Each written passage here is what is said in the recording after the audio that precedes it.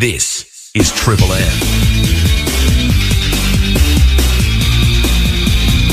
Hey there, it's Stephen Zoyce with you. Optus has apologised following a deadly outage which affected hundreds of 000 calls. 3 people, including a baby, have died after the issue caused emergency calls to fail in South Australia, WA and the Northern Territory on Thursday.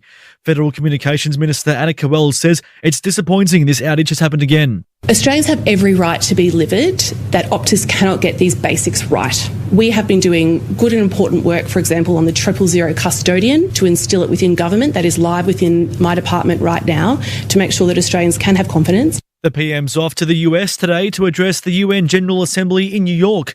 It's unclear whether Anthony Albanese will finally hold a formal meeting with Donald Trump. Meanwhile, a man's been arrested in relation to the Desi Freeman manhunt. Heavily armed police swooped on a home in Myrtleford in Victoria's northeast late yesterday afternoon. And Russian fighter jets have been intercepted over Estonia airspace. After hovering for about 12 minutes, NATO scrambled Italian aircraft to respond. Sport. Build your future with the Trade Institute of Victoria. Search TIV to find out more. Hey there, it's Stephen Zoyce with you. The Cats are through to the big dance. A Herculean effort from skipper Paddy Dangerfield seeing Geelong book their spot in next week's grand final after downing the Hawks by 5 goals overnight. Though it's come at a cost, Vice-Captain Tom Stewart will all but miss the decider due to concussion. I mean, in some ways, in a perverse way, it's black and white. We know, he knows. Yeah, it's a shattering situation for him. Hawthorn's Marbior Troll is staring down a 3-game ban to start next year following said tackle, which saw Stewart subbed out of the game. Looking for a serious speed upgrade? Optus NBN just got way faster internet speeds for the whole family to be online. Search Optus NBN. T's and C's apply. After a massive season, it's come down to this. It is the People's Weekend. The penultimate weekend. Here we go. Prelim final weekend. It's the best of the best. We love finals footy. Who is going to stand up? It's Jezza, Barry, and Bobby Hill. Unbelievable from Bobby. It's sneaking up like a librarian. Wonderful chase by Henshaw. Or shushing the Pie Army Dom Sheed style. Set shot, left footer. It is good. That is incredible. That is unbelievable. It's Malcheski or Oliver. Streaming through. Bang, bang, bang, bang. It's Dusty Martin owning the G. He's shaping up for a 4th goal. No way. No. He's got no. You cannot do it any better than that. It's Marlon Pickett making an entrance. Marlon Pickett on debut in a grand final to kick a goal. Bang! Let him get around him. It's saying goodbye on a high. That's what I'm talking about. It's what we've been waiting for all year. It's finals footy. Shut up. And it's now.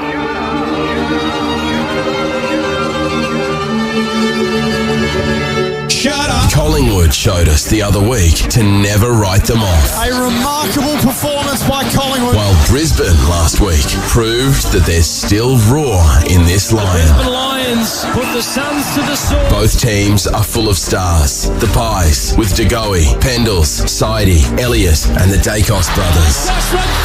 While the Lions have Zorko, Andrews, McCluggage and the Ashcroft boys.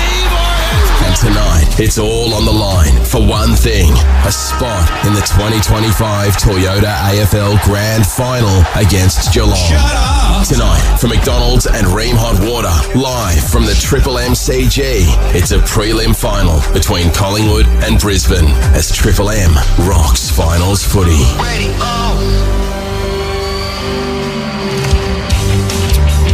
Last night it was Geelong who handled their business and booked their spot in the 2025 AFL Grand Final. And this afternoon, the eyes and the ears of the footy world return back to the Triple MCG as Collingwood and Brisbane do battle to book their spot and to play the Cats next week. 2 teams with recent history when it comes to September. Here's hoping for another massive game at the MCG as all roads lead to the grand final next Saturday afternoon. An hour and 10 minutes away from the bounce of the ball. Stuart Dew from the Brisbane Lions will join us very shortly. Matty Boyd from the Collingwood Football Club to join us a little bit later on as well. But this is Triple M Footy Prime Time for Mitsubishi Heavy Industries Air Conditioners Australia. Put your trust in the experts in air. We have got a lot to talk about between now and the bounce of the ball. I'm Jack Heverin. The four-time premiership star Isaac Smith is in dress that clearly looks like someone had a speaking gig earlier today, because this is where he makes his cash at this time of year. Hello, Izzy. It's the time of year, Jack, where you have to make hay while the sun shines, Daisy. And yes, maybe I had something in the city that I had to pop to before I got here, but it's been a good day already, and hopefully it turns into a better one with a great game of footy. Premiership star with the Collingwood Football Club in 2010. Daisy Thomas, hello to you, Days. Hello, team. Great to be here. I'm pretty happy. I didn't get to mention about my attire because I also came from a cashy. But it is a great time of year. We saw it last night. We've seen a couple of weeks of finals, but this is it. The Coliseum, the home of football, and we're ready to go again. And the Pies and the Magpie Army, I've walked across. They are out in force, and I cannot wait to see what they bring. That just might be a little bit of the 19th man today. Bit of news that we need to get to from last night, and a little bit of the trade stuff as well. Theo Doropoulos, who settled in beautifully, I must say, at Triple M as well. Great to see you, Theo. G'day, boys. Who would have thought the most predictable problem for the AFL with the most predictable solution has blown up on prelim final weekend? Hey, who would have seen it coming? We'll talk about it a bit later. It didn't take long, did it? We'll talk the Cats and we'll talk Tom Stewart a little bit as well. But just try and help us all understand, help the Triple M family understand you two, Izzy and Days. What would it mean for both of you if this ends up being a Collingwood-Geelong grand final next week? Like how fruitful will this be for both of you? Look, I'm just here as a pure fan and a lover of football, Jack, so that's what I do. I come across, I try and bring my expertise, my knowledge, and I'm just happy to talk about it. So, look, thankfully this time of year you can be paid handsomely to do that. Izzy, look, it's a great time. Honestly, it's a great time of year, and footy is better when the big clubs are around and the sides that bring finals to life are here and doing it. And the Cats have proven that they are simply one of those for such a long period of time now, and they get the first seat. They get to sit there today. They get to sit back, feet up, and hope that these two sides go to war and belt the absolute crap out of each other. Yeah, there's one better feeling, and that's winning it. But the second best feeling in footy is when you've played in a prelim final and you get to sit back and watch two teams go toe-to-toe. And Geelong, they were impressive last night.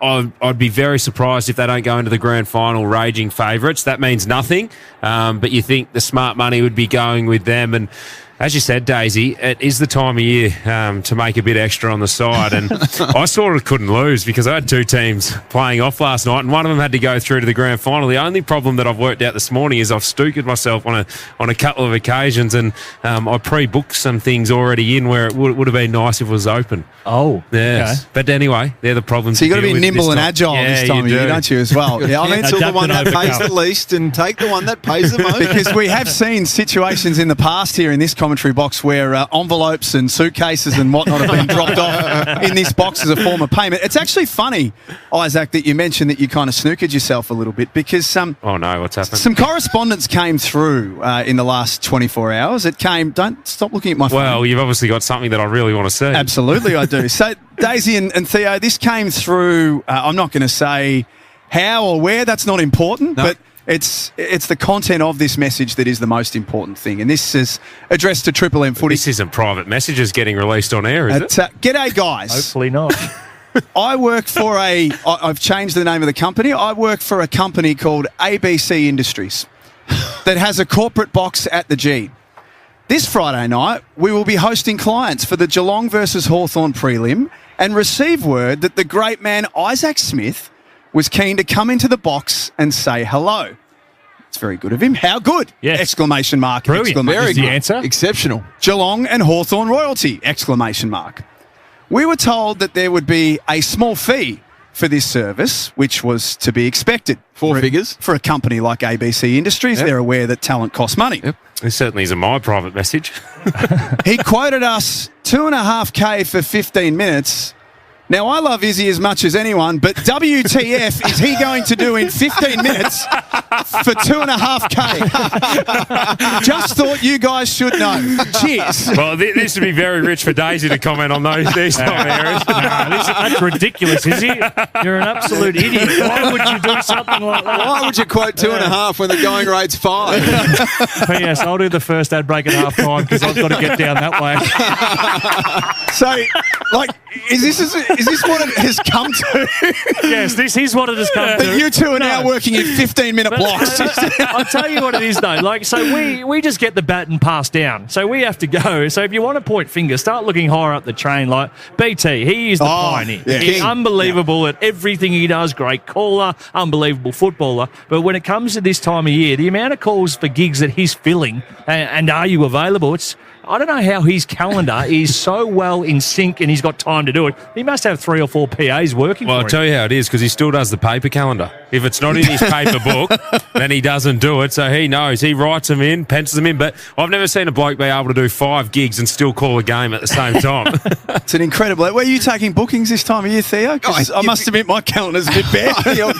always love to see a number pop up on your phone that you don't recognise and you think, oh, here we go. Yeah, you'd be a mug not to. If you can't get through grand final week with a couple of extra in the cash, in the pocket, you're a fool. What about you and I, Theo? So we're good mates. We play a fair bit of golf together. And I was watching the news the other night and I sent a text through to the little group chat we've got with yourself and Alistair Nicholson, and I just questioned whether or not the big fella had been to Turkey for some plugs. Because I'd only ever seen him with the shade down, and I just assumed, a bit like your good self, Hev, that's just what you went with. I haven't been to Turkey, no. Yeah, well, and I didn't think you actually had... No, well, they don't let us Greeks in Turkey, so we can't go there. but literally, I didn't realise you could still grow a decent head of hair and have a look at you. It looked terrific. But you shave the sides of your head, so when you shave it, you can still see that there is hair there. And the novel concept is when you stop cutting it, it just gets longer. It's not a skill. So why do you lop it off? Convenience. And he looks grouse. Yeah. It's just so easy. Yeah. And then when it grows longer, it's silver. Yeah, but you still look grouse. Very kind. You're not the first person. There was one bloke at work who said he got a text from someone he hadn't heard from in 5 years asking since when did this bloke start wearing a piece? Well, you know what I've just heard?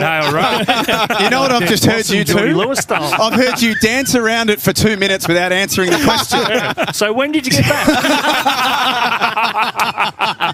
Now, the other thing, Dave, is hoping that you can give a little bit of advice to our man Isaac Smith, because I don't know anyone else who can hop between the networks. Like, you're very much a Channel 7 man, and Theo, you are very much a Channel 7 man as well. Loyalty until the contract's up, absolutely. Isaac does Channel 9 when he feels like it. He's doing Channel 7 on Monday night. Don't lock yourself away. World Movies on SBS, I believe he's going to make an appearance on soon.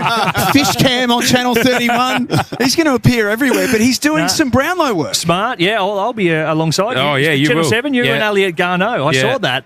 What did you make of his quote in the paper, though? Because he referred to you as a local footballer. Sorry, a local country footballer. Yeah, no, I think it was quite lost on him, the resume that you might have certainly put together. Well, he didn't know who I was when we first met. He thought I was working in aged care, but he asked... That's what I thought. He asked me about my highlights. I said, go to Google. He said, no, the one's in your hair. So...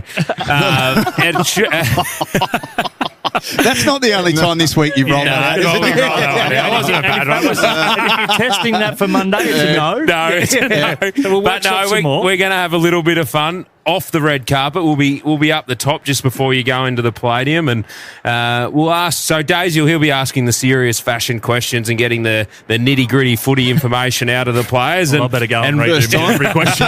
First time for that's news to Daisy. and we'll have a bit of fun with it once the girls have got off the blue carpet and they've relaxed a little bit. They've got a drink in hand. We'll go to task. It is a very rare skill to have, and probably Eddie Maguire, the only other person that I know that is free to jump from a Channel 9, and then if 10 has the racing, he can jump across. So you're in a rare air there is. Well, I guess I don't have a full-time contract, so... Nor do you have a full-time job. You just come and go as you please. Just on gut feel alone, we're an hour away from the bounce of the ball. I think we'll talk about Geelong and Hawthorn a little bit later on. I reckon most people had Geelong as favourites and to win that game. Maybe not by the margin, but to win the game. Is this the close one, though? Because everyone you talk to this week seems to not be able to split this game out of the two prelims. Yeah, my way of looking at it was pretty simple coming in. I thought Geelong was the most impressive side we'd seen in the first couple of weeks, and Geelong, obviously, they went on to do their thing. I thought Hawthorn was their next best, Brisbane, and then Collingwood. And the Collingwood form line around Adelaide became the question mark for me, whether or not that was actually anything to go over there, because the Pies hadn't been going that good. But then you talk about gut feel, cannot get any sort of register on it. Obviously, the head and the heart are sort of going going, please be Pies for obvious reasons. But yeah, can't get a real read on this one. And I thought tactically the game last night was going to be easy to dissect and figure out who was going to go where and what was actually going to happen. So there's a fair bit of unknown here this afternoon. Yeah, fascinating matchup. I think if it's a high-scoring game, Brisbane win. But Collingwood will want to keep it close. They want to keep it tight. They'll want to be able to manage the game in the way that they manage the game. We're up there last week, Jack, and Brisbane were ripping these kicks through the middle of the ground. They won't be able to do that today. Collingwood's team defence is going to be too good for that. So I reckon every final this year you can mount a case for each side, and it's so difficult to pick a winner. And today I have absolutely no idea which way it's going to fall. And it's interesting, Theo, isn't it? Because they won in the qualifying final, Collingwood, against Adelaide, in Adelaide, which was a great win, which almost makes us forget about the fact that they'd lost 5 of their last 7 going into the final. And Daisy's point that Adelaide weren't going that well, and there was a real tightening of what was going on in Adelaide. They absolutely choked, given how good they were, and the big tightening. So maybe the Pies weren't going on what we've seen as well as they would hope. My thing comes down to the fatigue factor.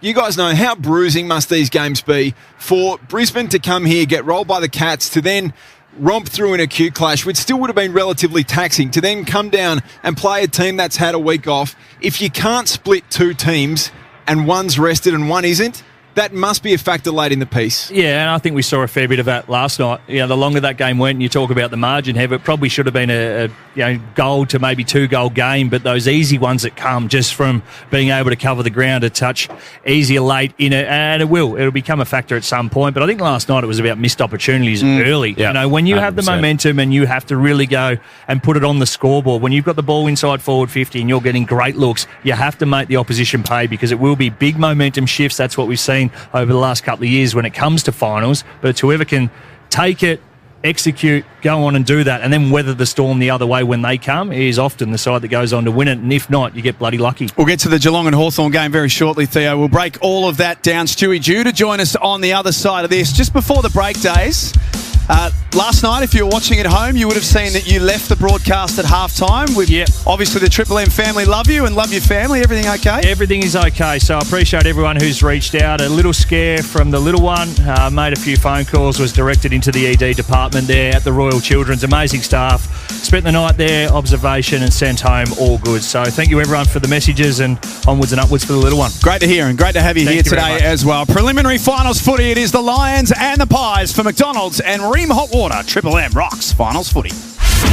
Triple M Footy, prime time for Mitsubishi Heavy Industries Air Conditioners Australia. Put your trust in the experts in air. For Ream Hot Water and McDonald's, Triple M rocks finals footy.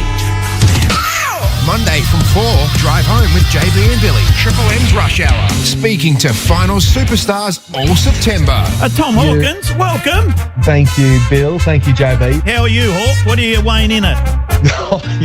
Every time. I want to know, Hawk. I want to know. Every time. You can't help yourself. Well, funny, my scales are broken, so... Triple M's Rush Hour. Monday from 4 on Melbourne's Triple M. Pay less, play more this school holidays with exclusive Adventure Club member deals. Only at Anaconda. Your business is growing. So why are you drowning in tax debt?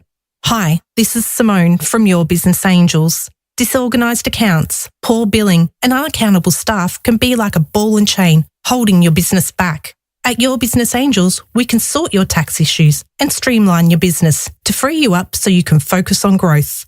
Step up to profit. Call 1300 982 559 today. Your Business Angels. Repair the past. Rescue the future. Anytime is 7-Eleven time, particularly at 6:50pm when the game is about to begin and you need something to bite on that isn't your fingernails. Get game day snacks delivered anytime at 7-Eleven. Find out if we deliver to you. Every time I enter a comp, I never win a thing. Not anymore. At Bottle Mart, spend $20 or more on any Jack Daniels product and 1 in 7 wins instantly from the Jack's Locker Room. Caps, shirts, bar gear and more. Jack Daniels and Cola 4.8% 10 packs are just $49.99 or $46.99 if you're a More Rewards member. And it's free to join. Expect more from Bottle Mart, like great offers only for members. More rewards. Join now at bottlemart.com.au. Terms and conditions apply. Bottle Mart is more in store. Hey Dodo, got any deals on your NBN so you can hook my mum up? How's this? Save up to $30 a month for 6 whole months. What? No! Yeah, Dodo, the real deal. $30 off per month, NBN 100 plan only. Offer in September 30, 2025. New and returning NBN customers only. I haven't been sleeping. Work's just non-stop. I'm worried about bills. I can't think straight. I don't want to bring it home, but it's getting hard. You're not alone. If you work for a Victorian business with under 200 staff, free and confidential mental health support is available 24/7. Call 1800 318 421 or just search TELUS Mental Health Support Helpline. That's TELUS, spelled TELUS. At TELUS Health, we're here to listen anytime. Milwaukee's not just for plumbers tackling yet another block drain. Electricians facing massive wiring jobs. Mechanics fixing that snapped bolt before knock-off. Or carpenters putting that last nail in the frame. It's for everyone in the trade. Not just for today or tomorrow. Forever. Milwaukee. Forever for the trade. Shut up! The footy's on Triple M! Marine Hot Water and McDonald's. Triple M rocks finals footy.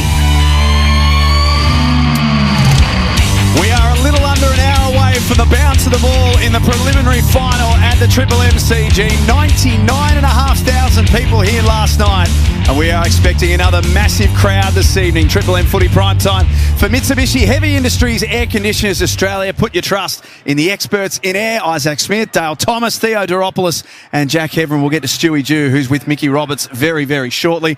Just one on the Lions, Izzy. You saw them last week against the Gold Coast Suns. Yep. They look like they're a team with a lot of confidence right now. Yeah, they do. And it sounds silly, but since Lachie Neale went out and they played last week, and it means I think they've got the best flanker-type players in the competition, the most dangerous ones, especially across that half-forward line. But then you look at their half-back flankers as well, and it felt like they then had the onus to go, actually, we've got to take the game on. We've got to go and win it. I reckon Rayner had his best game in a while. Zach Bailey was good. Jasper Fletcher was really good. Zorko just took it on. So I feel like they've gained a little bit of confidence in that area as well. So it's going to be a fascinating watch. Can they rip these kicks? Can they take it on against Collingwood's defence? Who knows? He is a premiership star in his own right, and he's become a massive part of the Brisbane Lions this season. Stuart Jew I speak of, and he's downstairs with Mickey Roberts for Bob Jane Teamarts. Stewie, the boys came down a bit earlier to train. A new thing with the program. How's the challenge? Big challenge for you, but how are they feeling? Yeah, we're feeling good. We've done it a couple of times, and just every now and then just takes the stress out of if you get a delay and then you can't get your training run in. So not that we're training much, the day before a game. So the boys do like getting down a little bit early, and it's a bit of a routine now. You got your hands full with Nick Dacos and a few of those guys, but I reckon Cam Rayner's the one. I reckon if he can go forward and kick three, like he's a bull. It'd be nice to get him off the loose again, off the rope again. Oh, absolutely. And I think, last week he showed he can play up around the ball or he can play deep as well. So he'll have a little bit of a mix, and he's quite flexible. He's hard to tackle, I know that. When we're at training, he runs past. That's why I'm pretty glad I'm not playing anymore. He's so strong. Who takes him? Well, Maynard can take him. Quaynor can take him. So they've got a couple of guys that they can handle, but I think we'll back him to get up and around. Joey, before we dissect the game, I just want to talk to you a little bit about, I've just been watching you in the pre-game warm-up, and you've been knocking them over from about 50 and putting them over the net. That's all I've got. That's all I had, and that's all I've got. Well, I don't know about that, because I'm hearing rumours you might have been down at Kooyong this morning as well, hitting a couple of tennis balls. No, that was yesterday, and fair to say I was a little bit rusty, and I said as the points dragged on, my serve speed went up trying to finish it off early. Sorry, Dewey, I'm just sitting here watching Craig McRae's horse run third up there at Caulfield. Maybe a good sign for you blokes that it didn't come first. What about your relationship with the coach of your own side there? How do you go with Fags, and what's he got you doing? Is he tapping into a little bit of your stuff? What's your role this time of year? Yeah, I think, look, this group's been together, so I've plugged into a really good system as a forward coach. So predominantly in that space, I do the offence. But again, like I said, we've got a pretty good system that we haven't changed too much. Obviously, the forward line's been a bit of a juggle this year with guys in and out, and no Joey Danaher. So at times we've patched it together, but we've been able to find a way. So, just regular contact with Fags about what he needs from me, and throw a few ideas, and if he grabs a couple, that's okay, and if he doesn't, certainly don't get offended. Dewey, last time you were here, I think Logan Morris against the Pies ripped the joint apart. He kicked 6 goals. I mean, if he does it again tonight, you just got to tip your hat to the youngster. How's he feeling? He must be licking his chops ahead of this one. Oh, he's keen. Look, you forget, we went through early in the week about all our young guys, and we didn't mention him because he plays mature, he trains really hard. I love the way he trains.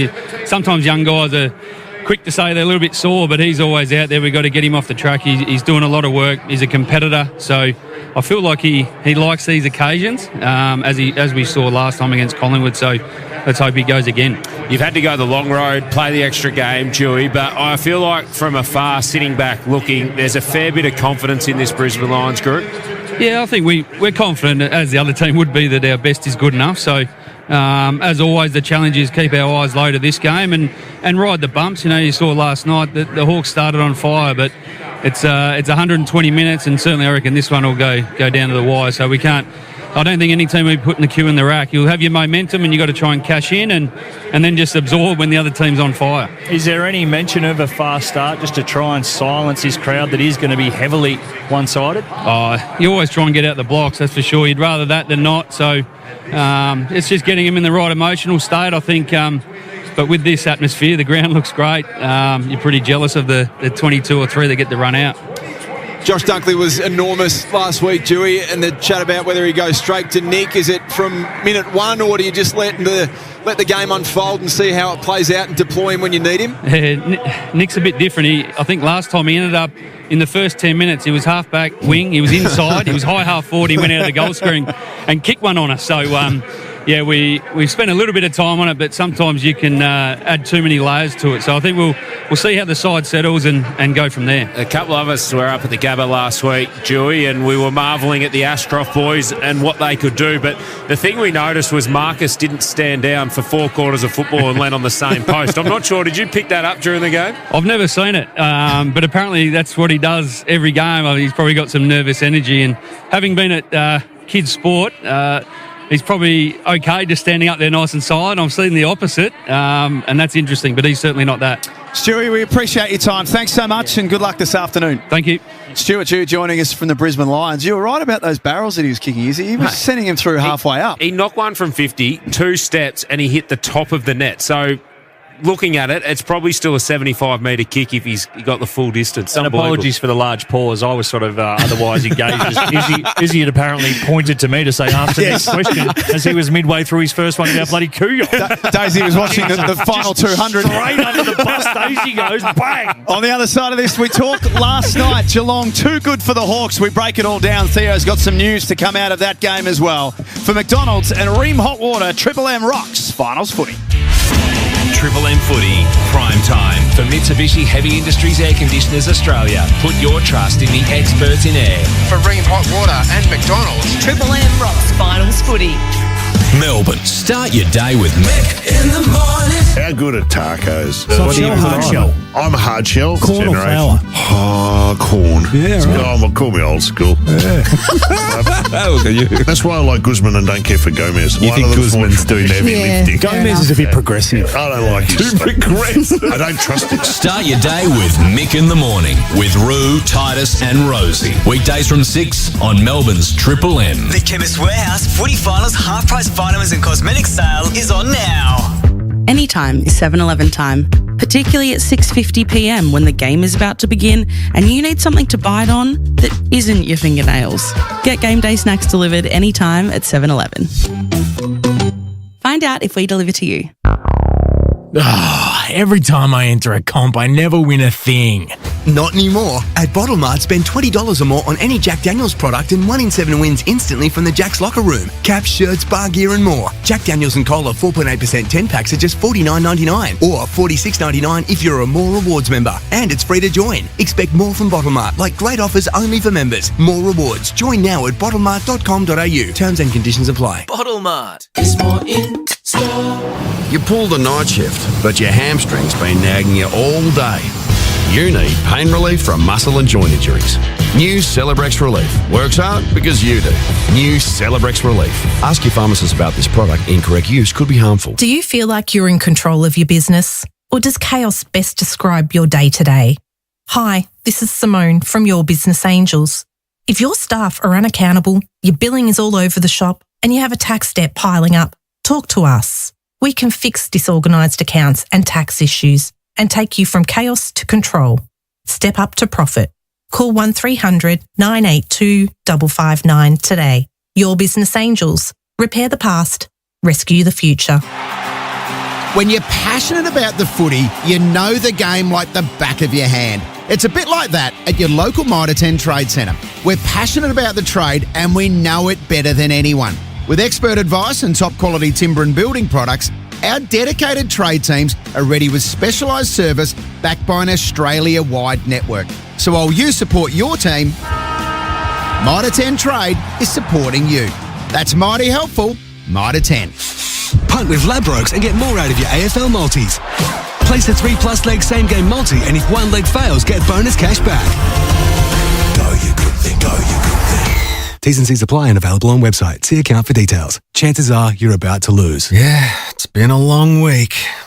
Now, it's finally time to put your feet up and watch your team work hard to bring home the win. Cbus Super is on your team too, working hard to provide strong long-term returns for after the final whistle. Cbus Super, making hard work pay off. Read the PDS and TND to decide if Cbus is right for you. Past performance is not a reliable indicator of future performance. Anytime is 7-Eleven time, particularly at 6:50pm when the game is about to begin and you need something to bite on that isn't your fingernails. Get game day snacks delivered anytime at 7-Eleven. Find out if we deliver to you. Shut up! The footy's on Triple M! For Ring Hot Water and McDonald's. Triple M rocks finals footy. The crowd really starting to fill up now. The Triple MCG, we are expecting another mammoth attendance off the back of last night. Collingwood and the Brisbane Lions, no change to either team. Roan Steele will be the sub for the Pies, and Bruce Reville, like last week, will be the sub for the Brisbane Lions. Daisy Thomas, Isaac Smith, Theo Doropoulos and Jack Heverin. We are 45 minutes away from the bounce of the ball in the preliminary final. Matty Boyd from the Magpies to join us very, very soon. But last night, guys, we saw Geelong do a number on Hawthorn. The longer the game went, the better they got. They won by 30 points in the end after they were jumped early. They are, needless to say, a very bloody good football team. They're a pleasure to watch. The stats and how they've finished 14 of the last 19 or 15 of the last 19 top 4, 11 of those top 2, 7 more than any other side in the competition. Well, they're just ridiculous numbers. But then to come out with the list that they've got and continue to find ways to get better, to add to it. Obviously, Bailey Smith had a fantastic game, and what a recruit he has been. Well done for them taking a bit of a chance on him, really, because a lot was made of the culture and whether or not he'd fit in, but they've embraced him, he's embraced them, and they're certainly reaping the rewards of it now. But that was a complete performance. They're a professional group. They were jumped at the start. They didn't get put away. But then from there, the grind was on, and as soon as they got their noses in front, it was good luck. They had Paddy Dangerfield just say, righto, boys, here it is. On my back, I will take you to the promised land. And here's, you've played with the bloke. Like, I've seen it a couple of times, and, you know, from afar, and never really in a fashion where he's just gone and dominated a game. But that was just a level that, you know, he's probably seen maybe once or twice every decade. Yeah, he is, to play with him, and you play against him and you realise the things he can do, but then once you play with him, I don't think there's a player I've seen in my time in football that hits a pack or hits a contest or hits the ball at the speed that he hits it. It didn't matter last night if it was a Hawthorn or a Geelong person in front of him. At one stage, he took out Jeremy Cameron, and I reckon the coach would have had his heart in his mouth thinking, that's our $1 million man, don't go near him. But that was a ridiculous performance. I've seen one other performance like that, and it was playing against Patrick Dangerfield. I think it was his first game for Geelong. He ended up having 13 shots on goal, put 2 out on the full, kicked 6. Jared Ruffhead took him out on this centre wing 10 minutes into the game, and he went down forward and he turned into Wayne Carey for 3.5 quarters of football. But this guy, he'll possibly go down as a legend of the AFL once his career's all said and done. He has to. He has done absolutely everything in the game. But if I am the team, whoever wins today, looking at Geelong next week, I'm looking at Mark Blitzars, I'm looking at Max Holmes. I thought those guys, along with Danger, were absolutely superb, and they just used Blitzars like a chess piece. It was ridiculous, the influence he had on the game, and a lot of people at the game wouldn't notice what he does because it's all the work he does off the ball, but he's just a special player as well. Plus 26 inside 50s, plus 15 centre clearances. Theo, The big story will be Tom Stewart and the heartbreaking story, a concussion from a Mabior-Chol tackle, and has already been ruled out for next week. Yeah, well, that's the news. Are we doing the... Hang on. We can't do the news without the Snoop Dogg. Oh, the opener. We can't do the news without the opener. We don't have it. Copyright issues. Hit it. What's happened? Oh, too close to the big boy Hang on. in town. He's getting $5 million to come and sing a couple of tunes next week. Hang on, is he here? Hang on. Are they clouds? He got $10 million from the Olympics. It doesn't. No, I think they're just clouds. That's not the good stuff. We're not Nimbin. He won't let us play the Sting. No, unfortunately not. Snoop. Have a chat to his record label. Oh, you know why he's not here? He's scared of the drizzle. All right, let's go. Tom Stewart. Now, what do you cost for 15 minutes? Clearly, $5,000 is the rate. Tom Stewart. Now, if this was not the most predictable ticking time bomb from the AFL that has exploded in their face, 6 years ago, the concussion protocols were changed from 6 days to 12 days. So now they extended that. So players used to miss the majority of the week. It was Friday night. You could get up for the next week. If it was Sunday, you'd miss Friday. It was extended because let's be honest, like, concussion is a serious issue. That it is a significant problem in the game. You have to protect players' brains long after they've stopped playing. So Tommy Stewart goes down. He's concussed by Mabior-Chol, who I would expect now gets suspended. That Hawthorn are out 3 weeks at least. So that's it. So there he goes. Just come through. Yep. So he'll be out for 3 weeks. The first 3 weeks of next season. 3 weeks. Well, that was the precedent set by Paul Curtis, wasn't it? That was done earlier in the year. That's why it's unfortunate they lost, because if he won, he gets off. Yeah, I was going to say, if there has he a wins whiff of that, that. you can't be giving him 3 weeks. There's zero chance if he's missing 3 weeks for that. But from a broader issue, we have had 6 years to think about what would happen if a player got concussed in a prelim final. Brad Scott was the operations manager 6 years ago when this happened, before he went to Essendon. There is time to do it. Why we wait? Obviously, you can't do it now. You can't do it 2 weeks before a grand final in the prediction that someone might get done. But where have we been the last 5 years? Since it went to 12 days, it became the most predictable problem the AFL will face. And no one recognised it to be an issue until Tom Stewart goes down. Well, it's probably because it hasn't been the issue. But that's not the reason to change it. Well, it will be now. Yeah, of course it will be. Greg Swan will come in and change. It probably was this is what's going to happen and what if. And because it didn't happen for 1 or 2 years, the jungle drums probably went a touch softer, and here it is, and that's the way it is. It is ridiculous. And if you are to take it as seriously, the concussions, as you could and as you should, absolutely, well, you should be having the chance to rule someone out on prelim night with a concussion, and full well knowing that if they are okay, you can play them in grand final day. Because there was, when he went down, Tom Stewart, with it looked like a wrist at the start, and then it was the neck and the head. There was a little thought that, well, how open and honest did Geelong go here, and do they say it's a wrist, not a head, and he might have hit his head, but it was more the wrist, and whether they play funny buggers with full well knowing that. So well done to them for taking it seriously and ruling him out, but it shouldn't be a discussion point either. It shows you where the game's got to now, where 10 years ago clubs would have probably been able to do that, but the doctors now, they're so strong, which is brilliant, and it's taken away from coaches now. Head coaches, assistant coaches, GMs of footy, they don't get a say in these type of matters. From a personal point of view, just shattering for Tom Stewart. Devastated for him, and it's going to be a tough week for him, but he'll get through it.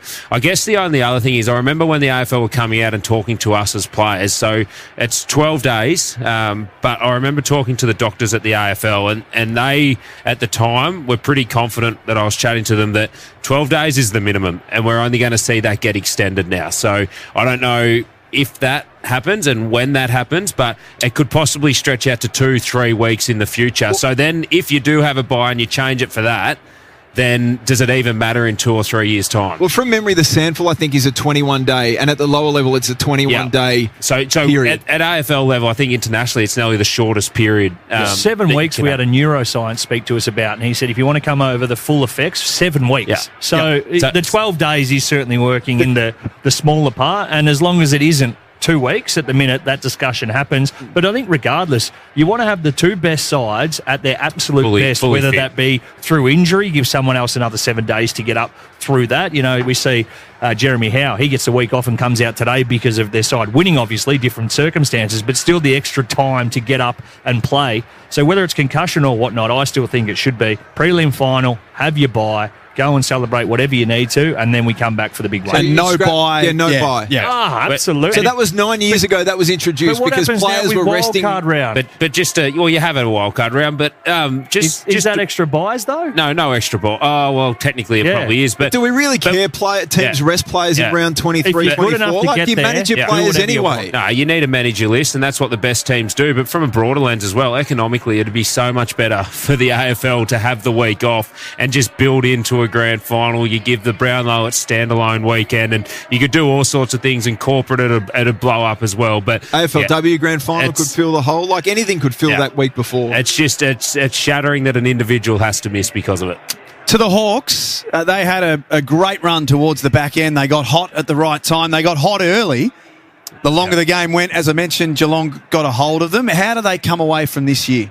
Well, I think they come away pretty well. I know they'll be absolutely devastated at the moment, but me at the start of the year, looking at their list, I was still thinking there was 2 or 3 teams ahead of them. And as you've seen already, they're in the market looking to improve their list. So them as a football club realise they still need to do work to get themselves as a premiership team. I reckon if they knocked Geelong off last night, you think they would have stolen one a little bit. Geelong's sort of been the premier team that you look at, expected to be their grand final day, but they had the opportunity to fire some shots early, and I reckon they should have gone into quarter time 5-6 goals up. I reckon they didn't take their opportunities, and you do that, it's a different game of football. Psychologically, it turns into a harder battle for Geelong, but they kept the door open, so who knows, if they took their opportunities early, we could be talking a different story today. And especially with such a young group that loves that confidence, like they love the crowd getting involved, your Watsons, your Ginnivan's, your McDonald's and alike. But yeah, they have to be delighted with the year. When you sit back in a week or two's time and you actually look at what they were able to achieve, where they've still come from 5 games in last year. Like it was dead set, zipping 5 and looking like they were never going to be competitive. And there was talk about, how the AFL can come in and help. Where they've turned that around to, we shouldn't have that lost on us. And the lens of which Jared Ruffhead continues just to go and headhunt the best players and just go at it ruthlessly. Lizzie, I know it's like people go, it's unfair. Well, if everyone's got the chance to do it, pick up the phone. Don't sit here and piss and moan. Just go, all right, well, who's our guy? Let's go. And aggressive. I would ring every Hawthorn player just to make a point. I love the way they're going about it because that's the competition. You're here to win. Yeah, so I don't understand that. Is this the right thing to be doing? Should be doing this? And until it's ruled out, do it. That's brilliant. Well, they're trying now, aren't they? I mean, they're going to get Will Day back, so there's a massive addition. Cam McKenzie's around that sort of surface area too. I mean, the way that they rolled into GWS and the way that they rolled into Adelaide with this carefree attitude and played fast and made them keep up, it was something to behold. But as Sam Mitchell said, if we do the same next year, we probably won't make it. So they have to retool. And then the one question is, if they're going for a Zach Merritt type of player, which of course they are, and that looks likely to happen if a deal can get done. He does want to go there. Is he the guy that they need? Or do they need a big-chested Petrarca to come across from Melbourne, really give them some status, some firepower? And just on Zach Merritt, I reckon we see this simmer just a little bit. There's been a bit of a war of words publicly from the club. Simmer between him and Essendon or everyone else's interest? I think Essendon will stop publicly shaming the skipper. Well, they have to because they need to get a deal for him. I also reckon he resigns as captain and can't walk back in. So if Hawthorn can get a deal done and satisfy Essendon, then I hands down think that happens. But I think the ugliness, just as a guess, I reckon the ugliness we might see publicly just die down a little bit. Yeah, I think Zach Merritt would be unbelievable for that football club. When you look at Will Day and sort of his height, strength, his profile, then you got Jai Newcomb. We've seen what he's done in the finals with that sort of bull attitude and probably been underrated from a skills point of view and how well he actually uses the ball. I've always known him as a clearance player and a bit of a hacker and gets it out there, but he's been brilliant. And Merritt going through there, a bit more class, a polish inside forward 50. Those left footers at Hawthorn, look out. So just to put a bow on last night, Tom Stewart out in a minute or so. Who comes in for Geelong? What does that change look like? Stanley? To me, you look at it, you think Stanley comes into the ruck, bits arse, folds back, and then you keep Jai Clark as sub. That looks like the logical choice to me. Jai Clark, he was good once he came on. So that would be the logical choice for me. I think they'll look at matchup though. So whoever gets through, they'll have a look at that and see how they're best placed. But I think they've got 23, 24 players that they want to roll through, and that's sort of the list at the moment. Is Buse the other one, do you think? He's a chance, but I just don't know if that's the way they'll want to go. Geelong will be confident, even with Stewart out and Blitzard folding back, that their back six strong enough to deal with it. But it's going to be an interesting wait. Matty Boyd is going to join us on the other side of this. Collingwood assistant coach. Just a reminder, no change to either team going into tonight's game as well. Roan Steele will be the sub for the Pies and Bruce Reville will be the sub for the Brisbane Lions. Closer and closer to the bounce of the ball. The winner of this game will play the Cats next Saturday afternoon in the grand final. For McDonald's and Ream Hot Water, Triple M rocks Finals Footy. Triple M Footy, prime time for Mitsubishi Heavy Industries Air Conditioners Australia. Put your trust in the experts in air. For Ream Hot Water and McDonald's, Triple M rocks Finals Footy. Just a reminder that this grand final eve, Triple M's taking over the Corner Hotel in Richmond. From sunup to sundown, all your favourites will be there. Mick in the Morning with Rue, Titus and Rosie. The Rush Hour with JB and Billy. The Living End, Kingswood and British India. If you want to come along, time's running out to get your tickets. triplem.com.au or keep it right here on Triple M. How good? Triple M Fest. You can back Dan Murphy's for low prices this footy season. Order online and pick up in-store within 30 minutes or get the beers delivered to your door in under 2 hours. Ready for the big game. I haven't been sleeping. Work's just non-stop. I'm worried about bills. I can't think straight. I don't want to bring it home, but it's getting hard. You're not alone. If you work for a Victorian business with under 200 staff, free and confidential mental health support is available 24/7. Call 1-800-318-421 or just search TELUS Mental Health Support Helpline. That's TELUS, spelled TELUS. At TELUS Health, we're here to listen anytime. Yeah, it's been a long week. Now, it's finally time to put your feet up and watch your team work hard to bring home the win. Cbus Super is on your team too, working hard to provide strong long-term returns for after the final whistle. Cbus Super, making hard work pay off. Read the PDS and TND to decide if Cbus is right for you. Past performance is not a reliable indicator of future performance. Anytime is 7-Eleven time, particularly at 6:50 p.m. when the game is about to begin and you need something to bite on that isn't your fingernails. Get game day snacks delivered anytime at 7-Eleven. Find out if we deliver to you. Triple M and the Bottle-O wanted to hear your finals footy rituals. I have to wear my favourite footy Guernsey and cap when watching the match. For me, it's all about the snacks lineup. Remote in hand, then tap the couch 3 times for good luck. Every year it's a barbecue at my house and everyone has to wear a jersey. Call 1300 337 787 or visit the Triple M win page for your chance to score one of 5 $250 vouchers from the Bottle-O. Good value booze for good value fans. Righto, the Bottle-O. Over 18s only. Enjoy responsibly. Punt with Ladbrokes and get more out of your AFL multis. Place a 3+ leg same game multi and if one leg fails, get bonus cash back. Go you good thing, go you good thing. T's and C's apply and available on website. See account for details. Chances are you're about to lose. So have you had anything to drink? Yeah, but only a couple. And I ate a big meal. Okay, breathe into the device, please. One long continuous breath. I also drank plenty of water, and I'm a pretty big guy as well. Okay, you've blown over 0.05, so I'm going to need you to step out of the car. I'm not going to lose my license, am I? I didn't drink that much. Stop kidding yourself. If you drink, don't drive. A message from the TAC. Be the sharpest tool in the shed with a discount on tool insurance from IMAR, the tradies' mate. For over 35 years, IMAR's trusted team have backed tradies with the sharpest... Oh, that really is sharp. The sharpest tool insurance from the trusted team at IMAR. Call 13IMAR today and be the sharpest tool in the shed with your discounted tool cover. That's 134627. And the tradies, mate. That's IMAR. Shut up. The footy's on Triple M. Triple M rocks Finals Footy. Triple M Footy, prime time for Mitsubishi Heavy Industries Air Conditioners Australia. Put your trust in the experts in air. Getting closer to the bounce of the ball here at the Triple MCG. Collingwood and Brisbane. Massive game, enormous atmosphere. Let's get back down to Mickey Roberts for Bob Jane T-Marts. Robbo. They got Matty Boyd down here and looking after the mid-system coach at Collingwood. Your contested ball's going to be vital, isn't it? Nick Dacos is the one. They'll probably go to him and do a hard stoppage tag on him. Are you going to throw him around the Magnets?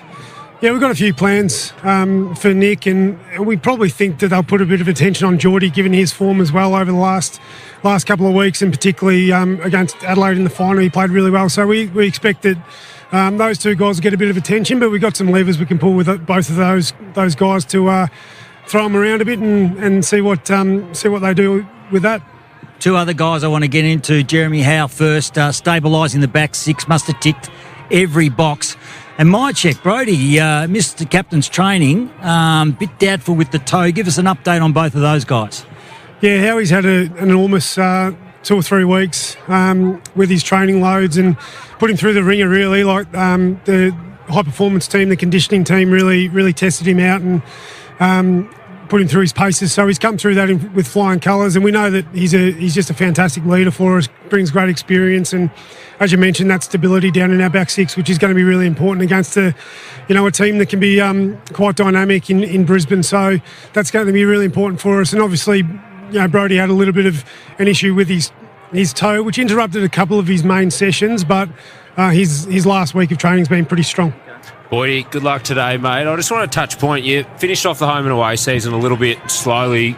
De Goey is probably the main guy, but it looks like you genuinely primed yourself for September, knowing that it was going to be there.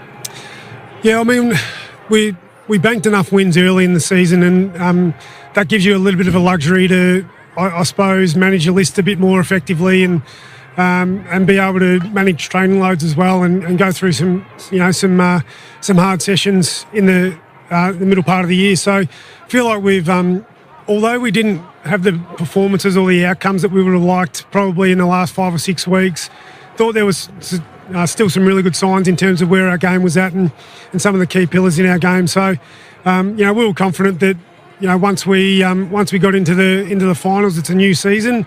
The game changes a little bit, and as you guys, well know, the emphasis comes on contested footy and the pressure and the fight element, which is what we really pride ourselves on. One of the big parts is trying to take away the strengths of the opposition, and we saw Geelong do a really good job against Hugh McCluggage. Is that something you guys will look at? Is there a role there to try and have him blanketed out of the game as we saw O'Sheen Mullen do? Oh, we haven't traditionally been a team that tags, and we do rely pretty heavily on our defensive system and our structures around the ball to absorb some of the the strengths of the opposition. But we'll definitely have some plans if we feel like we need to go to that at some point throughout the course of the game. Not only on him, but you got Ashcroft in there as well, who's a pretty dangerous player, and then Rayner comes up to the stoppages at times, and Dunkley's a really important player. So there's quite a few weapons they've got through the midfield. So we've got to make sure we're balanced and we're able to handle all those. Boydie, it's Theo Doropoulos. Just want to ask about Bobby Hill, mate. He looked pretty good on the track, a good turn of speed. He's had a decent couple of weeks. Was there a temptation? How close was he? Oh, he's close. We got to make sure that we're doing the right thing by Bobby as well, and we just want to make sure we're supporting him through the challenges he's had throughout the course of the year and throwing arms around him. But there's always a temptation when there's a Norm Smith medalist sitting there, who loves to perform on the big stage. So, but we've just got to make sure we're doing the right thing by everyone at the footy club, and Bobby's included in that. Collingwood assistant coach Matty Boyd joining us on Triple M Footy. Boydie, I heard Fly talk about prelim finals being match play, using a bit of a golf term. How do you approach this one, knowing that Brisbane have had the Harden run in and you've had a bit of time to slow up? Have you ramped it up at training this week, or have you freshened the guys right up? Oh, we had a really intense big session on Friday. It was last Friday, similar to match play or match practice. We were 50 or 60 minutes worth of footy. Footy simulation with some scenarios involved in that. So that was a pretty heavy training load that we went through later last week, and then this week has been a bit more of a tune-up in terms of some system-based drills and a little bit of match play, but a bit more of a tune-up. A couple of recruits that have come to the club that we look forward to seeing on the big stage, and they've come to be a part of that. One being Harry Perryman and the roles he'll play, but also Dan Houston. He's probably been speculated a little bit for not having the best home and away season, but you just feel that he's made for situations like today. Yeah, both have been really important to us, and you throw Tim Membry into that mix as well, who's been really important for us up forward with his contest and his ability to finish in front of goals. But, Dan and Harry have slotted in really well to our back line. Dan's played a little bit of a different role over the last couple of weeks, which we've found to be really effective for him. But both of those guys in our back, sort of 7 or 8, have had a significant impact. And I think Harry Perryman's one of the best one-on-one defenders in the competition, if you look at it from a pure numbers perspective in terms of the small. So, they've both been able to add strengths to our team that has made us better. So we're looking forward to seeing what those guys do tonight. Boydie, Mason Cox has the capacity to turn a prelim final on its head. I'm sure he was walking around the club just reminding everyone of the job he did on Alex Rance. What a phenomenal night it was.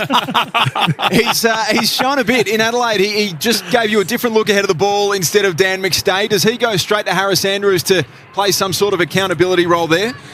Well, you're not talking about Mason Cox strutting around, are you? Jeez, that Who would have thought? That would never happen. That would never happen. But we understand clearly that Harris is a very important player for Brisbane. He really kickstarts their ball movement with his intercept game, and when he spoils the ball the ball generally goes 20 metres in the opposite direction. So to have a bigger target like Mason that we can kick to and know that we'll bring that ball to ground is really important for us and how we want to play the game. But there's no specific matchup as such, but it's certainly something that we can consider if Harris starts to impact that aerial contest. Boydie, we always appreciate your time. Good luck today, and a spot in the grand final up for grabs, so we wish you all the best. Good on you, lads. Thank you. Matty Boyd joining us on Triple M Footy, and that is us done and dusted. Our final break on the other side of this preliminary final footy, Collingwood and Geelong here at the Triple MCG. Theo, thank you for your good work across the last hour, and you enjoy your day as well. It's been a pleasure, gang. Go well. Up next, the bounce for McDonald's and Ream Hot Water. Triple M rocks finals footy. Triple M Footy, prime time for Mitsubishi Heavy Industries Air Conditioners Australia. Put your trust in the experts in air. For Ream Hot Water and McDonald's. Triple M rocks finals footy. Monday from 4, drive home with JB and Billy. Triple M's Rush Hour. Speaking to finals superstars all September. John Kennedy Jr., four-time premiership star of the Hawthorn Footy Club, including 1989. Thanks, boys. Thanks for having me. What can you remember of 89? Gee, the Cats had some star players, John. Were you playing, Bill? Triple M's Rush Hour. Monday from 4 on Melbourne's Triple M. Pay less, play more this school holidays with exclusive Adventure Club member deals only at Anaconda. Ready for your next adventure? Discover Ireland's Wild Atlantic Way, where dramatic cliffs, stunning coastlines and charming villages await. And now getting there is easier than ever. Fly direct to Shannon in under 90 minutes. Flights from £24.99 one way. Book on Ryanair.com or on the app. Limited availability. To find out more, visit Ryanair.com. Or visit the Triple M win page for your chance to score one of 5 $250 vouchers from the Bottle-O. Good value booze for good value fans. Righto, the Bottle-O. Over 18s only. Enjoy responsibly. Have you got any photos of your trip? Yeah, plenty. Check it out. What is that? No, sorry, that's my erection. What a beauty. Yeah, it took a couple of days to get it up, but it's strong enough to handle 15 blokes at once. Hey, can you send that to me? I'll show it to a couple of blokes at work. If you need scaffolding, Precision Scaffolding will come to your worksite and put up a quality erection that meets all building regulations and safety standards. They do it on budget, fully insured, and it's guaranteed on time or it's free. T's and C's apply. PrecisionScaffolding.com.au.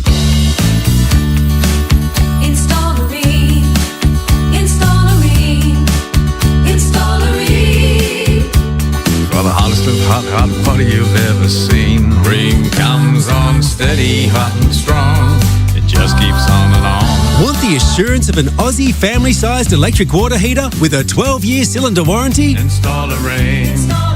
Install a Ream. Then accept nothing less than Australia's best. When you're up against concrete, brick or asphalt, you need gear that consistently delivers, no matter how tough the job. Norton Clipper provides serious job site muscle, from diamond blades to construction machinery, engineered to perform and built to last. Trusted by tradies for power, precision and durability that you can count on day in, day out. Visit your local Norton Clipper dealer today. Norton Clipper, redefining job site muscle. Hey driver. Yeah, you. Want to know a travel hack? A Velocity Frequent Flyer credit card is your runway to wonderful holidays.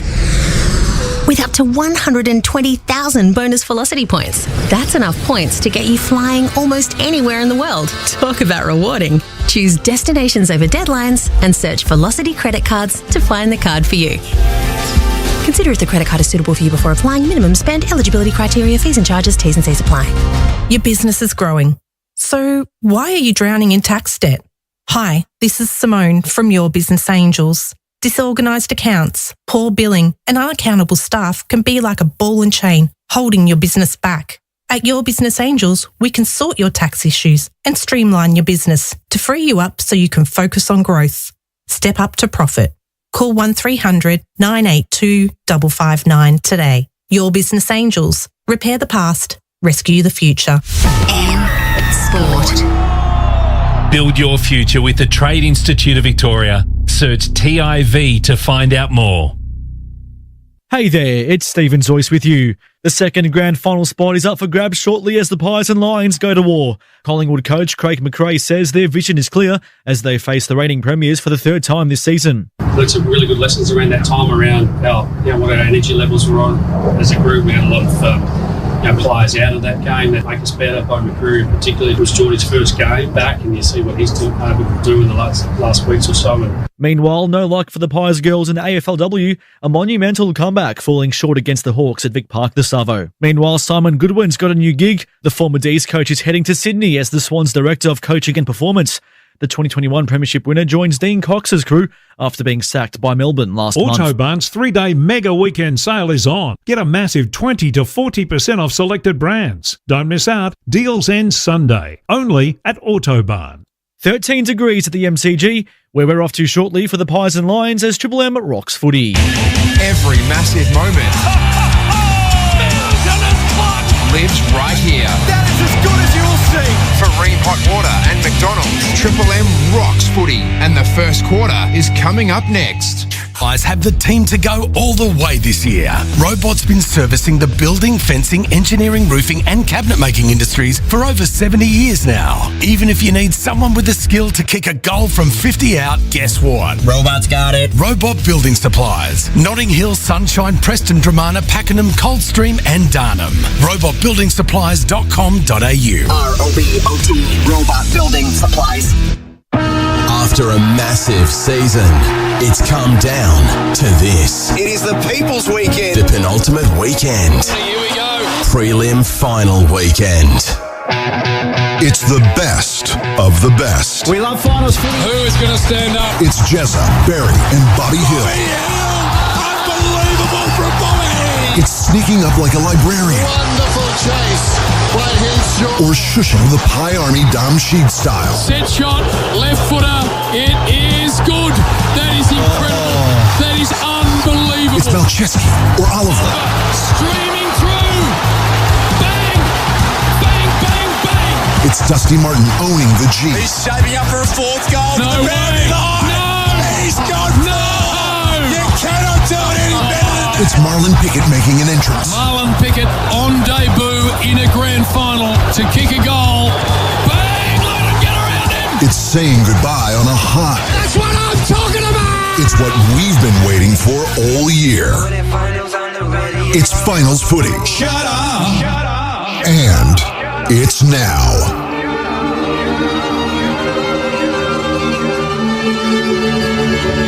Shut up. Collingwood showed us the other week to never write them off. A remarkable performance by Collingwood. While Brisbane last week proved that there's still raw in this line. The Lions put the Suns to the sword. Both teams are full of stars. The Pies with DeGoey, Pendles, Sidey, Elliott and the Dacos brothers.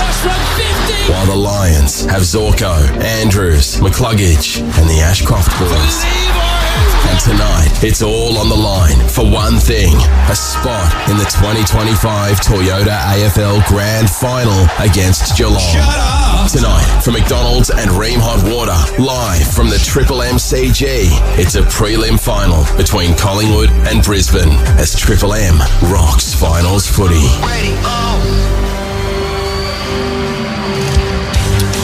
8 quarters left in the 2025 season. And Brisbane and Collingwood have got the four most important of their season so far, all ahead of them at a capacity crowd here at the Triple MCG. It is the Lions and the Pies for a spot in the 2025 AFL Grand Final. We are 12 minutes away from the bounce of the ball. Both teams are out on the MCG warming up. And if the noise from that is anything to go by, it is a massively pro-Collingwood crowd this afternoon. For McDonald's, Monopoly is back at Macca's. You can play only in the app. It ends October 14. For full terms, visit mcdonalds.com.au. We have got the full team assembled here in the Triple M footy commentary box. Isaac Smith has won 4 of them, knows exactly what it takes. Dale Thomas has won 1 in 2010, and he knows exactly what it takes as well. And when it comes to September, it's really the month that Mickey Roberts shines for Bob Jane Team Arts. He does all the functions, he does all of the good stuff, and he is down on the boundary once again. Robbo, welcome to you. I tell you what, the deck, I've never seen the MCG look as good. The green stuff is magic. It's coolish. Jack, it's 13 degrees. There's a west nor'wester coming through, but no rain on the radar, and perfect. Monster crowd, as you said, 99,500 last night, and the mob's turned up again. Collingwood one change, and the only change, Jeremy Howe in. He's missed 5 of the last 9 games with concussion and groin trouble. Will Parker is out of there. A must-watch, though, is Brodie Mychek. Let's see if he can get through to half-time. They say he's okay with that toe. Let's see. Brisbane, obviously Lockie Neal's sideline. That hurts Brisbane. Can't wait to see if Dunkley takes Nick Dacos at stoppages. That is for sure. Subs, Ron Steele, as you said, and Bruce Reville for Brisbane. Winners, well, they're jammed in. They are jammed in down here. The thrill never disappears.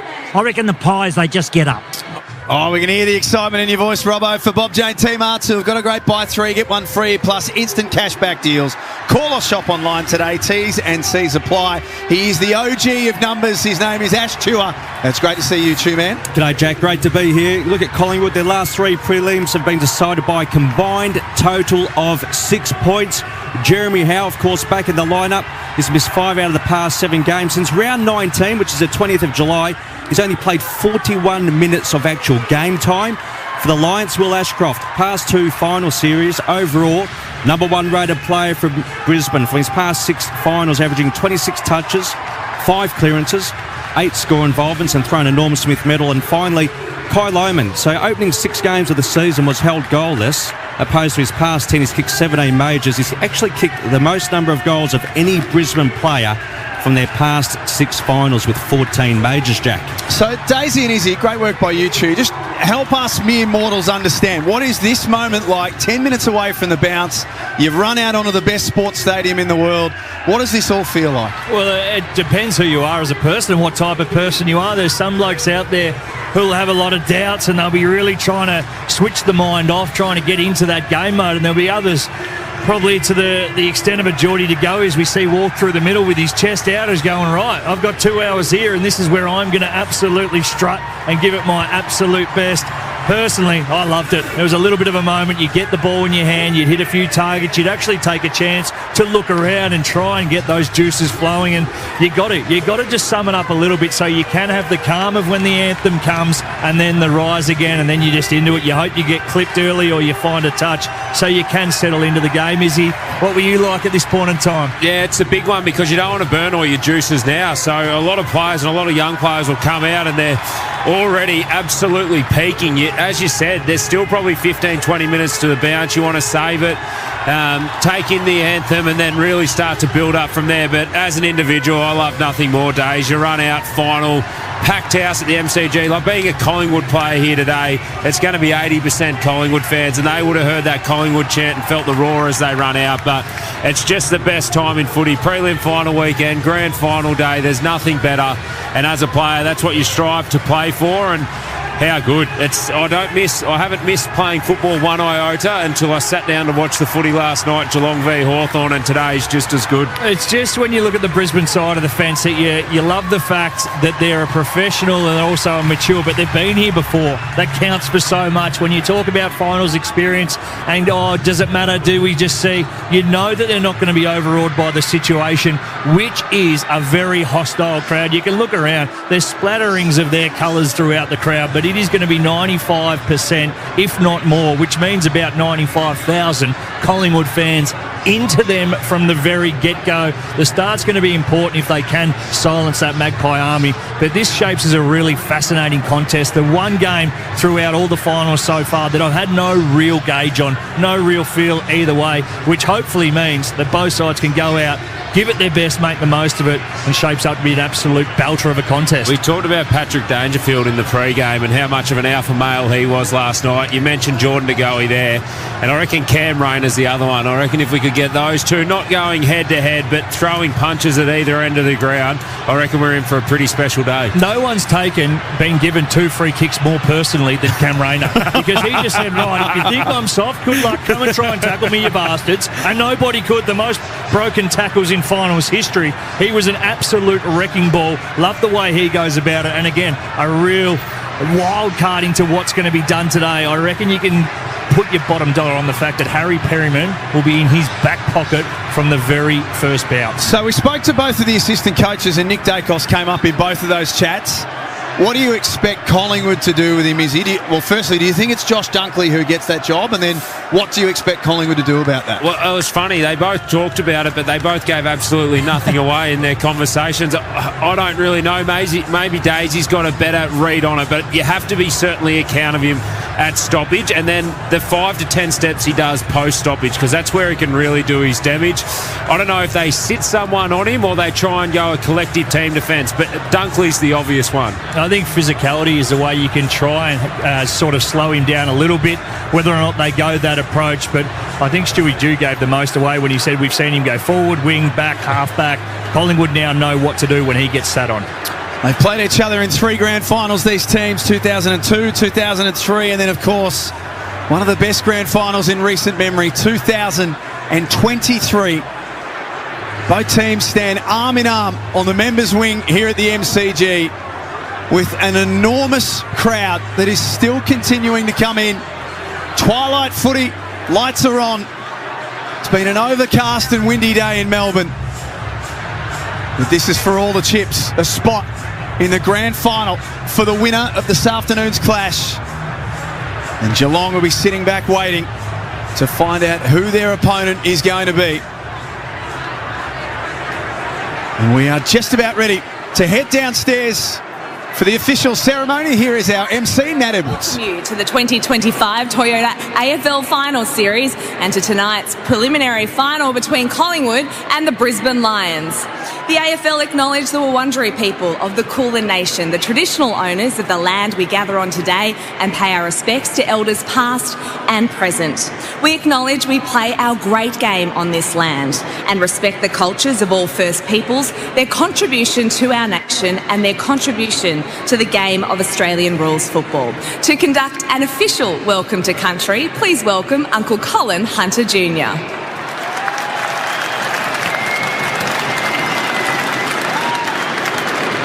I'd like to start by acknowledging that this evening or this afternoon we are meeting on the lands of my ancestors, the Wurundjeri people. And I'd like to pay my respects to my elders, both past, present and emerging, elders from all nations, but I particularly want to pay my respects to Evan Giverty this afternoon. But I always like to acknowledge the Aboriginal and Torres Strait Islander people joining us. I'd like to acknowledge and pay my respects to them also. Wominjeka, welcome. Wurundjeri Balik, Yumakundi Bik.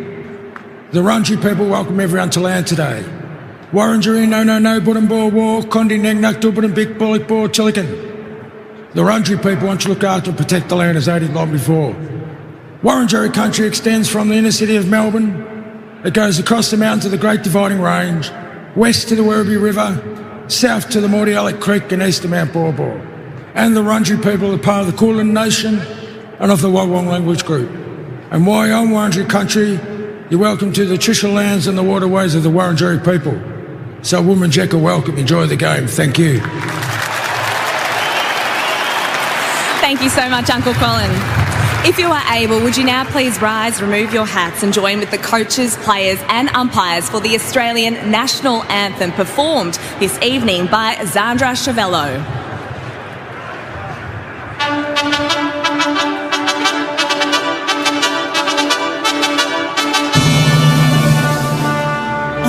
Australia.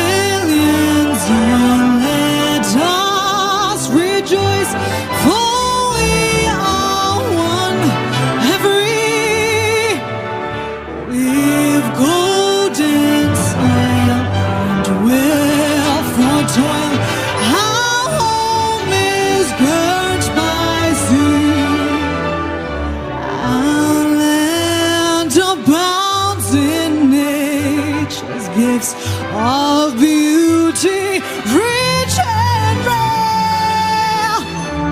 In history's page, let every stage advance Australia fair. In joyful strains, the let us sing, advance Australia fair.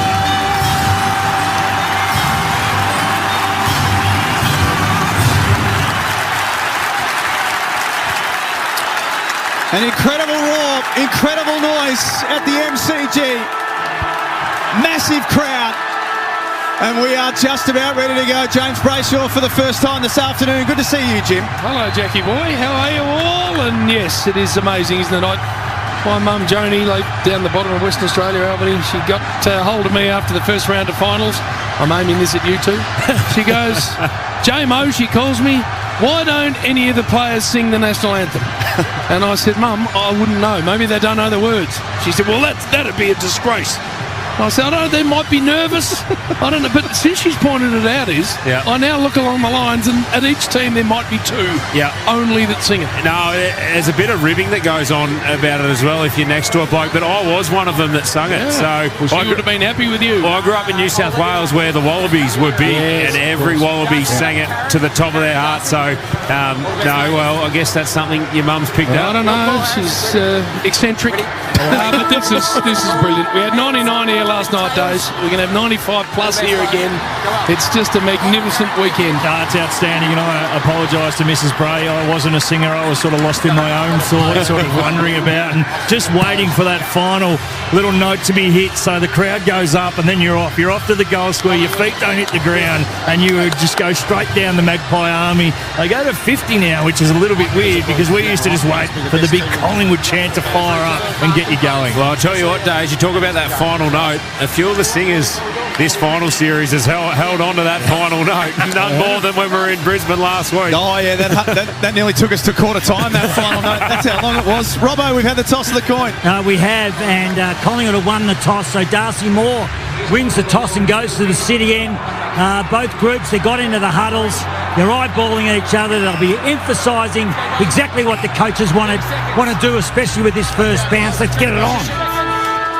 I like the strip Collingwood are wearing, by the way, Days. It's my favourite of your mob. Yep. Black and white stripes with the black shorts. Looks great. Same with the Lions too. I think their best strip is the one they're rolling with too, with the matching pant to go with the top. This is 2.5 hours to savour, isn't it? It's quite extraordinary. A spot in the 2025 Grand Final against the Cats. By the way, I don't think I've ever seen the G this time of year look better than it does at the moment. That surface is ridiculous. Geez, they packed in too, JB. Yeah, it's set up perfectly. Matt Stevick, the game's best umpire, is ready to bounce the footy, and we are ready to go for McDonald's and Remont Water. Triple M Rocks Finals footy. Here's the prelim. Here's Jack Heverin. And listen to the noise that comes with it. Good bounce, and we are away. Fast start two for Collingwood. Slap straight down to Nico. Dacos bursts out of the middle. Cox drops one on his chest. Nick Dacos put it on a platter for Mason Cox. It would have been the dream start. It hits the floor, and we have a ball up 50 out from goal. Well, you talk about Dacos in the centre bounce, and who's going to go to him? McCluggage started on him and was nowhere near him, left him wide open, and Coxie, what are you doing? Man, I was midway through a USA chant. That's just a gut mark. Kicked out of there by Berry, down the wing. Big Oscar got a hold, and we'll get a free. Back in as a designated forward, McInerney. Got it off to Berry, the short one. Hits Morris, but it's not far enough, as you heard, and he's taken over by Frampton. They're going to have a throw in right in front of Rubbo. Well, Brisbane have obviously identified that they don't want to go long if Darcy Moore's spare. Berry pulled a very odd kick off there because he saw Darcy Moore long down the line. Both sides sending it forward up. We got Rayner and also there's McCreary for the Pies coming up to this one. Daisy Thomas, Isaac Smith for Seabus Super. Making hard work pay off to go. He buries Zorko in a tackle. A little statement of intent early from Jordan to go. And as much as we laugh about the miss from Mason Cox, that is a golden opportunity. When you're going up against Harris Andrews, you've got to make the most of every opportunity, and hitting the scoreboard early just would have put a seat of doubt. Thrown up members wing. McCluggage flicked a handball out. It fell back in the lap of Cameron. Fast hands Bailey. Loman with the shaved head. 55 metres out from goal. Archie dispossessed. Collingwood closed down the space. That's Josh Dacos. His handball fell straight into the lap of Zorko, who bombs away. And it's out of bounds on the full. Has that Quainer to bring it back in. No score as yet in the prelim. Jeez, how's the time and space that has just been taken away early? That is a hot prune out there. Sits a careful kick down the line. Fought with hands to it. Couldn't take it. Cameron in front. Paid the mark. Off to Dacos. This is Nick. Floats it over the top to Geordie De Goey. True members wing. And he just carefully goes back and waves down the line. Goes with the outside of the boot. Not a great kick. Dunkley easy in front of Crisp. They look to switch. Goes back to Leicester at half back. Play on. Now Harris Andrews. Last man in line. Now Bailey. True centre half back. Gets around McCreary. No, he's in all sorts. McCreary picks it up. Runs a bit of an arc and dumps it into the path of Myercheck. He's got to get out of a tackle. He couldn't. Now the troops arrive for the Lions, although Harris Andrews is taken and lucky to get away with it. Ball up, forward pockets at the end. Well, don't worry about a hot whistle. Just no whistle. No whistle. Put it away. Good on him. Hot prune, no whistle. Yeah, no, I like it. That's the way to do it. This is fierce. No score as yet.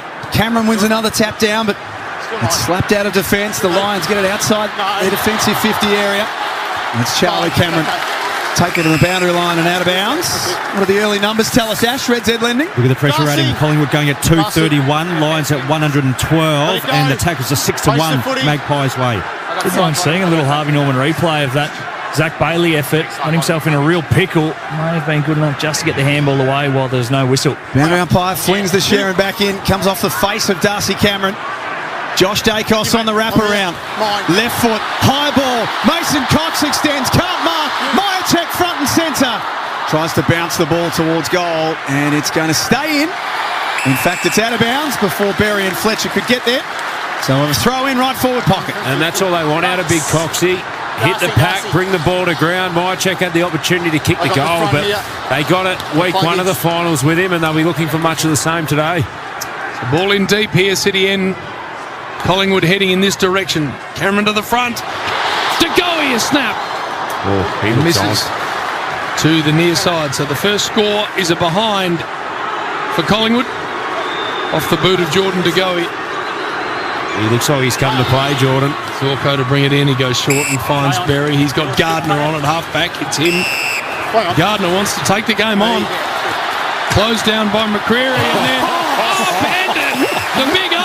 Have some by Ned Long. Yeah, have as much as you want, Big O. Crikey. Big Ned's just come through and said, have it all. Oh, they're lucky that went out of bounds. Oh, that is a great tackle. That is full-chested.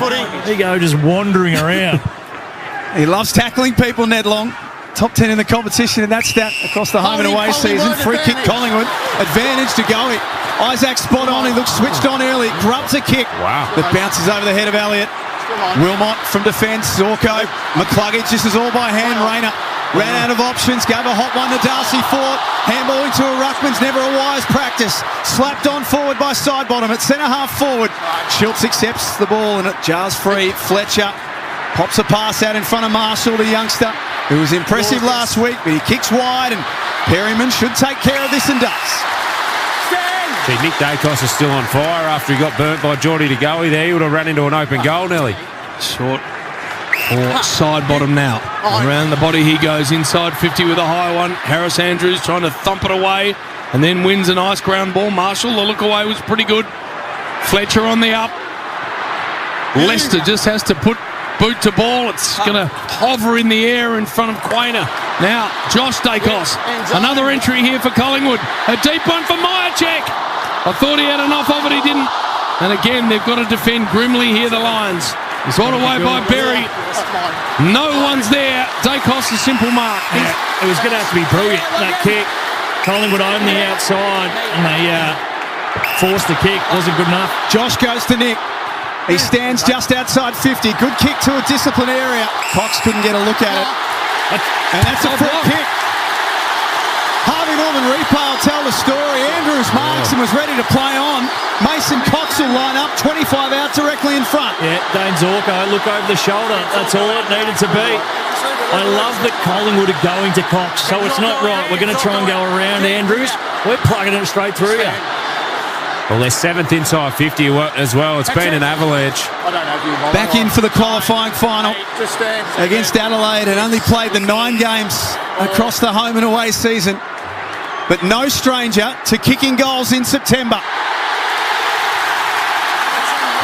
How's that for a storyline to start the preliminary final? Mason Cox kicks the first, runs to Dane Zorko, he rips his glasses off. Collingwood 1-1-7. Brisbane yet to score. Robbo, Bob Jane, T-Marts. And they're doing this all without Scott Pendlebury. He's in the rooms. He came off. He's been limping. He's gone down with the doctor into the rooms. He spoke to the coach as well. Concerned for the number 10. So Pendle's in the rooms. How on for his first run too. Is there a more polarising figure than Big Coxie? No, there isn't. If you're wearing black and white, you absolutely love him. And Dane Zorko, well, he just went straight for the goggles. He couldn't reach him. He had to get a step ladder. But that is a perfect start for Mason. Just wait. And really well done, as we sort of touched on. Technically should be a free kick against for going for some sort of sportswear, I believe. But it's fair game, isn't it, in a prelim? Just the old pull him right back and let him retract on your face. 1 goal, 1 no score yet, Brisbane. Good start here for the Pies. Fort picked it up and then had a fumble. Cameron thumped a handball forward. Side bottom walked into a tackle of Dunkley. And a baller. 7 inside 50s to 1, but that pressure rating from the Pies 2-man, 240 odd. That's off the charts. Yeah, spot on. Brisbane only at 165. Fort again wide. Beautiful pick up there from Schultz, but the handball's blocked. Levi Ashcroft comes away. Long ball looking for Morris. Couldn't find him. Free kick. He's going to go to Morris for high contact. Back here, Ned. Back here. Logan Morris. Stay out of the back. That's interesting. Pendlebury down in the rooms, and we've already got a little bit of a look. Let's get to you, Robbo. Big news. He's gone to the back stalls, JB, so that... And he's got the wind cheater on as well. So Pendle's out of this contest. So Roan Steele comes in. Gee, that's early, isn't it, JB? For a rolled ankle or something to do with an ankle. Limped in, down in the rooms, doctor's concerned. Morris from long range gets the trip, but not the accuracy of behind. 1-1-7 Collingwood, 1 behind Brisbane. Triple M totally workwear scoreboard. Well, that is big because he's been fantastic. Not a good kick coming out of defence. Turnover Collingwood. Dunkley with the interception. Right place, right time. Yeah, it was Howe. So straight back in, got the first kick in and laced out Dunkley. It was a slow kick up the guts to Moore. Well done from Dunkley. But the Pendlebury injury, that's obviously massive. Now Roan Steele gets a full game, but also how good Pendlebury's been late in big games with his class and experience. Monster performance last week from Josh Dunkley. Set a finals record for tackles. Brisbane get there first. And they lock it away at 1-1-7 apiece. 10 minutes gone as the drama builds in the preliminary final. Triple M totally workwear scoreboard. It was a complete game last week, and he was on again there. We've already seen a big tackle in the middle of the ground, then defensively set up in the zone. Jeremy Howe, that kick looked like he'd missed a fair bit of footy. He sort of tried to pick off Darcy Moore, and it was never there. Well done by Dunkley, but I guess let's get back to Pendlebury. That's the big story. Although it's terrible news, he'll be great in that position now. He'll be coaching them through. You see him at the back of the box now. He hasn't dropped his head. He's kept himself his psychology. He'll be able to keep up. He'll be able to keep that right. If that was a young player days, he's probably dropped his head, and then that filters through. No, good pick up, and they'll need to use him down there because he's going to be there for the entirety of it. Big story, that one. 1-1 apiece. Dunkley kicks. Brisbane's first. Now it's McInerney in the middle. Ashcroft did well. That's Levi. Tumbles it forward. Cameron ducked the chutney and got a push. Fortunate for me. Rayner's out. So is Everyone's out. Loman's out. They're all out. And Charlie's just saying, no, I'm going to hang on to it. Well, I did see Charlie in the anthem. He had smile written on the wrist of his that he's taped that left wrist. That is. We need that umpire at the other end. Well, Daisy, if this is Stewie Jew, he's knocking a 30 rows back. Look out if you're in the top tier. Should have seen that JB pre-game flushing the big Stewart. Wow. Here we go. Charlie Cameron, a bit of an arc, and then no real connection. A high ball forward. Marked on the line, almost, by Gallup. Through for a behind. 1-2, 1-1. Lions by point. Triple M totally workwear scoreboard. Well, interesting start. Both the Ashcroft boys started on the bench, but they've come on and both had a big impact. You saw Will Ashcroft, easy with a lot more strapping around the hammy or the quad than what he had last week. Might be one to keep an eye on. We've got too many kicks. Last year's Norm Smith medal. Had a lot of it last week. That's a shallow exit. Jeremy Howe with another shank. This guy's a star. Marked by Darcy Wilmot, whose father Grant played 5 games with Collingwood. He grew up a Pies fan. Now he's trying to beat them this afternoon. Long ball to a dangerous area. Ashcroft off hands. Couldn't access Dunkley, who lost possession. Still inside Brisbane's forward 50. Bailey gets back to Wilmot. They concede a bit of ground. Charlie Cameron didn't give first time. Still okay. Marshall, 75 out from goal. The space is starting to be closed down. Wilmot got a kick on. Josh Dacos has been everywhere. Aggressive kick into the corridor. Remember, he's got to try and make a contest. He did a pretty good job of it. Through comes Gallup. Handball wide to Archie. Had Logan Morris on, missed him. Further afield is Loman, and he gets closed down, and the ball's out. Defended well there, Collingwood. They've got to clean this up, Brisbane. That's 3 times now they haven't given the first give. Tried to dance around players, inviting pressure, causing their own problems. They could, I reckon, have had another 1 or 2 shots on goal. They're getting good looks forward of the footy. Yeah. Just have to be predictable. Link the field. McInerney, Cameron, Rayner, just a hand in. Handball's a good one to De Goey. Tried to find Long, couldn't. And Fletcher's wrapped up and taken high. Free kick down early, 2-man. Triple M Red Z lending stats. Free kicks at 4-2 Brisbane's way. Zorko just sits a high one up. Belted away by the Collingwood defence. McCreary didn't want to take possession now. Roan Steele, welcome to a prelim. Got absolutely pumped, but got a free at the same time. Yeah, you need that controlled aggression. Oh, that's not what the free kick was for. Or was it downfield? Downfield they paid. Righto. Harvey Norman replay. Harvey Norman, 10% bonus gift cards with Windows 11 computers. $500 or more ends Sunday. T's and C's apply. On the bounce, Lipinski, outer side wing, had Long there for support. He lost it. Dunkley swift with a handball to Sam Marshall, wearing Simon Black's famous number 20 into the pocket for Cameron. Howe got in front of him, got a fist on, then takes possession. Makes sure it doesn't get out. And we balled up right forward pocket. Brisbane 1-2-8. Collingwood 1-1-7 after 14 minutes. Triple M totally workwear scoreboard. Gee, Collingwood are trying to rip some kicks. They've had some turnovers. And it's left them open defensively as well. Cox just laid it down. Dacos taken in a magnificent tackle and gone. And then Bailey just gets decked by De Goey, and it's a bit of push and shove. Maynard getting involved as well. But the free kick is going Brisbane's way, and it's going to go to Will Ashcroft. And Zach Bailey's kick I just heard on the mic. So Zach Bailey's kick. It's going to be taken from Will Ashcroft and given to Zach Bailey. Either way, the kick is about 15 metres out, not much angle. And this should be Brisbane's second. And it is. And then he gives Mason some. Have that, you big yank. 2 in a row for the Brisbane Lions. They're 2-2. Collingwood 1-1. Hot start to the prelim final, totally workwear scoreboard. Well, just to your point is of how the Pies are going for that ball movement. 50% they're going at by foot, leaving D50. So they are just trying to bite everything off. It's aggressive, and you probably have to do it at some point. But at the moment, because it's so hot, they're not set up behind the footy. And, you know, that's probably fortuitous. They were good enough to take a tackle there, get the free kick. But they've had really good looks that they've absolutely butchered so far. So as they relax into this one, and if Collingwood continue to do that, Brisbane Lions, they are going to take some marks inside forward 50. Just at the minute, the Pies' pressure's still good enough just to make sure that they're choosing the wrong option going forward. Robbo, Bob Jane, what's happening down there? Yeah, whisper out of the Collingwood camp. It's a tight calf for Scott Pendlebury. Pendlebury only lasted 3 minutes into this preliminary final, so a tight calf has got him out of action. For McDonald's and Ream Hot Water, Triple M Rocks Finals footy. McCreary walks out of the middle, gave a handball to Steele, punches it low to half forward, not to the advantage of Long. Nick Dacos, the brilliance, had it, then dispossessed. Fort got a hand in, and it was important for Brisbane. They can set up from the back half now. Starcevic, wide and long towards Logan Morris. And it's out of bounds for a throw in. Two-man, who's finding the footy? Red's Head. Zach Bailey, 6 disposals, 3 clearances and a major. Josh Dacos, he's had 7 possessions and 4 intercepts. Throw in footy.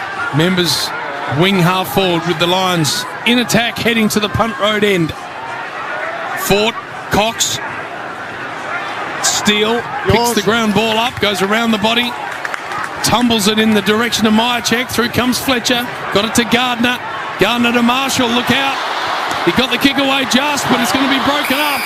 No, he gets a free. Big Fort gets a free. And now we'll go short to Marshall. Marshall has Dunkley down the line. Gets the footy to him now. Levi Ashcroft on the logos, members wing. Well, I don't know if I've got a lens on it, but it feels as if the 50-50s are so far. The whistle's going for the Lions, that's for sure. McCluggage turns around, looks to Fort, couldn't find him. Exiting his house, just sits a high one up. Fletcher's got to come hard at McCreary, did a good job. Chris broke it up brilliantly. Now he's got an arm held, got boot to ball just. Starcevic over the top, misses with his attempted handball. Through comes Perryman, just an inching kick for Nick Dacos. And he is held in right in the middle of the G. Well, Brisbane have got their game up and going. Two-man, they're plus 21 in uncontested possessions. Yeah, in the last 10 minutes time in possession, they're going at 73%. Pies only at 27. Lions by 7 points. Jeremy House set up defensively. Triple M totally workwear scoreboard. They go wide. Frampton a little unsure. He sold some candy. Didn't know he had that in the trick bag. Bill. Then up to half forward for Schultz. Louise Lester under the footy, but can't keep that ball in. I don't think Bill knew he had that in the kit bag. Well, you can tell by how surprised he was in open space. Sold the candy, then went, what do I do now? Kick it out of bounds. Yeah. Big jobs or big games, Totally Workwear's got you covered for boots, high vis, puffers and scrubs that go the distance. Love your work. Thrown in ball. Cox the winner, but only as far as McCluggage. Into the middle he goes. Marshall's a good kid. They really like him at Brisbane. Well, out of the same side, it's Levi Ashcroft. Actually rolled him for the best on ground in there. Takes the tackler on, gives it off to Berry. And Berry to Fletcher. He's got further afield Gardner. Gardner's got kickers coming at him. He decides to go further afield, and those hands of Logan Morris are sweet. How's the strut after he's taken that? It was a nothing entry in the end. Allowed for both Moore and Frampton to have a big play on the Harvey Norman. He's got a bit of Johnny Brown about him, this young man. Well done. He loves it. Likes the celebrations of it all, likes the physicality of it all. He's going to go around the body here. Has he got the distance with it? I reckon he might have. You're going to have a look at this. It's there. And look at him, just pointing randomly at nobody but everybody. Logan Morris gets his first. 3 in a row now, Brisbane. 3-2-20. Collingwood 1-1-7. Well, it was the Coates League grand final that Marshall rolled Ashcroft for. He's had the 7 disposals, leading ball winner on the ground. Two-man's telling me for the Lions. But now they're starting to get it going. A turnover again.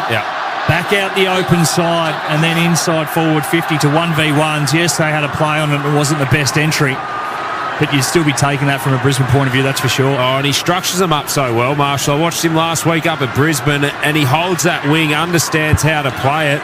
And it's a couple of times Brisbane this year when they've been beaten well, they've been beaten on the wings and the structure of the ground, so they're really happy with what he's doing. And I tell you what, if Jeremy Howe gets the ball at the minute, if you're Brisbane, you're almost saying let him have it. Yeah, I was going to say they're already running forward. Yeah, he's been one of Brisbane's best so far, Howe. Just the last 10 minutes, so Lions pressure. They're going at 2.36. They're plus 30 in uncontested ball. For McDonald's and Ream Hot Water, Triple M Rocks Finals footy. Brisbane with 3 in a row, as Jim said, and starting to get this game looking the way they want it. Another centre clearance win, and they go wide to Archie. Outside 5. Stay up, Bo. Play on. 7 goals in last year's final series. 4 in the grand finals, 3 in the prelim. He looks for the short pass to Levi Ashcroft, who stands right next to the interchange bench. Hoists it high and long. Moore's kept accountable. And at the back, Frampton. More tricks. Handballs off to Howe. This time he goes with the left foot and connects with Crisp. Now Long. They chain it out here to side bottom. Hard running to Goey. Look out. Archie mows him down. And on the turnover, the kick's ordinary. Looking for Fort. And across comes Cameron, and that should be insufficient, I reckon. It's going to be. Not much doubt about that. Cameron to bring it in. Got McCluggage on short. How's the effort from Archie? That was huge. That's a goal the other way. Well saved. Cameron's looping ball. Loman a fly. Across comes McCluggage. Gives it off to Ashcroft. Now Archie absorbs the tackle. I thought he was gone. Gallop the snap. 4 in a row. What's happening early? Ty Gallop. No one's heard of the bastard. Kicked a goal on prelim day. And now it's 4-2 to 1-1 on the Triple M Totally Workwear scoreboard. Oh, fair snag, but these Ashcrofts, they're taking the absolute P155 at the moment. That was Levi that went through and set that up. Brisbane, they're all over it, but as soon as they get a turnover, Archie's tackle there in the middle of the ground on the go. He didn't see him coming, but as soon as they get a turnover, they're going, getting uncontested possessions, getting opportunities to get shots on goal, and they've had 10 out of the last 11 inside 50s. When was Collingwood's last score? Ash, Red Z Lending. Yeah, Collingwood's last score was 7 minutes into this term, obviously by Mason Cox, that major. We've now hit the 23-minute mark, and Brisbane have gone whack, whack, whack, whack, and thrown all sorts of questions down at the pies for McDonald's and Ream Hot Water. They go again. Get it out of the middle once more. It was hacked forward. 2 Collingwood players spoiled each other. Handball on the ground was Perryman. Now Nick Dacos, the class and the brilliance as his eyes dart around. He's not sure where to go. Lateral vision looked good. Kicks up to Lipinski at half forward. Houston goes driving by. 52 metres out. Grubby ball goes forward. Andrews takes a really good slips catch at the top of the goal square. It was a good catch. That was an absolute sack going in. Unbelievable mark. But that's why Houston, Izzy, we talked about it. That's why they got him. Knocked that over. And there you go. You're back into it. The crowd comes into it. Now Brisbane back to uncontested marking. West to the Will Ashcroft. How many when you get a chance? 2 man, uncontested marks. Well, Triple M Reds had 20-8 Brisbane's way. Penetrating ball down the line. Gallop a hand to it. Was unable to take it. Side bottom arches the back. The handball's good to Nick Dacos. High inside 50 here. Folding back. Gardner should have marked it. He did mark it. Oh, that's 50. He went with a double fist, and then the ball just ended up in his lap. The old Mick Maxwell. It was. And Jamie Elliott ran about 15 metres over the mark. It's Berry. Starcevic closed down nicely by Billy Frampton. And the fist away will be a ball in for the Pies. Half forward, City end. 4-2-26 the Lions. Collingwood 1-1-7. The winner to play Geelong next Saturday afternoon. Darcy Moore and Jamie Elliott when you get a second, Ash, for Red Z Lending. It's tossed back in at half forward. Wilmot. Popped a handball over the top for Berry, who was taken out. Quaynor got boots a ball. Cox was held off it. Certainly tried to make sure the umpire saw it. There was a stack of mayonnaise thrown on that one. Brisbane play on and they open up the outer side. Archie inboard has McCluggage at halfback. How much of it's he had, please, Ash? 8 disposals, Red Z. That's not going to work for Collingwood. They've got to put some time into Hugh McCluggage. Gallop. Inside 50, ball is good. Marked by Bailey. Just inside 50. Might back himself from here too. This is well within his kit bag. Ty Gallop. You say who's heard of him? I had to go to Brent Maloney, JB. Yes. Who coached him up at the Gorillas. Said he's a competitive beast with a bit about him. Very good at ground level and will have a crack. So there's something. And he's already goal last week and then one already to start tonight. Kawana Park. Yep, there you go. So Bailey. 50-50 at best, this one, and it never ever looked like it may. No, they've snuck in for a behind. It's out in the full. Collingwood need to tighten up here, though. They need to get a bit of pressure on the ball. These uncontested marks are killing them. Every time Brisbane go inside 50, they've got multiple numbers they can hit. And a little bit like last night here is, so if Brisbane can hold on to this or get one more before the quarter-time break, it probably feels like where the game's at. Yep. If Collingwood can pinch one the other way, they feel like they're right back in this, albeit dominant at. Knocked back forward by Gardner. Archie got boots of ball. From half-back, a bouncing ball goes into the middle. Elliott yet to touch it. Lays a tackle. Brisbane with extra numbers. Zorko with a spearing ball to half-forward. Lohman got out the back. He's got Maynard bearing down on him. He sticks that tackle. Deliberate. And it's deliberate. I don't know what Lyman was thinking he'd get through Maynard. But also, if you don't worry about the stat, just roll with it. So you get rolled with it, you go over. That's not deliberate. You try and flick it out. Fair enough. Maynard to the outer side wing. Cameron with the one hand. Membry has it held in. And a ball up. I reckon if Collingwood keep it at this distance going into quarter time, they've done well. Brisbane feel like they should be 6-7 goals up, possibly. McCluggage unable to reel the footy in. Second stoppage, same spot. 1-1-7 Collingwood. 4-2-26 Brisbane, hot start. And another full MCG on the Triple M Harvey Norman replay screen. 95 plus, the stewards told me as I came in. On top of 99 last night. Scramble ball. Shane Warne stand side. Smothered by Wilmot. McCluggage again. Wilmot boot to ball. Lohman just outside 50. Gloves it. Shaven scone on Lohman. Goes over the top and finds Marshall. Marshall's just inside 50. Well, the man on the mark is. He might fancy himself here, JB. Well, a long point or one touch through on the goal line is a nothing entry. Back triangle. You're going to go back, be smart with it, pull it to the top of the square, do something predictable, something you've spoken about. Long point, worst result. Sam Marshall. He goes to that spot. Has it got the trip? It hasn't. Almost. Sock it over by Gallup, but it's a behind. 4-3-27, 1-1-7. Totally workwear scoreboard. We'll talk about dominance. Brisbane are plus 50 in disposal at the moment. Their record against the Magpies at a quarter is plus 51. So what does that conversation look like at quarter time, is if you're Craig McRae? 1 second. Kick out of defence. McCreary goes back with a handball to Chris. Nothing up ahead. Wilmot was parked on the wing, Darcy Wilmot. And this marks comfortably. They need to get their team defence on. Slow down these marks. Every time you look up, there's Brisbane players out. Easy kicks like here. Oh, wow. It's an interesting one from Cameron. Puts Wilmot under pressure. Handball not much better. McCreary slapped it back to Cox, who then slapped it forward. Right idea, wrong execution. And Wilmot goes back inside his own 50. Ambitions, capabilities there with Big Mason. One was very high end, the other, Paul Puopolo, no good whatsoever.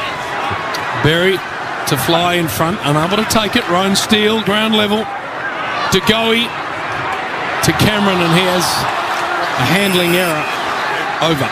They just look a step off it at the moment, Days, Collingwood. Yeah, no, it was all heat at the start, and now once they've sort of settled into it, it's been Brisbane who've actually done the better attacking with the football. So it hasn't been the crash and bash. They've actually been systematically really good across the field. 30 seconds left, 20-point lead for the Lions, and a free kick. He's going Collingwood's way. Still time for them. 28 seconds left. Cameron wastes no time and drives it ball deep. And Gardner for the Lions.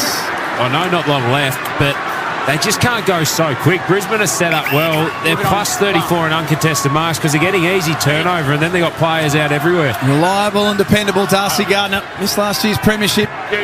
Might get a chance to have a look at it next week. Siren about the sound. And it's Brisbane who have come charging out of the blocks in the preliminary final.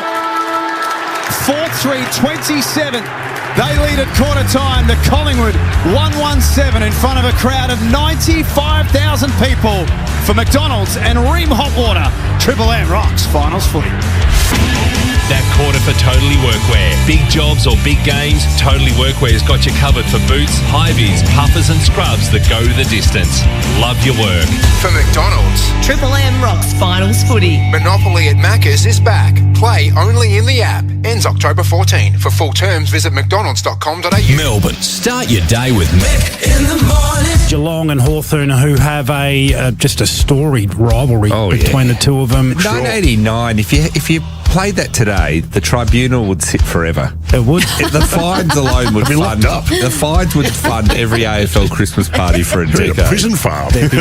Start your day with Mick in the morning with Roo, Titus and Rosie. Weekdays from 6 on Melbourne's Triple M. The Chemist Warehouse Footy Finals half-price vitamins and cosmetics sale is on now. Plastering. Work. Expenses. Work. Gyprock. Work.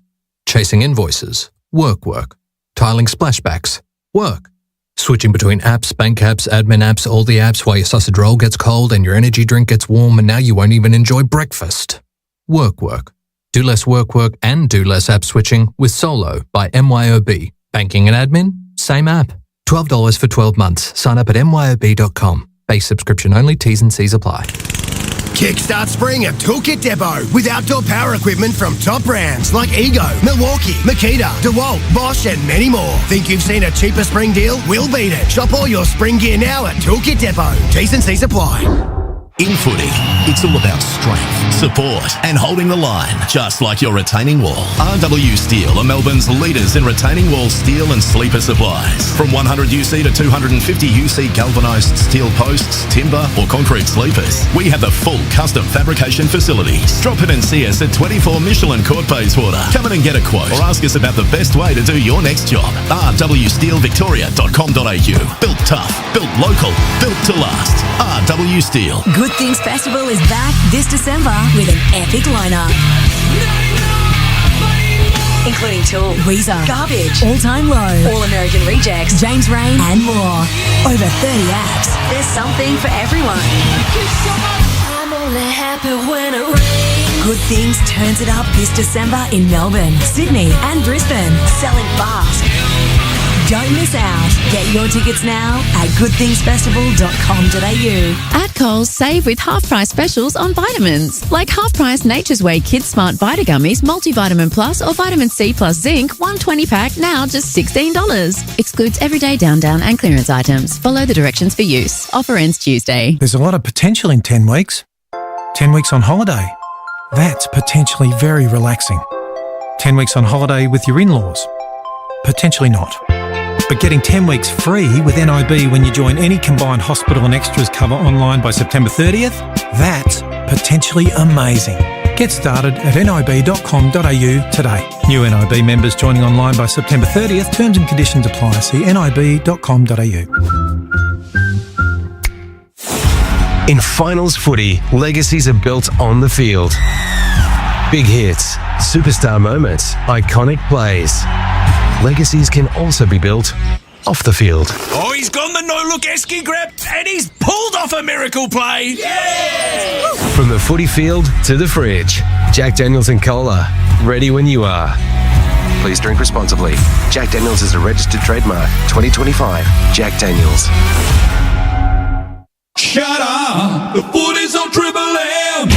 Triple M rocks finals footy. This quarter for Beacon Trade. Beacon Trade's backing your next install. Fans, lighting, electrical, sorted. Join now at beacontrade.com.au.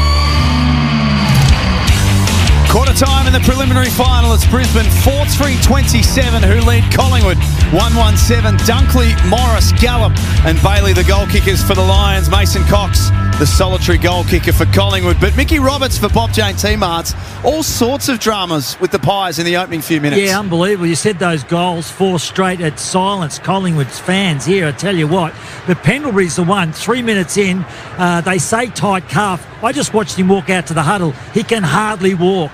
He can hardly put his body weight on that left side. So I reckon it's more than just a tight calf for Pendlebury, that is for sure.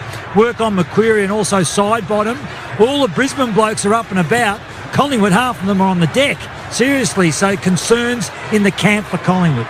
Robbo's there for Bob Jane T-Marts, who've got a great buy 3, get 1 free, plus instant cashback deals. Call or shop online today. T's and C's apply. What do all the numbers look like, Ash, after the first quarter? Well, Brisbane plus 51 in uncontested possession. That's their 4th biggest differential on record in a quarter. Of course, a PB against the Magpies. And top 3 ball winners on the ground. Wilmot 11, McCluggage and Bailey 9 disposals each. Of course, Bailey with a major. Daisy Thomas, Isaac Smith for Seabus Super on Triple M Footy. Well, when you go to the inside 50s, Brisbane there +1, but they've taken 4 marks to 0 inside forward 50. So their method going in, also the 4 goals 3 to the 1 goal 1. Their method scoring from and getting it back from turnover, but also scoring from stoppage, 2 goals 3 in that area to just the 1 point for the Pies. So the Pies pretty much across the field then. After the first 5 minutes, got absolutely smacked. They need to go back to winning the footy. A little bit of territory might be in order, Izzy, because it makes it a lot easier. You can set up behind the ball. If you don't score first time, the in-out in, you can get him the second time round. Well, in simple terms, they just got dominated at clearance, and then as soon as the ball got out, Brisbane had the numbers. If I was Collingwood, I'd try and own the ball for a little bit of a period of time, get some uncontested marks, try and pull Brisbane's defence up. But they're going so fast, trying to go so fast back at Brisbane at the moment that they're inevitably turning it over, and then Brisbane have got numbers out everywhere, but they are dominating. 20-point quarter-time leaders. Trying to hunt down their 3rd straight grand final, Brisbane. And we have a big crowd in the house, and they're hushed because most of them are Collingwood, hoping that their team start rolling at some stage. Long taken in a couple of tackles, and that'll be a ball up between the centre circles and centre half forward for the Lions, who head to the city end in this second term. Fort, Cameron, DeGoey. Worried out of it was Dacos. That's Josh. Here's Marshall. And then Nick has it held in and another stoppage, same spot. This is as quiet as you'll hear 95,000 people jack ever. Yes, not many. In disbelief. That's the beauty of a hot start for the Lions. Yeah, you sit there and the Pies fans are going, when? One more. Feels like we're in tennis. 15 love. Dunkley. Got boots of ball. Darcy Moore knocked it away but didn't clear the area far enough. Cameron with a fumble. Got a handball back to Rayner, who's 48 metres out from goal. He took on a tackle. Couldn't beat it. Dacos got boots of ball. That was Josh, and just kicks out for territory.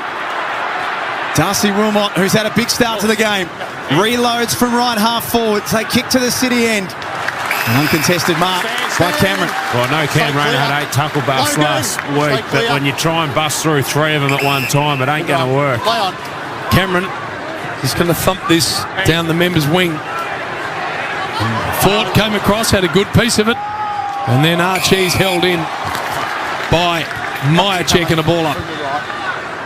So right now I think Collingwood would be happy with this style of play. Let's get it to contest. Let's just go old school for a minute. Roll it up.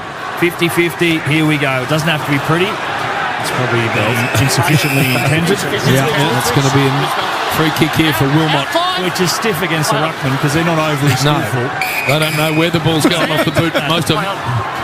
McCluggage wants to bite the corridor off here. He does a pretty good job of it. Finds Gardner. Back to McCluggage. Has been busy already in this game. He fans it across. It's going to be Lester flicking a handball over the top to Zorko on the wing. Zorko just puts boot to ball and floats a high one forward. Fort's involved. Couldn't take the mark. Darcy Moore with a sideways handball to Crisp. Over the top, he has a look for Dacos. Couldn't find him. Will Ashcroft.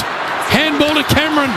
Cameron put a flamethrower to Logan Morris and missed. Now behind to start scoring in the second term. 4-4-28. Collingwood 1-1-7. Triple M Beacon Trade scoreboard. Well, Brisbane are disappointed here. They should be 2 or 3 goals further up. They've had the opportunities, but they have dismantled Collingwood's team defence through the middle of the ground. McQuainor tries to play on and just run and break the game open a little bit. Has Schultz on defensive 50 and then gets it back, Isaac Quainor.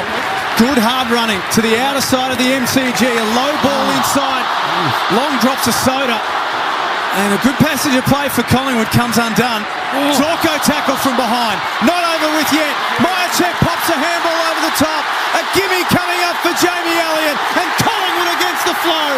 Kick the first goal of the second quarter. And did they desperately need that? 2-1-13 to Brisbane 4-4-28. Triple M Beacon Trade scoreboard. Well, so often is the way. It was Nick Dacos who went to half forward on that occasion to go to Zorko head-to-head. It was a good ball coming in. Long dropped it. My goodness, if it was a watermelon, he'd have pips all over him, as my old maths teacher would say. But then never giving up on the play. Zorko looking to fan one wide. Dacos, Harvey Norman replay, just good enough to get a hand in. Smart enough not to give away the push as well. And I thought Myercheck was about to have the big rush of blood and go to snap. Just saw Elliott walking goal. There you go. There's a little igniter. How can you turn one into two? If you are the Lions, you get another one straight back. No dramas. Here we go. Pies. And you can hear that crowd starting to come into it again. First goal, second term, Collingwood through Elliott. How many for him, Ash? Is that his first touch? That's just his second touch, JB. Great result, because he is an igniter, as we know. Out to the middle comes Bailey, flicking here for Rayner. Wow. Bailey gets it back with the Rayner touch, and Bailey misses on the fly. Dragged it too far left, 4-5-2-1. That was Harlem Globetrotter stuff there, Dave. It's video game stuff. You talk about the instant reply. That would have been in about 7 seconds. Would have absolutely been a heartbreaker for Collingwood too. Lions by 16 points. Triple M Beacon Trade scoreboard. Careful kick from the back half, marked by Crisp. Perryman took the advantage, but he'll have to come back. There's no advantage from the mark. No. How do AFL footballers not realise that? I think Harry wanted a touch. Darcy Cameron. Darcy. Career high disposals, hit outs, marks this season. He's been phenomenal. And he's going to get a 50-metre penalty. Gee, man, a lot of Darcys out there today. Here, guys. Play on. You, mate. Wilmot, Gardner. And they play on quickly. McCreary did play on. Not sure if he took a step off his line. Umpire thought he did, and he's gone. Let him up. If he did, it was half a step.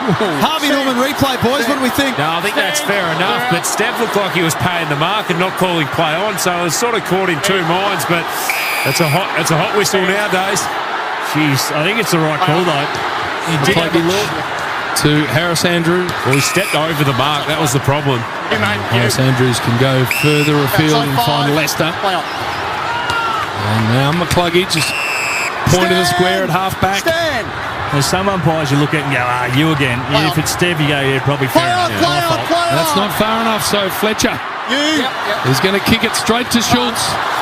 These were a couple of nice moments here for Collingwood, although Josh Dacos left it behind. Marshall came through. And we've got a ball up. Point of the square at half forward now, out of side for the Brisbane Lions. Must be just that little weird bit right now where the footy isn't quite sticky. It's a little bit sweaty. Because we've seen fumbles from players that usually don't. Some absolute sodas. Josh Dacos caught high. No disputing that one. Against Zach Bailey. Second quarter numbers, Ash. What do they tell us, Red Z? 4-1 at the inside 50s, Brisbane's way. Still dominating territory in their +8 and uncontested ball. Leicester chops off a Nick Dacos kick. You don't often see that. Inboard to Jasper Fletcher. Game number 67 this afternoon. Ultra impressive young footballer. Wide with his kick. Frampton got the last fist on it. And it's out of bounds for a throw-in. Collingwood 2-1-13. Brisbane 4-5-29 after 7 minutes. Triple M Beacon Trade scoreboard. They do appear to have closed a bit of the uncontested marking down, Collingwood. Yeah, it's turned more stoppage this quarter so far. And that, you feel, will suit them. Yep, absolutely. Contest to contest. Fought down. Bailey's been dangerous. End on end, and Darcy Moore, really well done. Got rid of Morris. Took the mark. Jams it wide. Into the path of Crisp, who had a difficult ball to handle. So was Myercheck. Taken in a tackle. McCreary came through, got a little fist in there, and that was enough to get it out for a throw-in. Members wing. Robbo. JB, there's some vision that's surfaced pre-game where Pendlebury was actually talking to the doctor in his warm-up stuff, and they spoke for a long while. Hopefully that wasn't about the calf and his fitness. If so, that's been a massive decision. Robbo for Bob Jane Team Arts. That was the early news. Scott Pendlebury subbed out after 3 minutes. Zach Bailey having a big influence. Drives the ball deep. It gets out the back. Frampton's been good so far. Had to get his kick away quickly and does. Into the path of Schultz. Right half back for Collingwood. Has Lipinski as the next link in the chain on the wing. Chose not to play on initially. Good decision. Looks up ahead and sees Elliott. 65 metres out from goal. Elliott keeps it low into the pocket for Membry. Great ball movement, Collingwood from one end to the other. And that's where you can get Brisbane. You can get them on turnover. So they had the ball, but Collingwood just went quickly. They were breaking, all breaking. Brisbane had to squeeze up, and Membry ended up out the back. Is he a right foot check side operator here? I think he's one of the few. Yeah, I don't love that kick. Hasn't kicked a goal in his last 2 games, Tim Membry. This would be big for him and big for the Pies to kick 2 in a row. He's gone right across the face. And no score. Come on, Skunk. Yeah, one of the few that doesn't go left foot around there. Usually better under than that, but styling. Yeah, that was would have been, again, much needed, but that's their best ball movement all afternoon so far. And this is a grouse time for footy as these lights start to take effect. No better time zone, I reckon, this time. Big O. A long ball here. Morris underneath the footy. Ashcroft threaded a handball through. Gallup steps through, and this is misses with the kick. It's on the logo now. Loman's been quiet. Puts a tackle on Long. Cameron can't impact. Loman goes back and gets it. Flicks it forward for Gallup. Well done, Howe. Controlled that footy nicely. And the kick to Roan Steele. Out is McCreary on the wing. Hits him now. 29-13 if you just joined us as the score. Brisbane are up. Roan Steele a high one. Elliott came through, a little mini hanger. Couldn't hang on to the footy. And the turnover will see the footy out. And a ball in. We talk about Collingwood getting it into a contest now. Brisbane were plus 25 in uncontested marks in the first quarter. Only plus 1 now. Isaac Smith on Triple M footy for Seabus Super. Making hard work pay off. Daisy Thomas alongside him. Preliminary final footy. As Geelong sit and wait for their opponent. At right half forward, stoppage, left half forward I should say. Handball out of congestion. First their Maynard. Josh Dacos hemmed in against the boundary line. Got back onto his preferred side. But Zorko there for Brisbane. How many's Dane Zorko had, Ash? Red Z Lending. Dane Zorko, 10 touches. His creepers. Oh, the kick. Second one from him. Schultz picks it off. It's got Membry on short and hits him. He is an exceptional user by foot, Dane Zorko, but he has got the ability to bring the smart-ass Parkeroon into his work. If you're going to do a 60-metre switch, don't do it straight across goal. That's me. That has just set Collingwood up. Bringing him back into the game at the moment. It is. And this is Membry's second look, and this is a better look. 35-40 out. Dom sheet areas, but he's got much more goal face to look at here. Tim Membry. It is there. First 2, second term Collingwood. And this one has tightened right back up. 3-1-19 Dale, 4-5-29. The Brisbane Lions, Beacon Trade scoreboard. Well, it helps when you get a gift. And it was the miss only moments ago from Membry, and he would have been thinking there's that little voice in the head that goes, geez, there's an opportunity. Golden one gone begging. Best look I've had it all afternoon. And then within the space of a minute, Zorko laces out Schultz. That's a shocking look from an experienced player trying to go for that. That's not the time. Well, they thought their way through it well. And Schultz is becoming really important. He's had a lot of impact from not a whole lot of possession. Good to hands in, good pressure, we know that. There's a couple of big moments, and now that tactical advantage that Brisbane had in that first quarter, now Collingwood getting it back into stoppages, just feels like this is a better look for them, although Zach Bailey, he's been on fire. Goals to Elliott and Membry in the second term for McDonald's and Ream Hotwater. Triple M Rocks finals footy is McCluggage from the centre circle, kicks deep. And Jeremy Howe takes a calming mark for the Magpies. Plays on quickly to Perryman, former Giant at halfback. To Steele side bottom in final number 28 tonight. Averages 21 disposals at this time of year.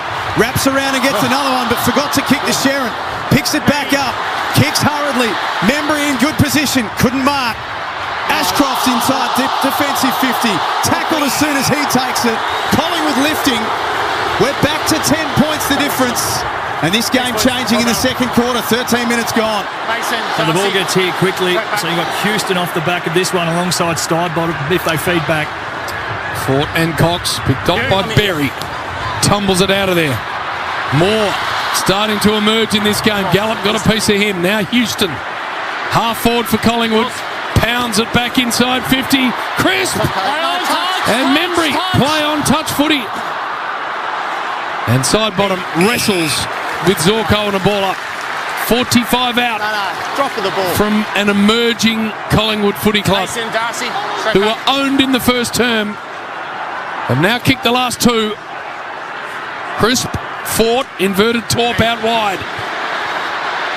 Quainer. And it's going to be paid insufficient. Smart by Quainer. Could have got there, touched the ball, let it roll out in front of him, got the free kick rather than being under pressure, not knowing what's coming. Little chipping pass to Josh Dacos, who's continuing to accumulate into the forward pocket. Cameron almost for Collingwood. Outmanoeuvred Andrews and couldn't hang on to it. They are building. Josh Dacos, Ash Red's Ed.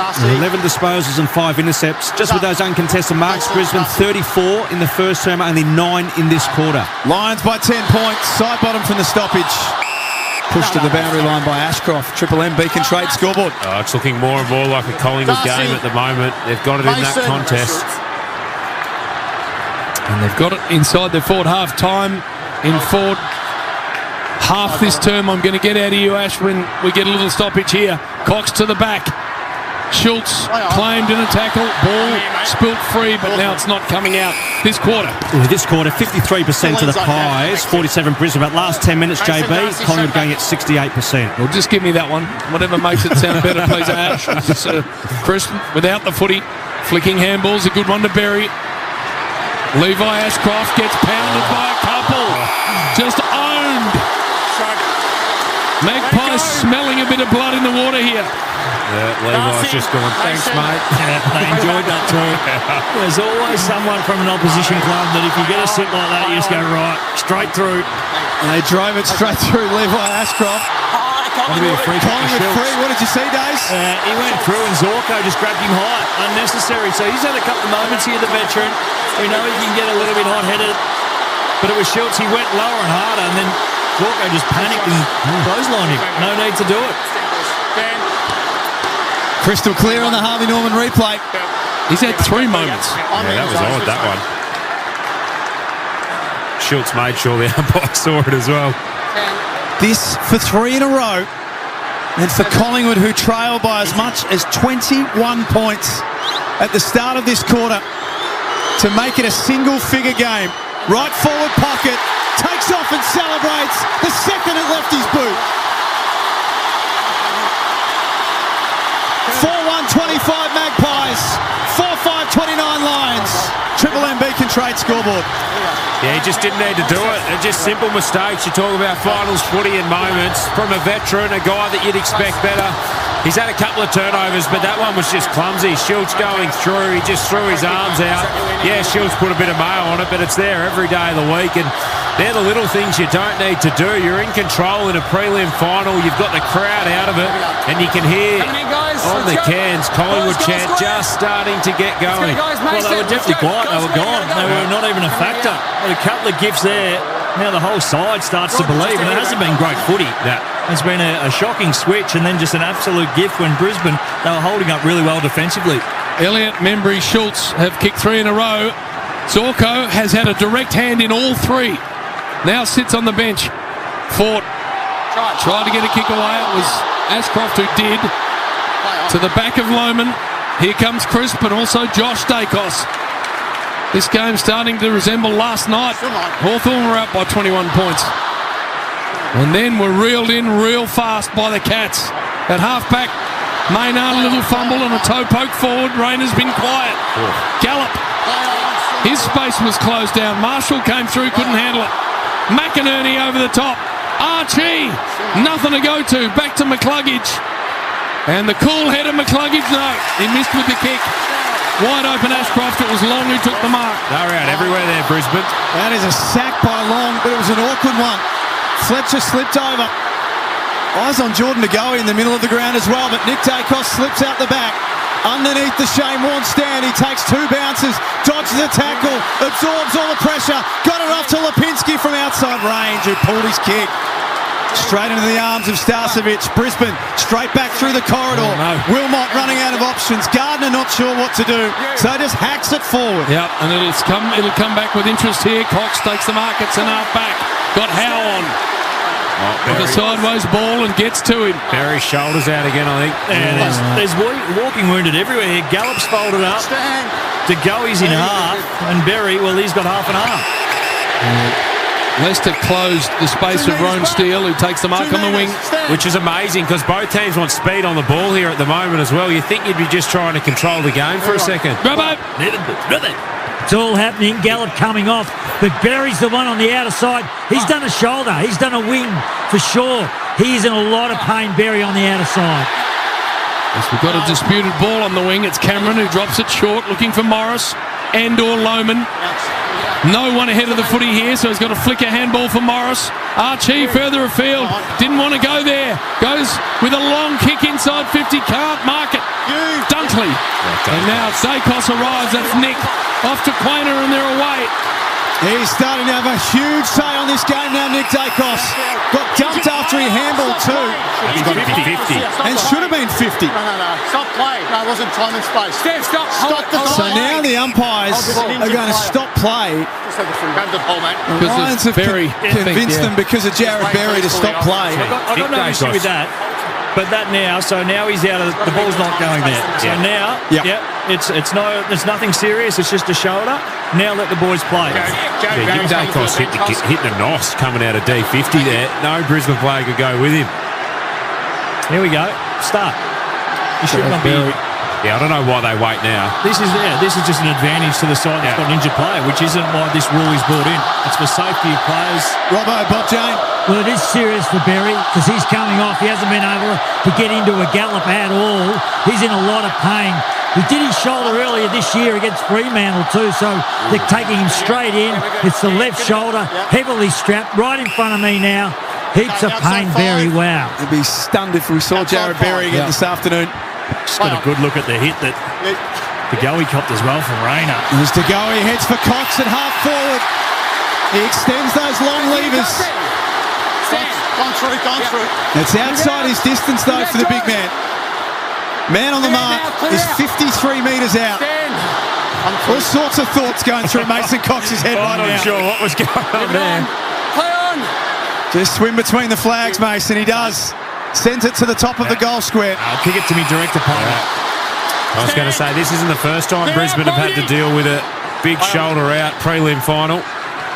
Fletcher. Long ball here. Fort. Hands on it. Couldn't take it. Morris. Taken to ground. Roan Steele with a little tap on here for Schultz.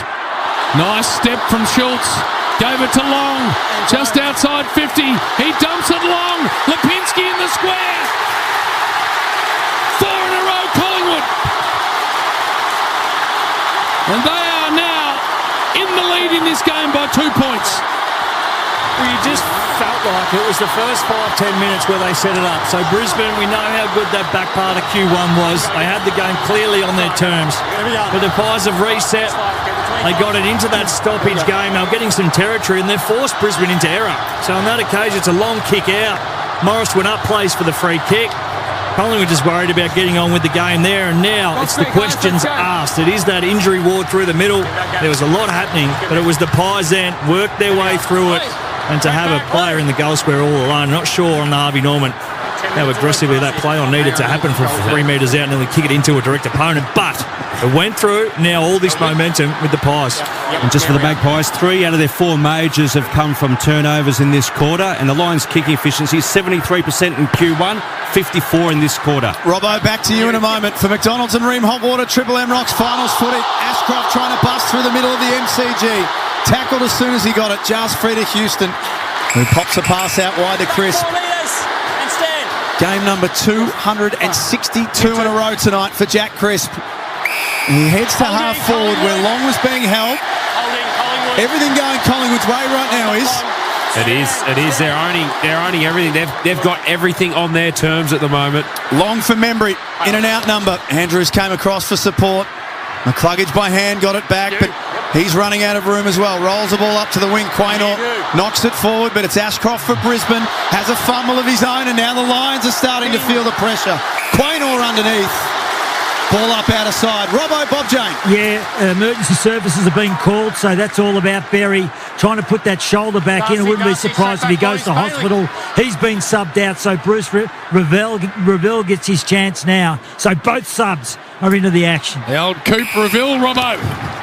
And he is a cult figure at Brisbane. And he's got the top off, so Darcy, straight back. that is going to happen straight away. The paperwork's in, your sense. Bailey without it. Fort got a kick away, but it's going to land with Collingwood. Everything's landing with him at the moment. Steele. Lipinski with a heap of room to move. Elliott comes at him.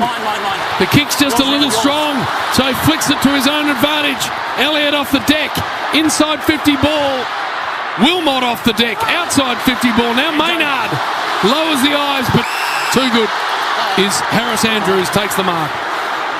Well, the kicking efficiency is so poor, Days, because everything's getting kicked out of a contest. They're under pressure, everything's close, and they're just hacking at the moment. Brisbane, what they're doing right now, just need to own the ball for a period of time. Well, when it's not chip mark, it's obviously live play, and that's where Collingwood look their best. That pressure on the footy, that gives them a chance. When Brisbane go into this mode, they look so dangerous. They're so good at it, thinking their way through it. Pies with 4 in a row. They lead by 2 points. Triple M Beacon Trade scoreboard. Zorko. I love that. He's giving you 3, your 5 goals, and we're still booing. Still booing. It should be cheering. Nothing's ever good enough for Collingwood supporters, is it? Collingwood's best player by a mile. I was going to say, he's leading Collingwood's best and fairest folks today. He's got it again. Members wing. End zone. Into the pocket. Quaynor can try and get a fist through it. Didn't exactly. Off the shins of Cameron. Still charging through Charlie Cameron. McCluggage got a handball. Left foot snap goes up and down in the mine shaft. Umpire says play on. Pitches at the top of the goal square. Ashcroft and Crisp in pursuit. Collingwood get there first. Now McCreary gets it to sit up to his advantage, and away they go. Further afield, Membry takes it. The handball was blocked by Wilmot brilliantly. Picked up by Ashcroft. He is beset upon and gone. Well done from Wilmot. Well done from Wilmot. They were off then, the Pies. So the fitty now hurts. They march them down. 1v1's inside forward 50 if they go quick. Gardner now getting back. Man on the mark. Point of the square. That's another one. Another one. Ashcroft just walked across. Or was it Bruce? He's gone down. What is going on here? No one's got a clue, but this is a goal. This is 5 in a row now for Collingwood. It's going to be basically top of the square, the man on the mark. Membry to kick his second in this term. Was that second one there? Pandemonium as Ashcroft comes across. But he's next to Dacos. I don't get it. Archie around the back. It had to be Archie because Ashcroft's next to Dacos, and the umpire hadn't set the mark. Anyway, this is going to be 5 in a row. And they have got this one at the moment by the pill bag. Collingwood got it. Huge for the Magpies. 5 straight. 6-1-37 to 4-5-29. Over to you, Brisbane. Beacon Trade scoreboard. Well, I feel it must have been Ashcroft because he's the one that the cameras are going to. A little bit like when you're watching your pony first past the post, you're just hanging on who the camera goes with. And old Archie's gone, yeah, you beauty, absolutely, it was him. Well, I reckon the only way it got Ashcroft is he sort of come from the other angle compared to Dacos and met him in the middle. So it had no bearing on what was happening. But Brisbane, their leaders have got to pull them together now. Zorko's had 5 clangers already today. They've made some silly errors in this second quarter, which has brought Collingwood right in front. And I guess maybe... he wanders across the mark. Anyway, the Brisbane leaders have got to sort this out because Collingwood are on top everywhere. What a turnaround we're seeing in the preliminary final. For McDonald's and Ream Hotwater, Triple M Rocks finals footy. McCluggage tackled straight away by De Goey. Dacos almost through. Made sure that Dunkley tackle lingered and wins a free kick, the little champ. Stay clear. Stay clear. Runner-up in last year's Brownlow. Might salute on Monday night. Shallow kick. Just inside forward 50. Cameron slides up and marks for the Pies. Houston lurking. Clear the area. So he had 3 players. Well, none of them were Brisbane, though. Standing around him. Umpire says play on. That's not 15. DeGoey handballs into the pocket. Houston from a tough angle. Super tough angle. Dan Houston with a finals moment. They cannot miss in the second quarter. 7-1-43 to 4-5-29. The Magpie Army roar at the Triple MCG. Well, I've never shot fish in a barrel, Liz. I reckon this is what it's like. At the moment, my goodness, from anywhere. They cannot miss. That was the worst set play in the history of the world. Yeah, terrible. The ruckman went short to play on to Geordie DeGoey, who handballed it to Houston, who was on the fence. On the boundary. All good, boys. No problem. Well, and that's why you pay him, and that's why you get him across. We talked about it before the game. Big moments. And you pay players and you get players into your football club to make big impacts in September. So you look at the Magpies, so the past 6 rounds, they're 18th for goal scoring efficiency. In this quarter, 15 entries for 6 majors. That's 40%, which is 16 above the league average. And they have a 14-point lead after trailing by 21 points. Amazing. Back in the middle. Through comes Dacos. Dunkley with him. Wow. He goes to himself and then off the ground to Crisp. Runs to centre-half forward. Jams it inside 50. Great mark, Starcevic. 1-on-1 against Elliott. But the kick is not good, and Schultz dropped what he probably thought he had. Down the line ball here. Maynard comes at it with a fist. Lohman has done bugger all. Gets it on the up to Marshall. Marshall's handball to Ashcroft works. Over the top now, Archie. Logan Morris wants it in the pocket. That's where he gets it. And he just marked it inside the field of play.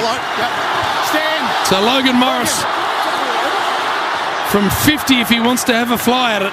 He does. Outside the field of play goes to Charlie. And that is paid. So he is in the right forward pocket city end. And Cameron can go back and kick a much needed goal here for Brisbane. He will be left foot around. He hasn't been in the best touch either here. So, you know, your ruckman on the line, also somebody in that forward pocket just goes your bellies. Stop a run of 6 in a row, and he has missed it across the face. 4-6 to 7-1, Triple M Beacon Trade scoreboard. I know when you're in that type of form, do you just go back and hit the drop punt? You're on a 45-degree angle, you're 30 metres out, you know you're going to put it at least 10 rows behind the fence. That didn't make the distance. Yeah, no, it's a good shout. Yeah, you've got to find something, just the old 2-iron off the tee, get it in play. Fairway finder. Unanswered goals for Collingwood in quarter number 2. Everything working for them, including that. Cameron marks the kick out from fullback. They can go again if they want, or they can wind this clock down, the Magpies. They lead by 13 points. Triple M Beacon Trade scoreboard. Myercheck a target on the wing. Chris came crashing through. Brisbane send Marshall. Got Marshall high. 25 seconds left for Sam Marshall. Goes to McCluggage on the wing. He can go back to Marshall. Good idea. Marshall can drop it to Big Darcy Ford. The hands weren't up to it. Dacos bounces it into the path of Wilmot. Should have given it to Zorko, but he didn't have possession to do it. Zorko goes back, finds the footy. Handball to McCluggage. Now Wilmot, but they've run out of time. And this has been an emphatic quarter for the Collingwood Footy Club. And if that clapping I can hear from behind is our producer, I'm going to march him out of here. Do it! That's not acceptable behaviour when you're employed and working. Big onion head. 7-1-43 to 4-6-30. How does a private school boy out of Adelaide follow Collingwood anyway? It explains why his head's so big. 13 points, half-time. Triple M Beacon Trade scoreboard. Jackie Heffron, when we come back with Days, with Iz, with Ash, and with Robbo. Brilliant there from Collingwood. As for McDonald's and Ream Hot Water, Triple M rocks finals football. that quarter for Beacon Trade. Beacon Trade's backing your next install. Fans, lighting, electrical, sorted. Join now at beacontrade.com.au. For Ream Hot Water, Triple M rocks finals footy. hot water needs replacing? Go for one that's steady, hot and strong. Ask your plumber to install a Ream. Just a reminder that this grand final eve, Triple M's taking over the Corner Hotel in Richmond. From sunup to sundown, all your favourites will be there. Mick in the Morning with Rue, Titus and Rosie. The Rush Hour with JB and Billy. The Living End, Kingswood and British India. If you want to come along, time's running out to get your tickets. triplem.com.au or keep it right here on Triple M. How good? Triple M Fest. You can back Dan Murphy's for low prices this footy season. Order online and pick up in-store within 30 minutes or get the beers delivered to your door in under 2 hours. Ready for the big game. Go Harvey Norman September sellout. Get the latest Windows 11 computer and get 10% of your purchase price in Harvey Norman gift cards. That's right, spend $500 or more on a Windows 11 computer and get 10% in gift cards. All the big brands, Acer, Asus, HP, Lenovo and more. Hurry until Sunday only, in-store and online. Harvey Norman September sellout. Best brands, best range, best prices and 10% in bonus gift cards. Conditions and exclusions apply. It's here! The Supreme and Leader Caravans nationwide Super Spring stock sale is on now. Save thousands on brand new Supreme and Leader Caravans. These Aussie-made legends have delivered style, comfort and unmatched quality for over 39 years. Make an offer. No reasonable offer refused. Hurry, these are never to be seen again prices and they won't last long. Sale ends NRL Grand Final weekend or while stocks last. Visit your nearest Supreme or Leader dealership today or jump online now at supremecaravans.com.au or leadercaravans.com.au. For a delicious family dinner that takes the pressure off and leaves the plates clean, pick up Latina Fresh 4-serve pasta and sauce from the chilled aisle. Quick, tasty and no fuss. Latina, we got the weeknight. Righto, lads, I'll be back in a bit. Just got to do my tax. But it's your round, mate. Don't worry, I'll only be a sec. With H&R Block, you can do your tax return online with an expert, anywhere, anytime, with a maximum refund guarantee. Here you are, lads. I bought this with the $653 extra that H&R Block got me.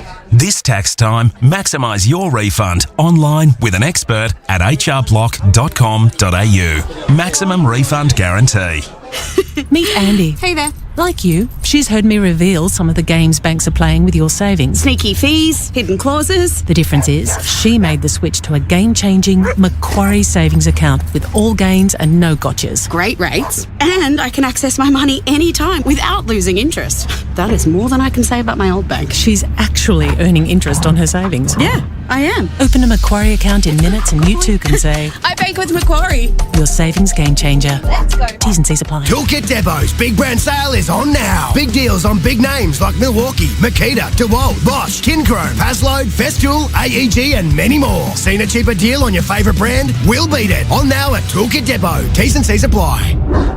In footy, it's all about strength, support and holding the line, just like your retaining wall. RW Steel are Melbourne's leaders in retaining wall steel and sleeper supplies. From 100 UC to 250 UC galvanised steel posts, timber or concrete sleepers, we have the full custom fabrication facilities. Drop in and see us at 24 Michelin Court Bayswater. Come in and get a quote or ask us about the best way to do your next job. rwsteelvictoria.com.au. Built tough, built local, built to last. RW Steel. Shut up! The footy's on Triple M! Triple M rocks finals footy. This halftime break for Specsavers Audiology. Rediscover the joy of everyday sounds with a Specsavers hearing expert today.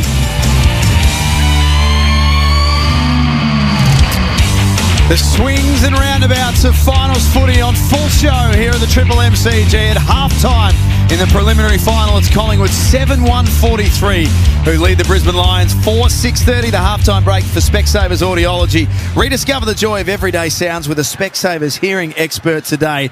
Brisbane led by 20 points at quarter time, Isaac Smith. Collingwood slam on 6-0 in the second quarter. And now they lead by 13 points at the main break. Yeah, eerily similar to last night.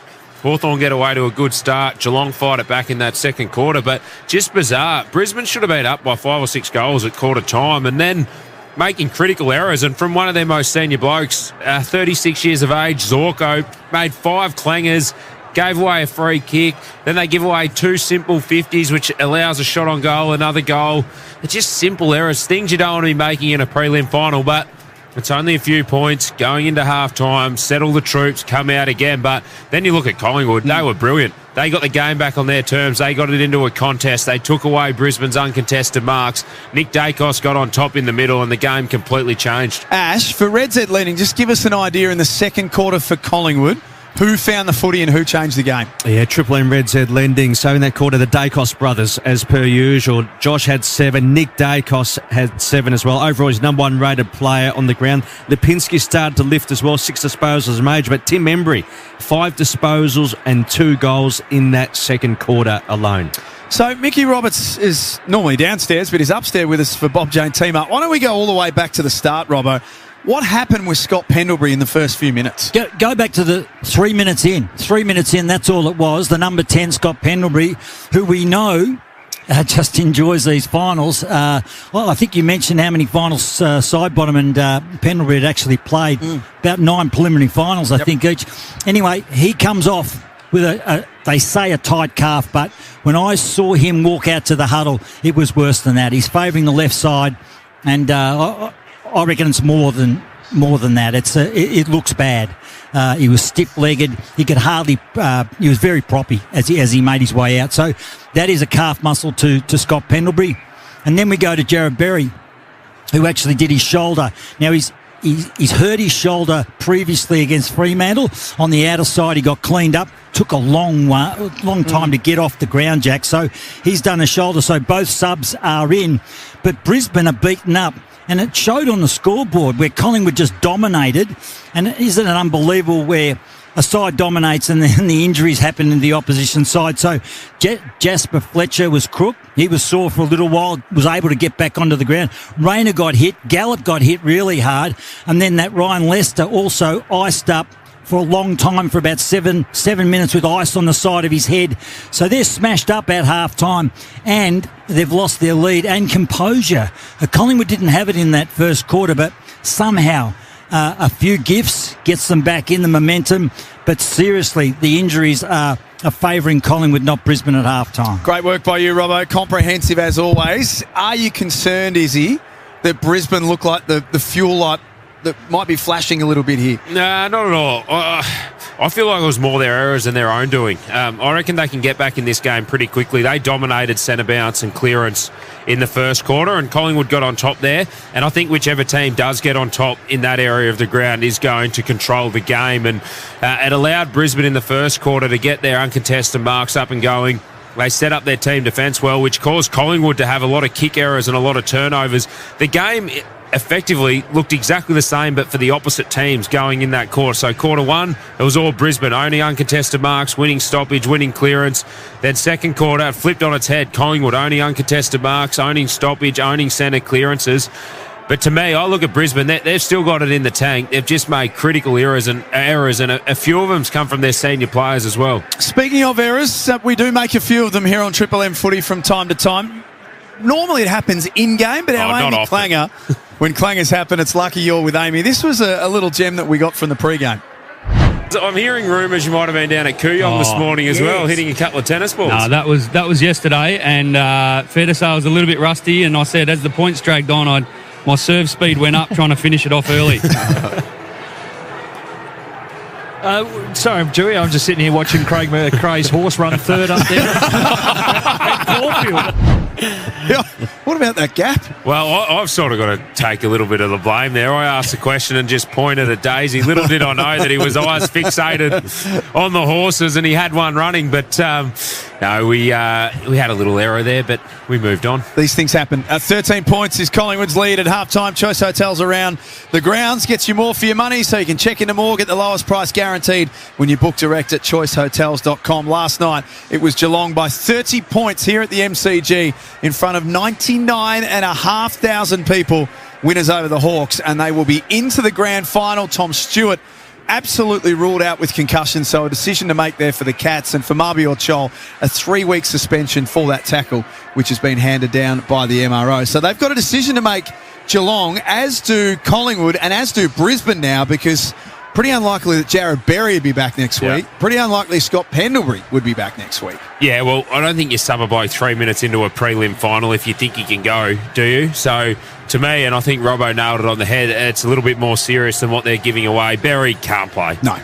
We saw Oscar McInerney last year in the prelim final, popped his shoulder, just couldn't get up for it. But that's twice now in the space of maybe 5 or 6 weeks that Berry's popped that out, which is devastating for him if they get up. But that's the price you pay in finals. You throw everything at it. Sometimes you take a risk or two. You got to take them.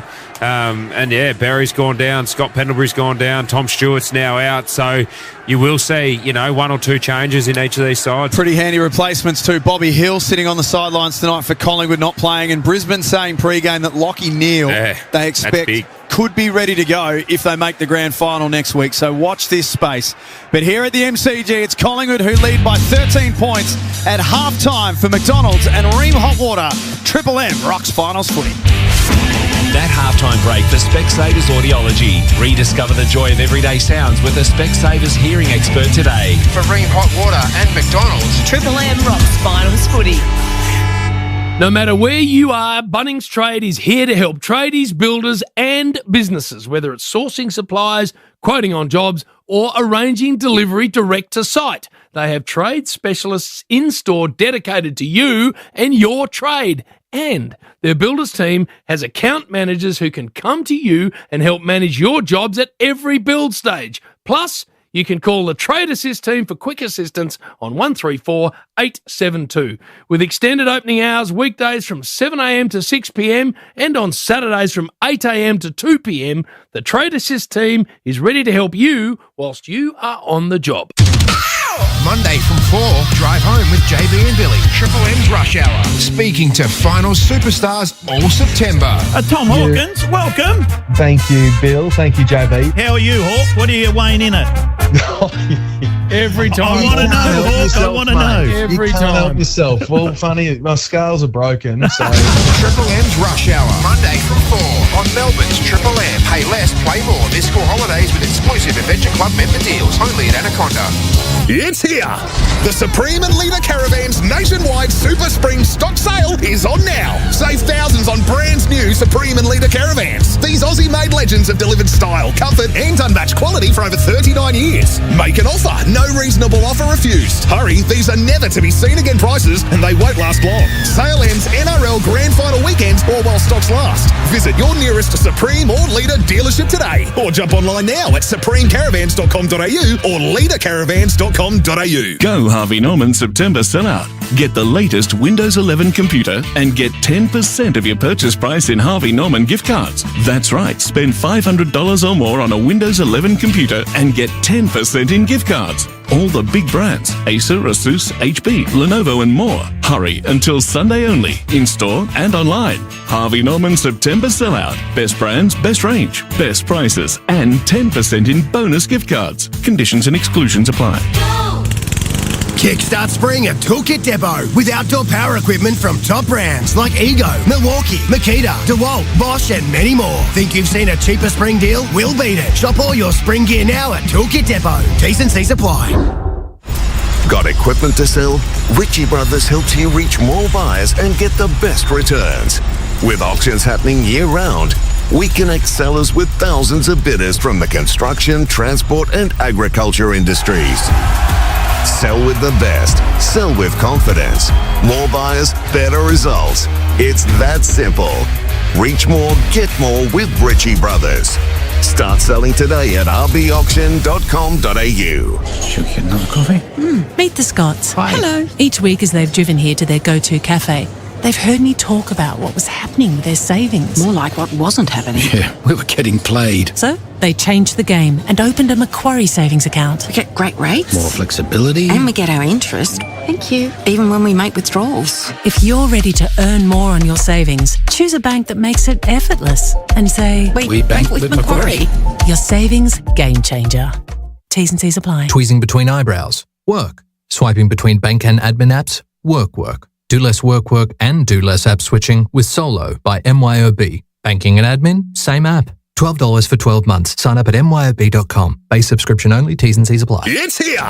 The Supreme and Leader Caravans nationwide Super Spring stock sale is on now. Save thousands on brand new Supreme and Leader Caravans. These Aussie-made legends have delivered style, comfort and unmatched quality for over 39 years. Make an offer. No reasonable offer refused. Hurry, these are never to be seen again prices and they won't last long. Sale ends NRL Grand Final weekend or while stocks last. Visit your nearest Supreme or Leader dealership today or jump online now at supremecaravans.com.au or leadercaravans.com.au. Shut up! The footy's on Triple M!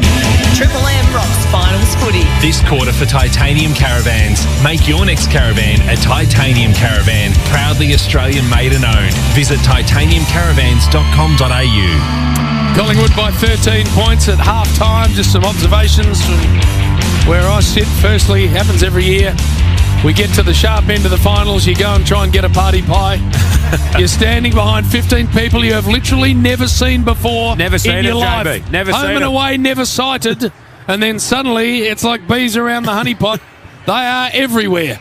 Second thing I've noticed is when you look at Triple M football, of course the number one, have been for 20 years, you get $4,000 or $5,000 high def 4K cameras shooting the action as well as all the tech that you get with us. I look to a box just to the right and they've got an iPhone 4 on a cradle. One iPhone 4. I don't understand that. And the third thing I'm going to ask you about is, because you spoke about it during the quarter and I could not agree with you anymore, don't ask the fans. Don't survey the fans. Don't consider the fans in this ever and move the grand final to twilight. Have a look at this now. Oh, mate, there's nothing better. And I was always we'd get asked this question all the time, and every time I'd say, why do you not have a twilight grand final? It is the number one time slot to play football. Unbelievable. And you're, of course, a four-time premiership player, so you can absolutely have a piece of this conversation. Secondly, ask the broadcasters. Yep. This is exactly the time they want the grand final. And I just don't even know why we debate it. Like, we shouldn't. Watch the debate. People are going to turn up, they're going to rock up, they're going to turn their TVs on. Doesn't matter what time it's played. You're going to get half an audience again on top of what you'll get at 2:30. 100%. Don't ask anybody. Just move it to this time slot and leave it there. And I tell you, the Snoop Dogg playing at twilight is a lot better than the Snoop Dogg playing at midday. Imagine the dog. We would have just seen him for half an hour right now. Yep. Perfect, mate. So next year, get the bye moved to before the granny and move the grand final to this time slot, and you are winning. Speaking of winning, have you seen the Charlie Sheen documentary on Netflix? I have not. Oh, no. my God. Got to watch it. You need to watch. Have you seen it, Jackie? I haven't, no. Oh, man. Is it good? It is magnificent. He is the most random unit Can you give us a tease? Give us a tease. No, everything's on the table. Everything? Everything. That's how he's lived most of his life. Everything was on the table. He basically says, you can ask me whatever you want and I'll answer, and he does. His parents, of course, the great Martin Sheen, 6 months of his life when he was about 8, were nudists. Sorry? Nudists. I would have moved out. So he said, I used to walk into the kitchen and Mum and Dad, has she seen it? I've just watched the first episode, Jamie. Walk into the kitchen, they had Mum and Dad no clothes on. That's all, I reckon Two Man to do a bit of that. Oh, no chance. With the star, I reckon. Ash and Mrs. Chu just stroll around. Yep. Maybe after Kangas win. You've got to watch it. It is just the best. Robbo, down to you. Yeah, Berry was the unfortunate one, JB. You just tossed me with the nudists. Anyway. Martin Sheen. Yeah, Martin Sheen. Wow. Just what? We were just talking to the emergency services guys. Yep. And the dislocation of the shoulder with Berry, he was in a bad way. As you said, he'd done it against Fremantle, and they had to pop it back in, but in a lot of pain. It was a sorry sight when he walked off the ground. So, big half of footy, obviously. This is a spot in the granny up for grabs. Collingwood arresting huge Brisbane momentum after quarter time and kicking 6 unanswered goals. So the Lions, we need to see is something from their big stars, Cam Rayner being one of them. Yeah, we talked about it at half-time off air, JB. They need to insert themselves into the game, and I know Rayner plays a lot of his footy forward, but he has to get up and around the stoppage. We're seeing him in the goal square starting this quarter, but get him in the middle. He had 8 tackle busts this week. He needs to bust this game open. Right, Hev, 13-point lead, Collingwood half-time. It's their best quarter of the year, Collingwood as well. They've won 18 third quarters across the home and away season for McDonald's and Ream Hot Water. Triple M rocks finals footy. Huge crowd here at the MCG. That's Cameron came spitting in off the square. Jeez. Misses the handball. Has to go back and clean it up. Go to Zorko. Kicks a long driving ball. Jeremy Howe gets back into the hole. Fists it towards the boundary line. Quaynor tries to knock it on further. Didn't get it out of defensive 50. Archie reloads. Nice kick to the hot spot. Long for Collingwood. Roves. Tackled. Holds the footy in. Lions stoppage. 20 out from their own goal. Punt right in. Darcy's coming in front. Darcy coming straight back, boys. So the umpire's trying to get people away from where he wants to throw the ball in the air. Just throw it up. Be my suggestion. Down goes forward. Through comes Bailey. First of the term for the Brisbane Lions. Zach Bailey is a star. He's got a couple. 5, 6, 7, 1. Triple M Titanium Caravan scoreboard. Well, it felt like they got an eternity to set that up there with the umpire demanding some space, but I hate to see that one on the Harvey Norman. That looked like a really good set play. That whole space that was goal side that Bailey ends up working into. Dunkley gets out of there. He draws long out, and he goes flying through proper drive-by style. That is first rate. My goodness, is he putting together an afternoon? He is. He's having a very good game. And I'll tell you what, Days, I wouldn't have wanted to buy tickets down the city end of the ground. There's been one goal to 11 down the punt road end. No, well, it wasn't a set play. It was just the fact that he was unopposed and ran straight through. So Houston had to think about going to him, and then nobody else did. That's too easy. That's a big brain fart. 41 seconds into this second half of footy. It's their first goal since the 22-minute mark of the opening term, Brisbane, but an important one for them. Long next to the centre circle, lost his mouth guard and then handball to absolutely no one. Zorko first there. Dunkley then sweeps a wide one out to the sub-reveal, who showed a clean pair of heels. Ashcroft just inside 50 now for 2 in the first 2 minutes. Here come the Lions. Will Ashcroft bombs away, and it's back to a 1-point game in the blink of an eye. Triple M Titanium Caravan scoreboard. Well, I'll tell you what, Days, as soon as Ashcroft got that ball about 55 metres out and broke the paint, he was on the boundary. He had 3 blokes that were balls out, and he said, stuff you all. I'm putting it through. That's an unbelievable finish by such a young kid. He has been phenomenal. The day he stepped in, he has been an elite player in this competition, and his best moments have come in finals. Just pulled the championship belt on 2 days. There it is. There's the Sally. There's not too many who have put together an early final series in career like he has. Look at this. You're right. There's a couple leading at him. Jeez, it did a bit too. His dad still hasn't sat down from last week. The tongue out, the finger out, and then here's the championship belt. There's the old boy. He has actually sat down. Oh, yes. Yeah. I couldn't see him from your shoulder then, JB. All I could see was a bloke on the screen who had Lions space paint. Oh, yeah. It's a fair contrast from last week. It is. It is. So we're back to a point. And let's have a blood rule here for Darcy Ford, I reckon. So he is off the ground. The big O goes into the middle. And we're ready to start. 2 quick ones to start this third term for Brisbane. McInerney, Cameron, through came McCluggage with real class. Handball to Dunkley. Floating ball forward. Quaynor. Beautiful set of hands. And goes quickly too. It's been their method since quarter time, Collingwood.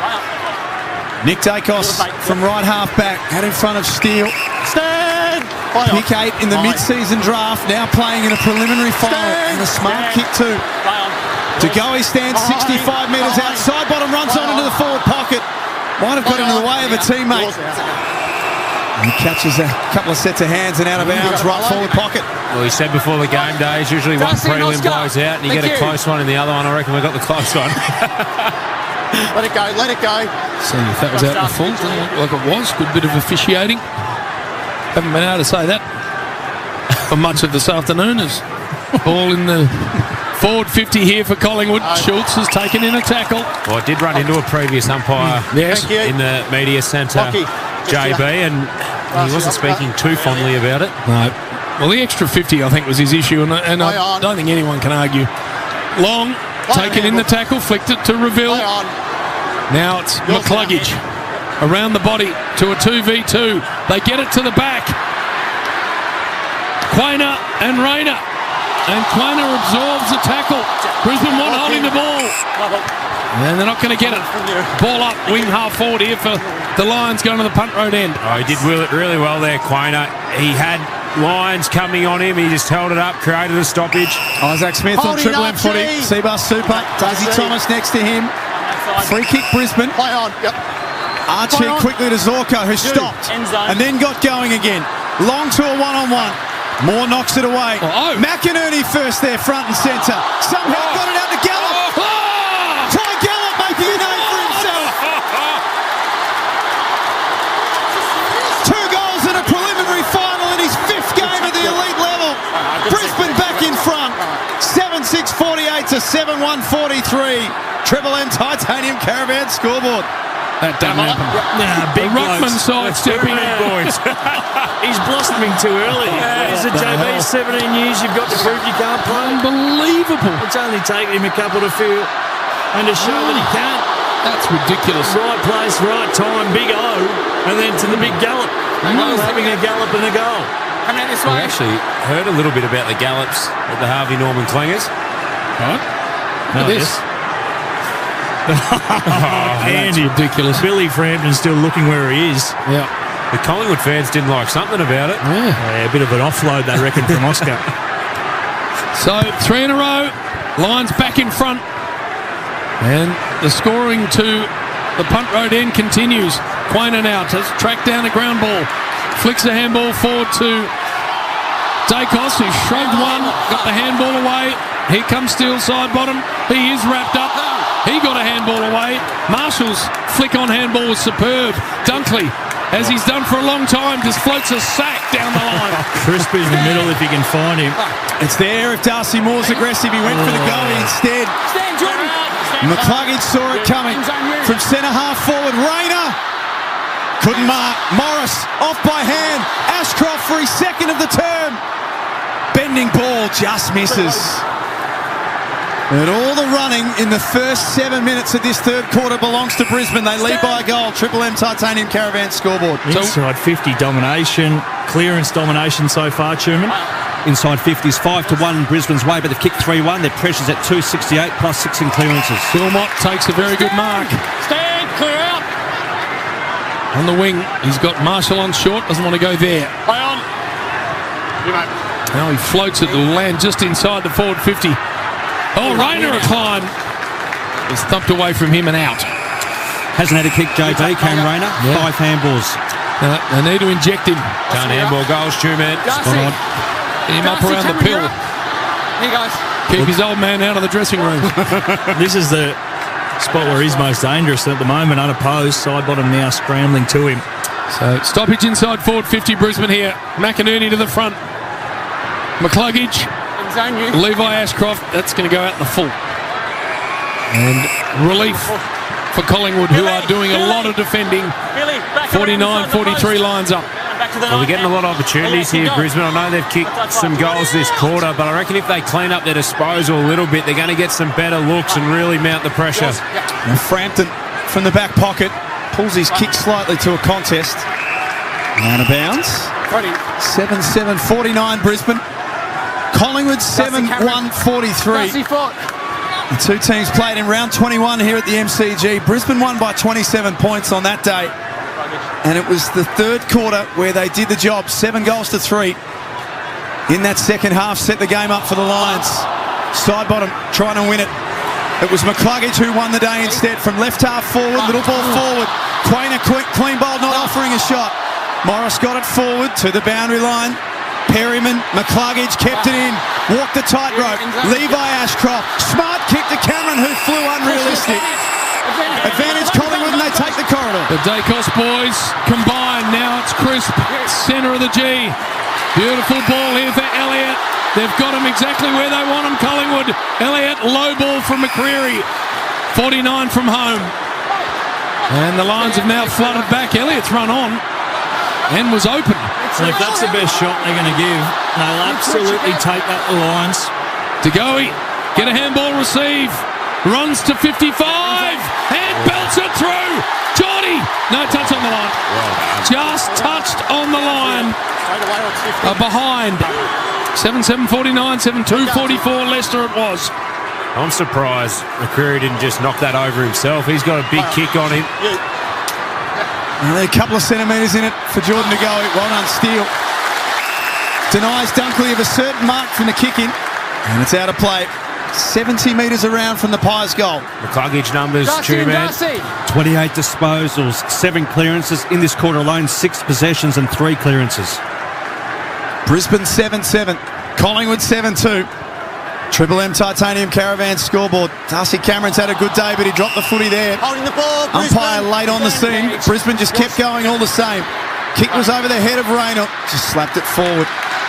Gains some metres for Brisbane. And out of bounds once more. 14 and a half minutes left in this third quarter. It's Brisbane with 3 unanswered goals for the term. 13 goals to 1 to the left of your radio dial. That's ridiculous. You ask for your money back down the other end? You must. Well, they're all the Collingwood cheer squad down there. That was a very shallow throw-in. It's like half-court basketball. Crime doesn't pay. Yes. No, they're being starved of any action. Ball in. 70 from the Lions goal. Fort back on. Has had the head bandaged. Dunkley taken in a tackle ground level. No clear possession, so another ball up. He'd love that 40, JB. Just having a bit of claret come out, strap it up. Well, he's not really got a bonce to protect. Gives it now to Zorko. High ball forward. Who can get on the end of this? It was Logan Morris. Here comes Rayner. The snap from Cam Rayner from an impossible angle. 4 in a row, Brisbane. 7-2-44. Lions 8-7-55. Triple M Titanium Caravan scoreboard. As we said, Days, you can't handball goals. You can't. You two have been big on that all evening. And Rayner, I'm sensing that. 5 handballs, stuff it, I'll slap this one on the boot. And that is a class finish. Had the option to go underground. Went over high, but as soon as he hit it, he was gone. There you go. So now back over to the Pies. This third term, a little bit like Q1. That domination from the Lions. This is all about territory now. Inside 50s, they're absolutely carving up. And, well, the more they continue to grow with confidence and get blokes like Rayner involved, the harder this is going to be to stop. Robbo for Bob Jane T-Marts. Doctor with the kit going down with Josh Dunkley into the rooms. Looked like an ankle or something, lower leg, but they're in there with the kit. He's off the ground, Dunkley. For McDonald's and Ream Hot Water, Triple M Rocks Finals footy. What a run this is from Brisbane. Staying here, Curtis. 4 in a row after Collingwood kicked 6 in a row in the second quarter. And we just got to look at Josh Dunkley.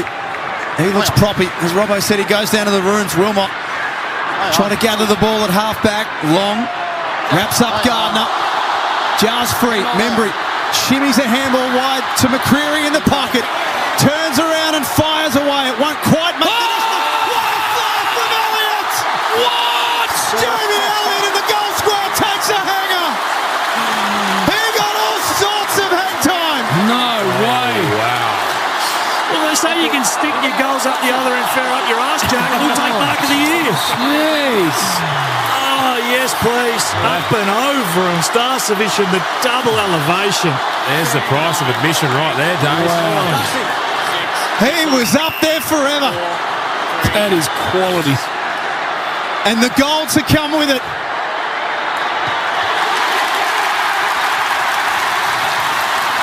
Might be the spark for the Pies. Jeez. Back to 5 points the difference. What a preliminary final this is. Triple M Titanium Caravan scoreboard. Well, I'll run you through this one, because you had a great skill set, but this certainly wasn't in your pit. The key is you can see no body work. So he runs a little arc with the big steps like you see when they go into the high jump in the Olympics, almost a prancing pony. As soon as that ball went up, he was doing nothing but trying to elevate. And he got the timing right. He got the bloke underneath who you need, obviously, to jump on top of. But he just sat there. 3 big steps, have a look at it. So it's a one-on-one in the goal square. The ball goes up. Starcevic doesn't know what to do. Goes forward, side up, bang. There's the pop in the old legs. And that is an absolute classic. Not for the first time has he taken an absolute ripper at the MCG, and now Collingwood through Cox. Kick it to the wing. Reville, with lots of room, has got it. He goes on the left to half forward. Morris comes at this ball. Interrupted from behind by Moore. McCluggage with some disco dancing. Then he goes into the pocket for Archie. Didn't want to elevate both hands. As we get another look on the Harvey Norman replay screen at that mark. That is a classic. That's going to be played for the next 30 years. That is ridiculous. Yeah, it's a nice poster. Collingwood 50, Brisbane 55. Thrown into the punt right end. Free kick. Advantage. McCluggage took it and goal. Collingwood are saying that this is touched. Well, this is massive. I think there's no advantage, is there? Well, they've called it. They've taken advantage. It's whether it's touched or not. So everyone stopped except Hugh McCluggage, who wrapped around and kicked his first. Now we await the review. Well, I reckon Hugh McCluggage is telling the story. He hasn't walked back to the centre yet. Reed. Go straight, guys. Let's check this out. Harvey Norman replay, boys. There's a big right paw put down on it. Is it Rowan Steele? How? Or Steele, yeah. Get a paw on it. And it looks like there's a fair amount of paw on it. So the umpire's already waved across the advantage. So if it is to be, that's not the angle we need. We need to see the other hand, not Howes. It's not hitting that one. No, it's not hitting that one.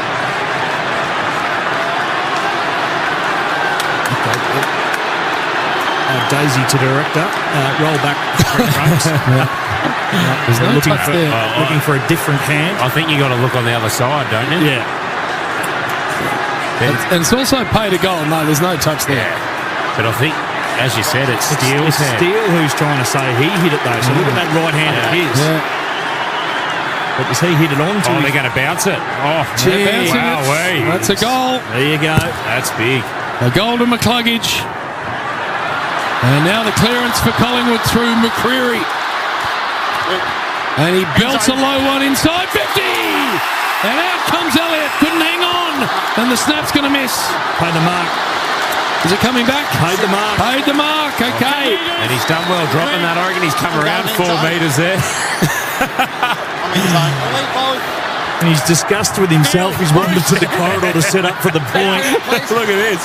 He took it on the line and he's 3 metres in from it. All right, so Jamie Elliott can kick his third of the night and second in this term. Oh, he's a special player, isn't he? Yeah. He has been for a long, long time. And if he hadn't had that back issue, he would have played a lot more of this scintillating football. Elliott, set shot. It's there. He's got 3. And we have got a cracker at the MCG. 9-2. They are not missing.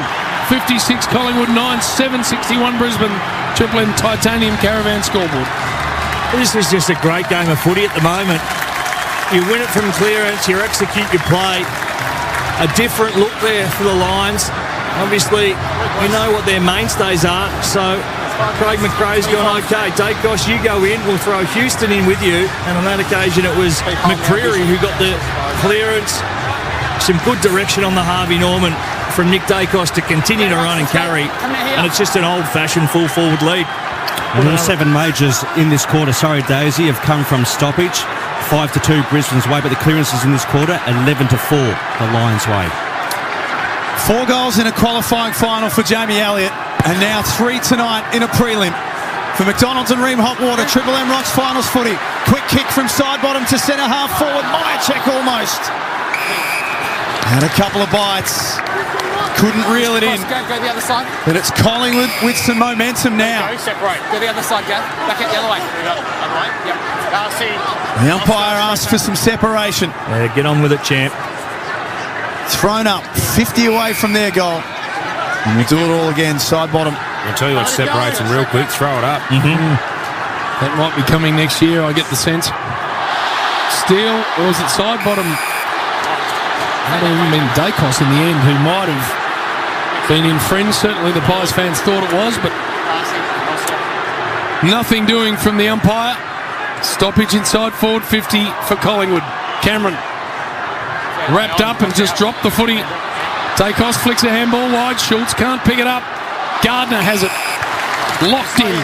And a ball up. Still inside forward 50 Collingwood. When there's these central stoppages, good opportunity to get something outside the bubble. Lots of space either side. Daisy Thomas on Triple M footy for Seabus Super. Quick kick side bottom. Pitch is just short. There might have been an arm over the shoulder of Mychek. Robbo, Bob Jane teamer. Yeah, Dunkley out of the room's done a fitness test. It was an ankle. Had a word to the coach. He's sitting on the front now, ready to go. So that's good. Wilmot wants to go back into the numbers. Does so to Fletcher. He winds it across the ground to Lester. And Leicester's measured ball is okay to Harris Andrews. His afternoon, evening, Ash. 7 disposals. He's taken 6 marks. Any intercepting variety? In terms of intercept marks for Red Z, he's taken just the 2 to win. They will take that, yeah. This is an intercept mark now. Perryman. Shane Warne stands side, half back. He goes to half forward in the air, and now comes the intercept marking specialist. There's another one. And he takes that nicely, but he's got to go. He goes with a handball to Bailey, who gets out of a tackle. Has got Marshall sideways, got beautiful field vision, Bailey. The kick was just a little heavy.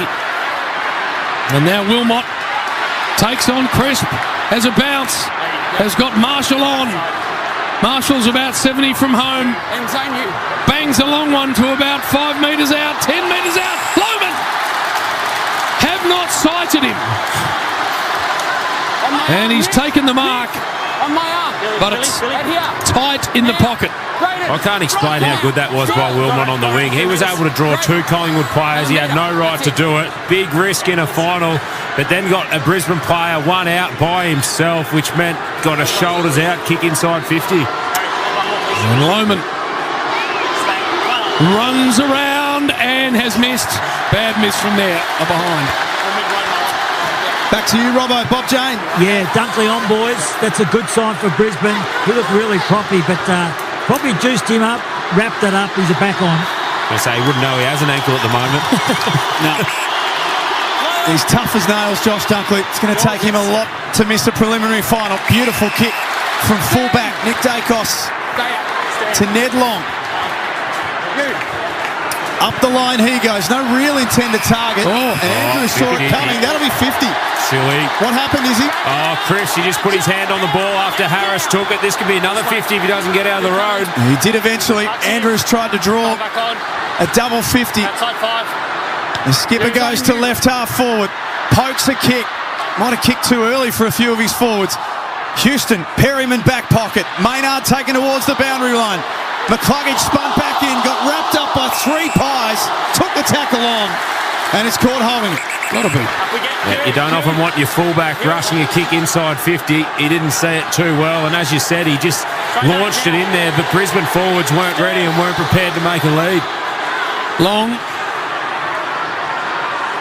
57-62, Brisbane by 5 points as here comes Andrews again. So he's got that intercept marking game going now. Well, he's taken 3 in the space of a minute and a half. There's sometimes you regret asking a question. That was one of them. Wilmot sits it up for Rayner. Oh, Cam Rayner. And the Bros just dumps him on his ass. So Cam Rayner. That wouldn't be a bad little argy-bargy, I reckon, Maynard versus Rayner. Now, 2 weeks ago here was the ultimate pantomime villain. And now, the same spot really as Loman. Yeah, he's a very good exponent of this JB. We'd expect he'd do a better job of this than we saw from Kyle Loman. It's coming back, but again, not enough. So 2 misses from the exact same spot. And it's a 6-point lead to Brisbane. Yeah. Very rarely do you see 2 blokes miss them to the same side. So whether or not there has been a bit of wind around and just sort of circling and holding it out to that post. And 2 guys that Brisbane would back in to kick those, Rayner and Loman. Might get another look at things here. Marshall, members wing, handballs to Loman. It was a hot one. Josh Dacos threw him into the MCG turf and watches his brother explode from half-back. Drills the ball to Membry at half-forward. Can't mark. They've got a player inside 50, Collingwood, if they can get there. But Darcy Wilmot took on a tackle. Shrugs off Nick Dacos like he was nothing and bursts away. Long and direct. Lohman camped underneath it. Can't mark. Darcy Wilmot taking the game on and willing his team forward. The Pepsi Max guzzler. Darcy Wilmot. They reckon 3 or 4 a day minimum. Well, I wonder what he's mixing it with in a week's time. Yeah, I don't know. Can't answer that bit. Ball inside forward 50 here for the Lions, and it's McInerney to the front, off the ground. Oh my God! Will Ashcroft soccers it out of midair and slots it from 35. Nuts! Just plain nuts. 10-9-69 Brisbane, 9-3-57 Collingwood. Oh, this kid's something else. As we said, Jack Eller in the core. We're up in Brisbane witnessing it last week. Kicked 2 goals and they were pretty special. The 2 goals were seen at A-Days. One from 45 on the boundary, the other one out of mid-air. That's from outside the area too. So he just sort of sits it up, 25, 30 metres out, and just flushes it. And if you follow the kid on the socials and you see what he does, all he does is bugger around with footies, and this is the reason why. He's just hit it as good as you could ever imagine. And it was good enough to sort of have a bit of float on it too. So if there was the keeper there, he was done all ends up as well. That's not us. That's engineered. Yeah, he knew exactly what he was doing. That is why there's not enough kids playing with footies anymore at the top level. Lions by 12 points as we head towards three-quarter time. 6.5 minutes left for McDonald's and Ream Hotwater. Triple M rocking finals footy. Neither team can clear it away from the middle. We talked at half-time, Jack, about stoppage dominance. Brisbane had it in the first quarter, Collingwood in the second. Brisbane 36 there, 39 points in this third quarter come from stoppage. Lone Steele slaps it forward. Little kick out of the air. Lipinski was almost decapitated by an Ashcroft. That got him. There was nothing in that. That was the umpire that called that 100 metres off the ball. So that's one of those free kicks is that they pay for how it looks as opposed to what actually happened. Yeah. Lipinski looked for the go in half forward. It falls short. Reville the subs. Got it for the Lions. Oh, Brucey Reville. Half back. He's been good since coming on. Yeah, I didn't know he came on. Sort of Robbo was trying to get his name out. I wasn't sure who it was. Yes, Robbo. Lohman into the rooms now with the doctor and the kid as well, so could be another lower leg for him. Okay, we've got Quainer with the footy. And he kicks it straight to Zorko. Oh, Zorks. And Zorks just collapses in the face of Tagoe. And now sideways he gets to Harris Andrews. And Harris very laconically dumps it to Wilmot. This kid's a star, JB. It's the Pepsi. It is, and he goes to centre half forward, finds Ashcroft. Now Bailey. Great smother, Darcy Moore. Goal saver. Collingwood's turn to try and hurt them at the other end. Lipinski, smart, wise kick on the lead for Membry. 75 metres out. Next link in the chain is Elliott. And then Schultz, unopposed. Oh, yeah. Turns around and goes Elliott. Kicks to the hot spot. Cox lets it bounce. Interesting decision. What did he do? Was Lockie Schultz in camouflage? I don't know. Well, he's not high and the grass has grown. Yeah. But also, if that's the option on Mason Cox, hardly normal replay. Well done, Darcy Moore, the smother. That wasn't a smother, that was an interception. Yeah. Ball in very deep. Is that an intercept mark, Nelly? What did Big Mason do up this end? I don't know. City end. He's involved now. Mason in the ruck. Bailey with a handheld. Starcevic picks it up at ground level, but he ain't going anywhere. Ball in. Darcy Wilmot. 22 disposals, too. Yeah, spot on. Throwing 9 intercepts and 330 metres gained. Incredible. Ball in the air, fought to the ground. Zorko ran into his own man. And now I reckon he's in trouble. No, the ball comes out. And it's dumping into the path of Morris. He'll get a free. That's important. He's got options sideways if he wants to use them. He doesn't. He goes further to Brucey. And Reville's got it. Quick release for Archie. Archie looking for Rayner. It's too hot. And marked by Howe. Really starting to open up here. This last 4 minutes is going to be up and back. Whoever can execute through that last kick, 70 metres out going inside forward 50, that's the most important one. Once everybody's trying to rush back, think your way through it, calm head in a crisis we need. Does that suit one team more than the other days, this style? Probably Brisbane. They're very good on the counter, but Collingwood, likewise, they're going to get looks themselves. Side bottom from the centre circle. Schultz had Wilmot slip over. Marks 60 metres away from goal. He's got Membry on the lead in the pocket. And he puts it out in front of him. Membry to kick his third. Tucked away about 5 or 6 steps in from the boundary. 25 around from goal. And that's the kick. So Schultz gets it. He wasn't set. His feet weren't set. Elliott's leading through the corridor. Easy to get caught up and try and pull the trigger there. But then you expose yourself the other way. Took his time. Thought his way through it. Right decision. 10 times this year, Tim Membry has kicked 2 or more in a game. This for his third. In the shadows of three-quarter time. Tried to steer it a little too much and it's across the face. Collingwood 58. Brisbane 69. Triple M Titanium Caravan scoreboard. Well, if you're Geelong days, you'd be sitting back enjoying this. There's a few sore bodies out there. They just highlighted Nick Dacos on the Harvey Norman. He was wincing. Houston was limping. Zorko short to Gardner. Deep in his own defensive area. Had Reville on. Didn't want to use him. Further afield with a high one. Rayner in front. Gets past him. Archie to Morris. Oh, big O. And the big O's lumbering forward. He's just got to make a contest of this O. He looked like one of those things out the front of a car yard that had got on the loose. With the air being blown up. His arms and shit going everywhere. Good mark taken by Schultz. He goes quickly to the skunk Membry. And it's broken out of his hands, but it's front-on contact. Smart free kick. Lipinski, fat side wingers. Oh, geez, they're doing well. So Reville sliding so hard. Lipinski's been out a couple of times that side. The lead came from Cameron, but the kick was too heavy, and it's easily thumped over. I'd say both sides days, going inside 50, have missed a lot of opportunities today. Triple M Titanium Caravan scoreboard. Make your next caravan a Titanium Caravan. Big go. Come on. Look at the guy from Telstra ad. Proudly Australian made it own. Visit titaniumcaravans.com.au. Arms and legs going everywhere. Sorry, Jack, that was a good read. Elliott. Houston engineers one into the pocket. It's an easy mark for Brisbane. They go all the way across the face of their own goal. Calamachi holds the footy in his hand with 2 minutes before three-quarter time. It's the Lions who lead by 11 points. Geez, one either way here is absolutely monstrous. Great mark taken by Andrews. And Perryman just flat-chested himself into Andrews. Andrews didn't move. No.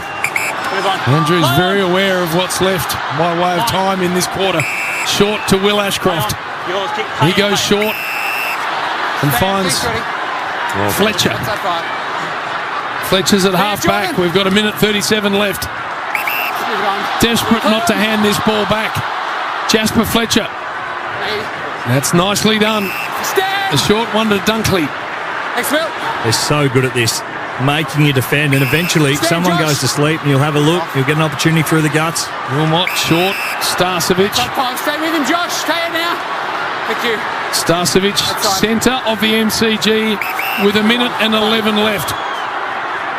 He runs a fair way and then pounds it long inside 50. Cam Rayner! Oh, that is so professionally done by the Brisbane Lions. Chew up all that time, another 30 seconds here, and get a shot on goal inside the last minute. And it's so well done because they still find a one-on-one or almost a 1v-none. So they spread the ground so big. So stand off us if you're brave enough. If not, if you pull us apart and you come with us and there's lots of holes, we'll just work our way through it. Really smart football there. Went forward. Knocked time off the clock now. Look at it. For their 7th of the term, Cam Rayner. Just a star. The man's a star. That's what he is. 2 now for Rayner in this term. 7 for Brisbane in this term. And they have a 75-58 lead with 18 seconds left. Well, it has been a tale of the quarters. So quarter 1, Brisbane dominated. Quarter 2, Collingwood all over them. Quarter 3, Brisbane take the front running again. But as you said, Daisy, finals are about moments, but they're also about understanding the game and understanding what to do at any given point in time. And Brisbane, they just work the ball so well there. what blows me away is how Collingwood didn't realise Cam Rayner was 1v none. It was a slow play. You need to be able to man up there, get your numbers back. There's a minute to go in the quarter, and Collingwood usually is so good at understanding the moment. That is a massive, massive goal for Brisbane. 17 points is their advantage. One last look at things for Collingwood. It was hacked out of the air by Nick Dacos. The Shilts up at half forward. That's got to be holding it. Umpire let it go. 5 seconds. Josh Dacos. They need to mark the pies. Membry let it go for Lipinski. Elliott goes back to Membry and time beats them. 17 points to the good. The Brisbane Lions with a quarter to play. 11-9-75 to Collingwood. 9-4-58 in the preliminary final here at the MCG. For McDonald's and Ream Hotwater, Triple M rocks finals footy. That quarter for Titanium Caravans. Make your next caravan a Titanium Caravan. Proudly Australian made and owned. Visit titaniumcaravans.com.au. For McDonald's, Triple M rocks finals footy. Monopoly at Macca's is back. Play only in the app. Ends October 14. For full terms, visit mcdonalds.com.au. Melbourne. Start your day with Mick in the morning. How good are tacos? Soft shell, hard shell? I'm a hard shell. Corn or flour? Corn. Yeah, right. Call me old school. Look at you. That's why I like Guzman and don't care for Gomez. You think Guzman's doing heavy lifting? Gomez is a bit progressive. I don't like his stuff. Progressive. I don't trust it. Start your day with Mick in the morning with Roo, Titus and Rosie. Weekdays from 6 on Melbourne's Triple M. The Chemist Warehouse Footy Finals half-price vitamins and cosmetics sale is on now. It's here. The Supreme and Leader Caravans nationwide Super Spring stock sale is on now. Save thousands on brands new Supreme and Leader Caravans. These Aussie-made legends have delivered style, comfort and unmatched quality for over 39 years. Make an offer. No reasonable offer refused. Hurry, these are never to be seen again prices and they won't last long. Sale ends NRL Grand Final weekend or while stocks last. Visit your nearest Supreme or Leader dealership today or jump online now at supremecaravans.com.au or leadercaravans.com.au. Toolkit Depot's big brand sale is on now. Big deals on big names like Milwaukee, Makita, DeWalt, Bosch, Kincrome, Paslode, Festool, AEG and many more. Seen a cheaper deal on your favourite brand? We'll beat it. On now at Toolkit Depot. T's and C's apply. Go Harvey Norman September sellout. Get the latest Windows 11 computer and get 10% of your purchase price in Harvey Norman gift cards. That's right, spend $500 or more on a Windows 11 computer and get 10% in gift cards. All the big brands, Acer, Asus, HP, Lenovo and more. Hurry until Sunday only, in-store and online. Harvey Norman September sellout. Best brands, best range, best prices and 10% in bonus gift cards. Conditions and exclusions apply. Meet Andy. Hey there. Like you, she's heard me reveal some of the games banks are playing with your savings. Sneaky fees, hidden clauses. The difference is she made the switch to a game-changing Macquarie savings account with all gains and no gotchas. Great rates. And I can access my money anytime without losing interest. That is more than I can say about my old bank. She's actually earning interest on her savings. Yeah, I am. Open a Macquarie account in minutes and you too can say, I bank with Macquarie. Your savings game changer. Let's go. T's and C's apply. In footy, it's all about strength, support and holding the line, just like your retaining wall. RW Steel are Melbourne's leaders in retaining wall steel and sleeper supplies. From 100 UC to 250 UC galvanised steel posts, timber or concrete sleepers, we have the full custom fabrication facilities. Drop in and see us at 24 Michelin Court Bayswater. Come in and get a quote or ask us about the best way to do your next job. rwsteelvictoria.com.au. Built tough, built local, built to last. RW Steel. If you're planning to drink, plan a safe way home, because no matter how much food you've eaten or how much water you've had to drink, you never really know if you're under the 0.05 limit. Stop kidding yourself. If you drink, don't drive. A message from the TAC. Let go of the chaos. Breathe in. Breathe out.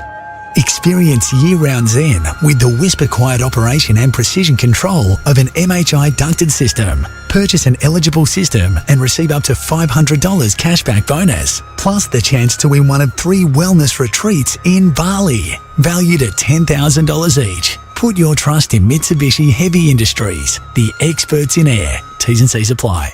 Shut up! The footy's on Triple M! Triple M rocks finals footy. This quarter for Bunnings Trade. No matter where you are, Bunnings Trade is here to help tradies, builders and businesses get the job done. Three-quarter time at the MCG. The Brisbane Lions with a decisive advantage.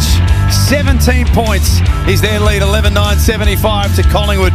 9-4-58 off the back of a 7-2 goal third quarter to try and set this thing up. The winner, of course, will play Geelong next week in the grand final, which you will hear on Triple M Footy. Mickey Roberts, Bob Jane T-Marks. It's been a bruising contest, Jack. That's for sure. We know the Pendlebury, that calf in the first 3 minutes of the game, he was subbed off, and so was Berry. He's out there supporting now in the huddle. He's got a cap on and he sort of looks comfortable, but he's okay. Dunkley had to go down in the rooms and get strapped, and so did Lohman. But those two will continue in this last quarter. Great work, Robbo. For Bob Jane T-Marts, Ash Chewer's got all the numbers for Red's Head Lending. Well, Brisbane overall plus 14 in clearances, but 36 out of their 45 points in that quarter had come from stoppage. Hugh McCluggage, 31 disposals, 9 clearances and a major.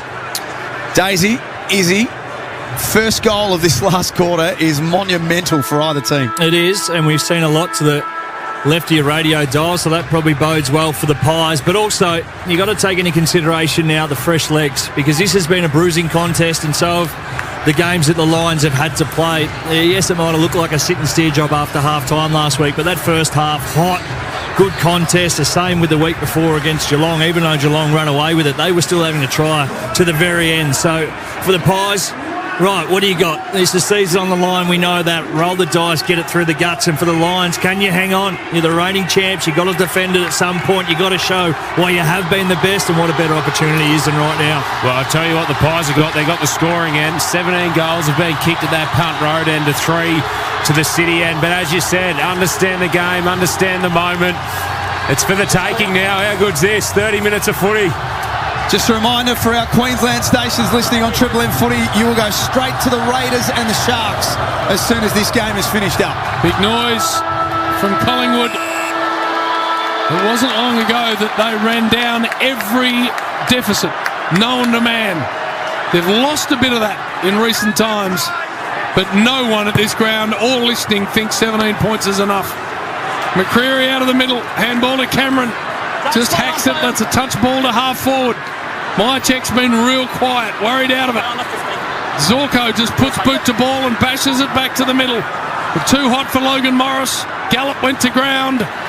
Cameron's wrapped up by Cameron. And the ball up. Charlie Cameron's had a quiet day. What is it, Ash? Yeah, Charlie Cameron, 13 disposals, just the one behind Mychek, 4 possessions and scoreless. He's had a quiet season, Charlie Cameron. He has, hasn't he? Cameron deep forward out of the goal square.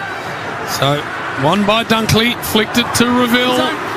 Goes in the Rayner direction. Maynard with him, and the kick always favoured Braden Maynard, who took the mark.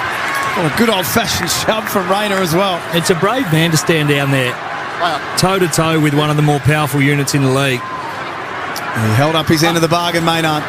To the outer side wing, Shane Warne-Stant. Chris just went and got it. Knocked it away, and then handballs off to Schultz. Dances down the wing. Elliott on the lead. Has got 3. It's been Collingwood's most dangerous forward, not only tonight, but all season long. Has to come back inside on the 45 to Josh Dacos. What are his numbers, Ash? Josh Dacos, Red's Head. 18 touches, just 3 in that third quarter. Pokes a pass back to Elliott. Stand, Brandon. Man on the mark. 49.5 metres out from goal. The Pies kick to the punt road end in this last quarter. They slowly and patiently build it up. Dacos slips over and misses the target. Will Ashcroft who takes the mark. It's nearly DeGoey time, isn't it? It's got that feel about it, a bit like the danger from last night. Long, Ashcroft and wide. Got past Rayner. He's fresh-headed. Yep, and Frampton absorbs a tackle. Acts as if he's trying to handball, but wasn't. That was the old ghosty from Cam Rayner, and hit your teammate in the head with the ball. Stoppage out of side. Here is Rayner. Picks it up. Belts a handball for McCluggage. And Chris had to hold him straight away. You ever do that drill at training where you all stand in a line? Yep. And that's just, brutal. Just had to get out the way. And imagine if you had the concussion protocols back then. Long handballs to Josh Dacos, and halfback is not sure where to go, so has to kick a left foot ball that's speculative. McCreary created some space for Elliott. Now handball to Tagoe. It was the right idea, but Tagoe had to go back there. Centre circle here at the MCG. 50-50 ball up for grabs. Side bottom put his head over it. Handball to a teammate straight away. In Josh Dacos, there is no time, no space available. Brisbane by 17 points. He called for the go time, Days. He's right in the middle of this stoppage. Yeah, they're just forcing it a little bit, the Pies. I know the urgency and time becomes a factor, but still just got to play what's in front of you right now. Bailey, he thought he was taken high. No one else did. And they get another ball up. 75-58. Brisbane by 17 points. Trying to make their third straight granny. Chris did brilliantly well. Kicked it to centre half forward. It's thumped away from Membry by Andrews. And we get a ball up at centre half forward. I like that that's been the matchup now. So Membry has gone to Andrews. So it'll be trying to obviously quell the influence in the air, but also provide such a great target ahead of the footy. Daisy Thomas on Triple M footy for Seabus Super. Nick Dacos fell over. Ball jumped free to McCreary. Back to Josh Dacos at centre half forward. Dodges 2 tackles. Kick was touched on the way through. Crisp got it on the left boot. Pokes it out in front of Elliott. Left forward pocket now. Tried to go underground and Gardner saw it coming. Out of play. 35 around from goal. Brisbane by 17 points on the Triple M Bunnings trade scoreboard. Well, this is where he gets to work as well. You said the goalie time, but he'll be on the fly through this stoppage, trying to cause some havoc. Fort and Cameron. Worried out of it was Fort. Little handball to Reveal. A nice side step. And then he kicks a sidewinder long. Moore. Rayner. Great work from Moore. Now Maynard's taken in a tackle. Just dumped the handball forward. Gallup. Ashcroft by hand gets to Morris. And Morris has just got to bash it long down the line. It gets past them all. Quainer has got 2 to beat ground level. Picked up off the ground. In fact, it should have been, and it wasn't by Lohman. And the soccer missed everything and goes out of play. Well, that's nervous moments for anyone, but Isaac Quainer. Brilliant. Yeah, good enough. He didn't have the head start that Lohman did, but he had the wheels and just the smarts to know. Turn corridor. Don't let it spill out. Keep it inside. And eventually force Lohman into error when he was the one under all the pressure. 5 minutes into the final quarter. Still no score as yet. Brisbane by 17 points. Clever knock on from McCreary. Defensive 50. Low from Crisp to Membry. Juggles that mark. Got time to mop it up at half back. To Goey handballs to Myercheck, who had his back to goal and was taken out of it by Leicester. Andrews happy to use the boundary line as his friend. Disguised it well. And he goes over for a throw in. 9-4 plays 11-9. Triple M Bunnings trade scoreboard. Mick Dacos going forward, so he's having a spell there. Currently on Zorko. So the magnets are being moved from Craig McRae, but also now that 5 minutes it's knocked off the clock from Brisbane. That's really important. Obviously less time for Collingwood to score. No score from anybody yet in this final term. Darcy. Thanks, sir. We're on Howell watch because he's been on the bench now for a long time. Through almost Bailey. Fort got it to Marshall. Flicked it into the path of Fletcher. Now Levi Ashcroft. Long one. Morris one-on-one. And he'll get a free here, I reckon. For a hold. Brisbane have been so good around stoppage today, man. Zach Bailey's out. They're at plus 12. Goes long inside 50. Rayner at the front. And he's paid a free. Cam Rayner. You're free. I've got to stand. Let it go. And this could be the decisive player in this contest. 10 metres, Charlie. Couldn't find it early on in this game. Someone end zone. Oh, this is big JB. Puts this through. This makes it really difficult. Yeah, I'm end zone. We'll mid one, But Brisbane, they have just dominated stoppage, dominated clearance in so many parts of this game. 10. So he is 17-10 set shots this season, Cam Rayner.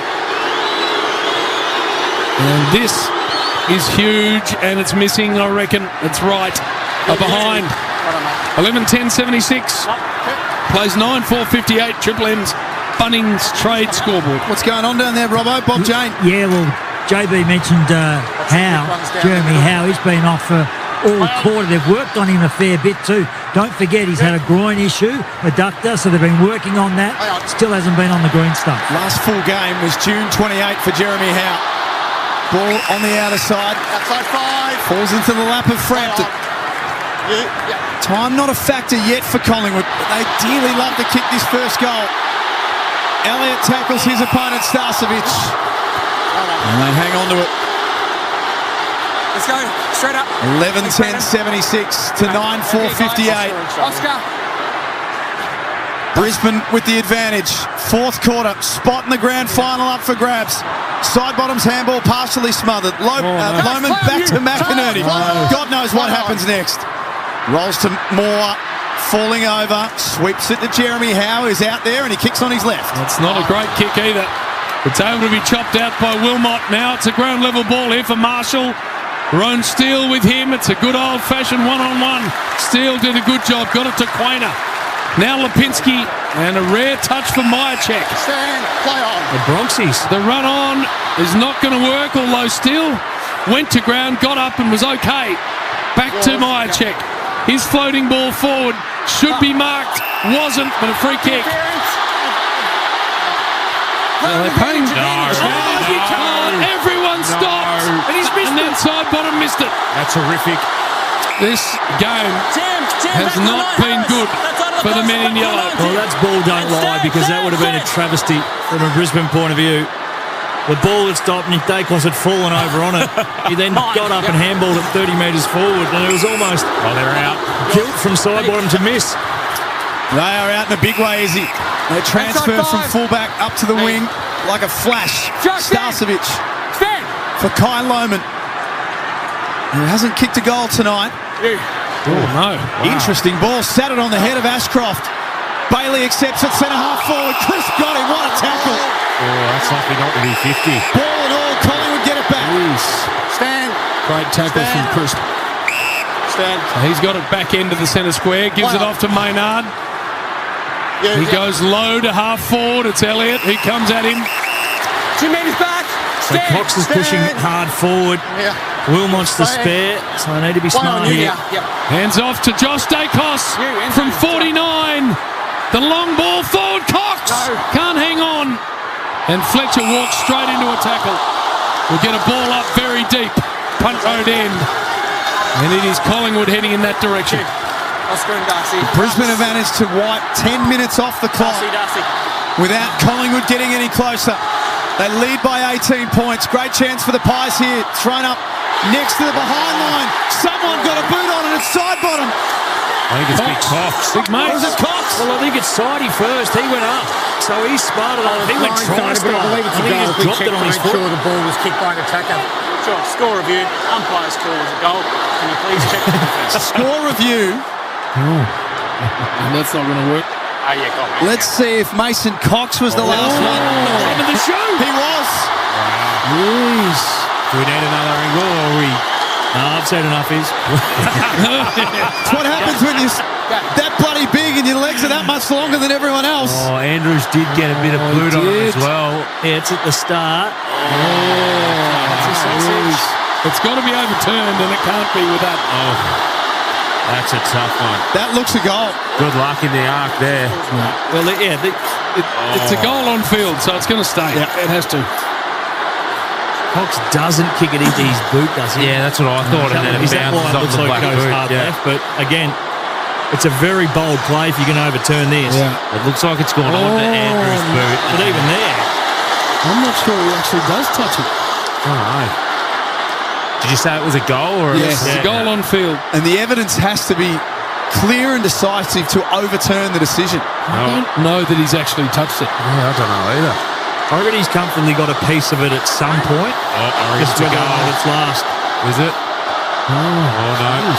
I don't think that angle there, he actually touches the ball. He's got the bottom of his... I don't know. Yeah, it doesn't. It looks like it touches Harris Andrew. Yeah. That's a point. Right, that's the best angle there. Yeah. Touches Andrew's boot, doesn't touch Cox. Yeah. Review complete. looking at these angles, we see the ball comes off the Collingwood attacker's boot last before crossing the goal line. Decision on the scoreboard. Great decision. Wow. Amazing. Mason Cox credited with the goal. I would have been happy, and it's a brave man. Just insufficient evidence. Yeah, 100%. Can't overturn it, not brave enough. That's what I thought. He's declared it. You fearless bastard. There's some nurries in the arc. That's a 2-minute review. Well, it's a 2x2 policy. That's like, if it's a goal on field, just say didn't have enough evidence. Couldn't possibly. Not sure from the evidence presented, Your Honour. It takes it back to a 2-goal game in front of a crowd of 96,023 people. And that's after 99,597 last night. Well, there's a good angle. It's just presented late that the Arc have obviously had that we didn't. Why didn't they use that one first? Yeah. Well, it's a goal, and it's back to 2 goals. Oh, game on.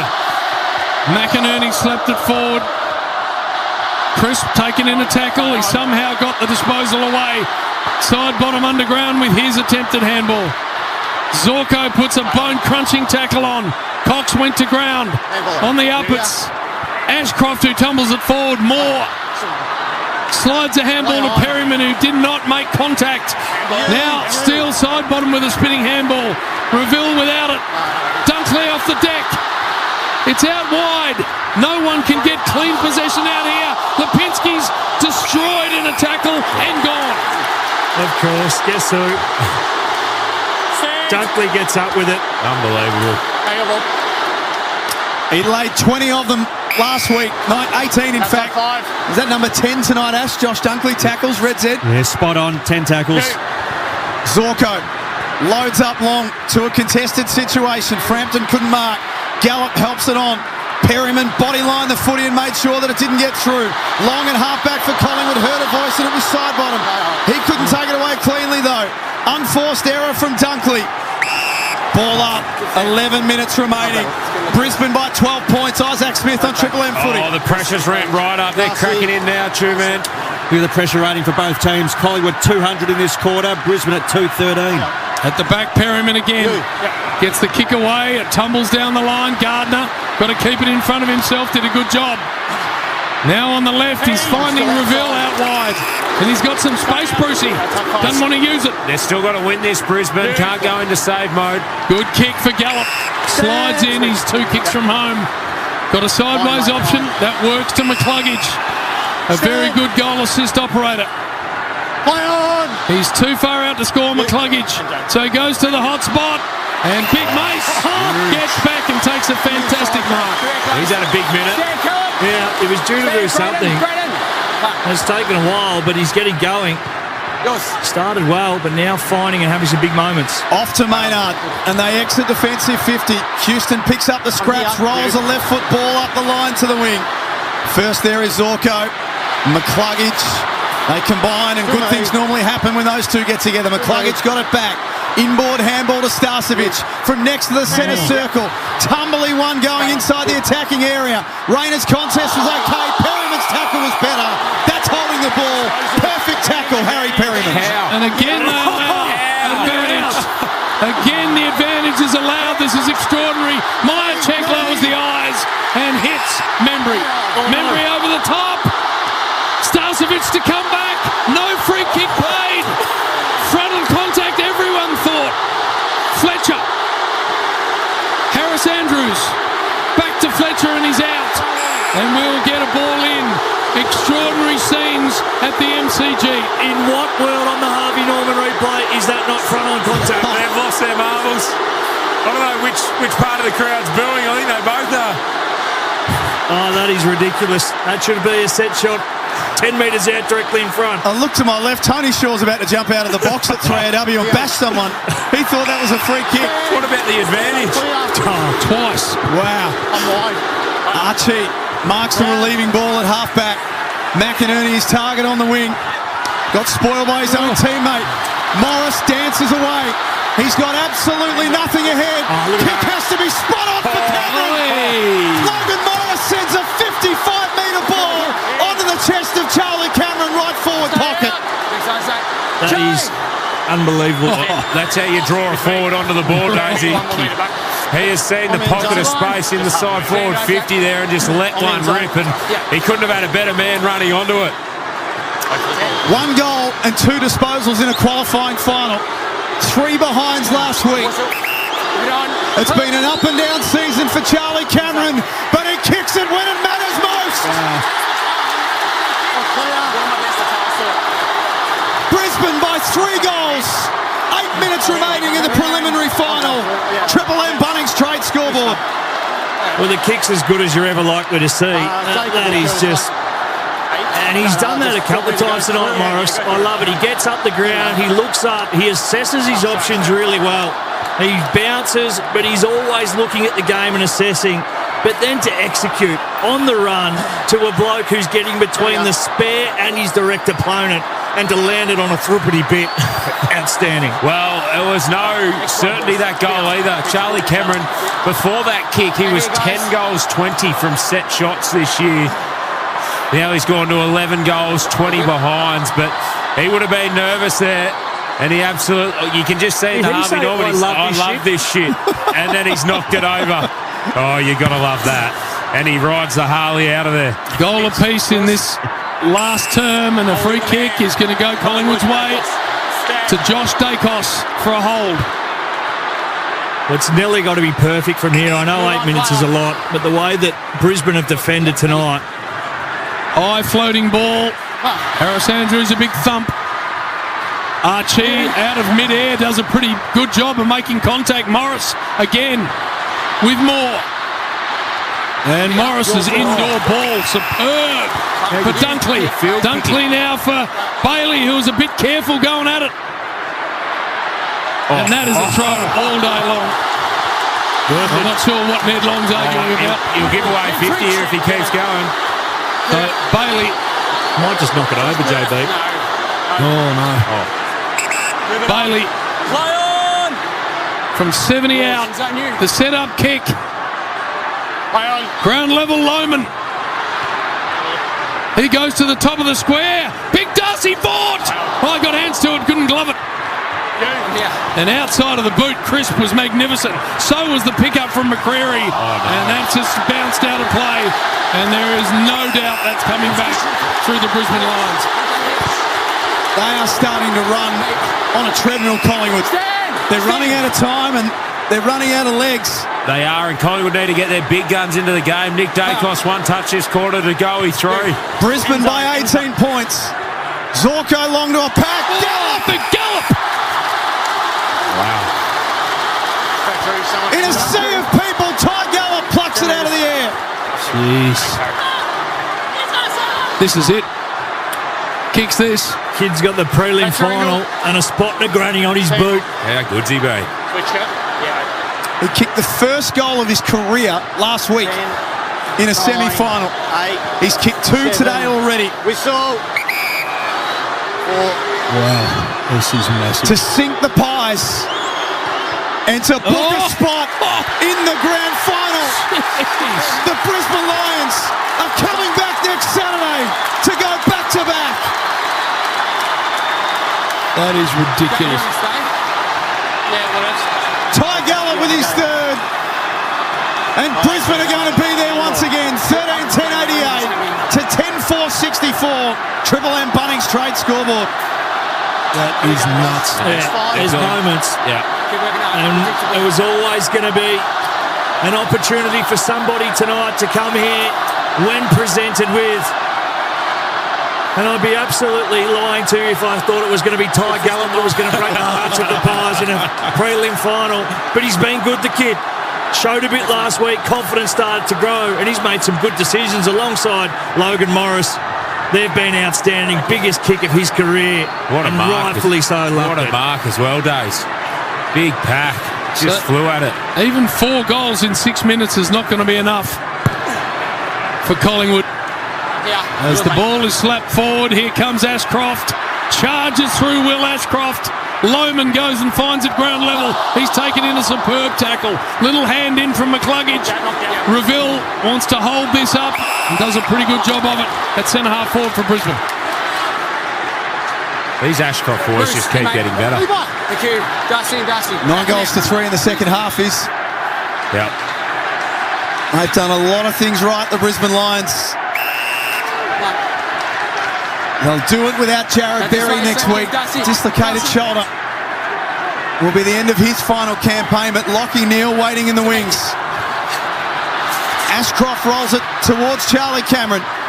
He accepts in the pocket. Over the top to Archie. Left foot snap. Squaring ball. Lohman can't mark in the goal square. Off the ground. There it is. Any hope that Collingwood had has been extinguished. Lohman kicks his first.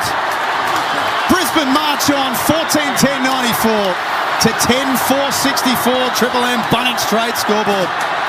You've got to hand it to them, Miss. They've come here tonight. They've done it the long way. First quarter outstanding. Caught plenty in the face in that second term, but since then it has been an absolute clinic. Got busy around stoppage. Have done it in different ways. Have dismantled the pies, but just the way they're covering the ground at the minute. That was probably the one thing I thought Collingwood was going to have the clear advantage in, was the freshness and their ability to really challenge them. And Kyle Lohman kicks a goal, does 2 push-ups, 15 celebrations, and then gives the finger to the crowd. Fair enough. 10 goal to 3. Second half has buried Collingwood. Zorko and De Goey, and then McCreary has it. Truman, round 21. How many points did Collingwood score after half-time in that one?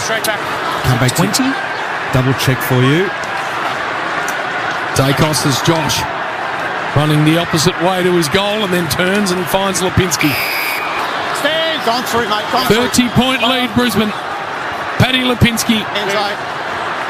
Long ball forward. Myercheck. Harris Andrews got it. Barreled as he kicked it. Lohman's going to thump it away, and it's out of play. With 4 minutes 50 left. 3 grand finals in a row. Do we have to go back to Brisbane in the early 2000s for a club to have done that? They played in, yes, 4 in a row. Hawthorn actually. Of course they did. That's right. I like that. You got his. I didn't want to mention that. You were nearly out the front of the box with Shaw. I didn't want to bring them up. Good. He never missed a chance to just find his way in. Truth. I opened the door for him, and I didn't want to. I want that door shut now. He'll kick it open. Round 21 was a similar story. Yeah, it was. So Collingwood 20 points in the second half. Brisbane posted 46. Well, it's been so impressive. Brisbane scored from stoppages, doubled the AFL average. They've done it all without Lachie Neale. The last 2 weeks, they have been so impressive from stoppage. Their clearance work's been unbelievable. Queensland listeners, you're off to the Canberra Raiders and the Sharkies next in the rugby. The Green Machine. The rugby league. The Green Machine. Trying to get one step closer to winning the whole thing. 14-10-94 Brisbane. Collingwood 10-4-64. Oh, Brucey. He's done some good things since he came on as the sub. We'll see 2 sets of cornrows here at the MCG next week. Bruce's and Snoop Dogg's. Here he is. Low ball. Has enough on it.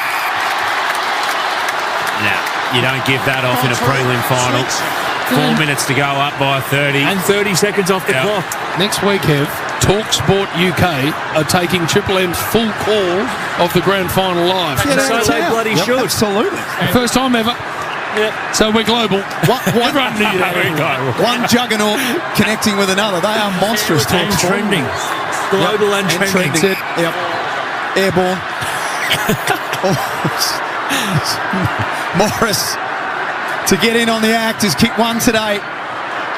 He starts it off to the left. It's going to stay out there, and it gets knocked out of play. I guess with 3.5 minutes left, Izzy and Dace, the question and the focus starts to turn to what do you do with Lachie Neale? If Brisbane is saying he's available, how do you go about it? Hyperbaric chamber. Oh, you just got to trust your medical staff, and if they think he's ready to go, you play him. Has it gone from 2% to a chance? I think so, yeah. They said that before the game. Cleaner, handball to Lipinski, has it broken out of his hands. Zorko! Zorko! Oh, they are celebrating now. Fades has got the fist up the old boy. That is magnificent. 36-point lead. The Brisbane Lions have booked a spot in the 2025 grand final. Well, he owed him a couple. Yeah. He was Collingwood's best player, Dane Zorko, till half-time. But he's been a champion, we know that. He's had a hell of a year.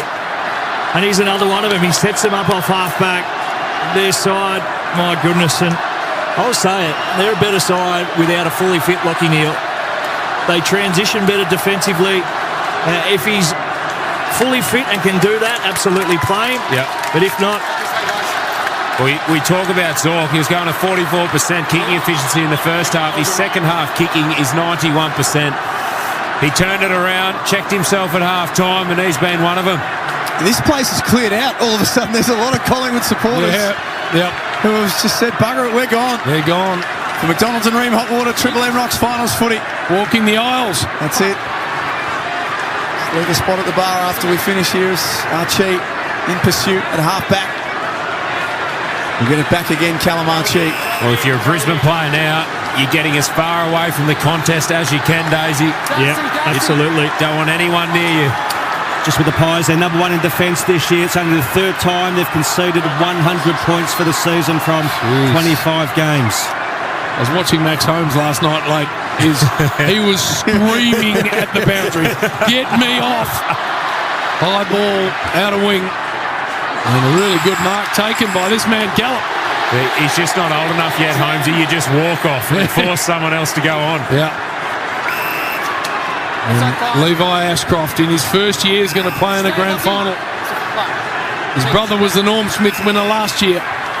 2 minutes 30 left. 36-point lead here to the Lions. Marshall as well. He's at the 17th. He's been impressive the last 2 weeks. Yeah, makes really good decisions. They've got a heap of them. They have owned this second half, Brisbane.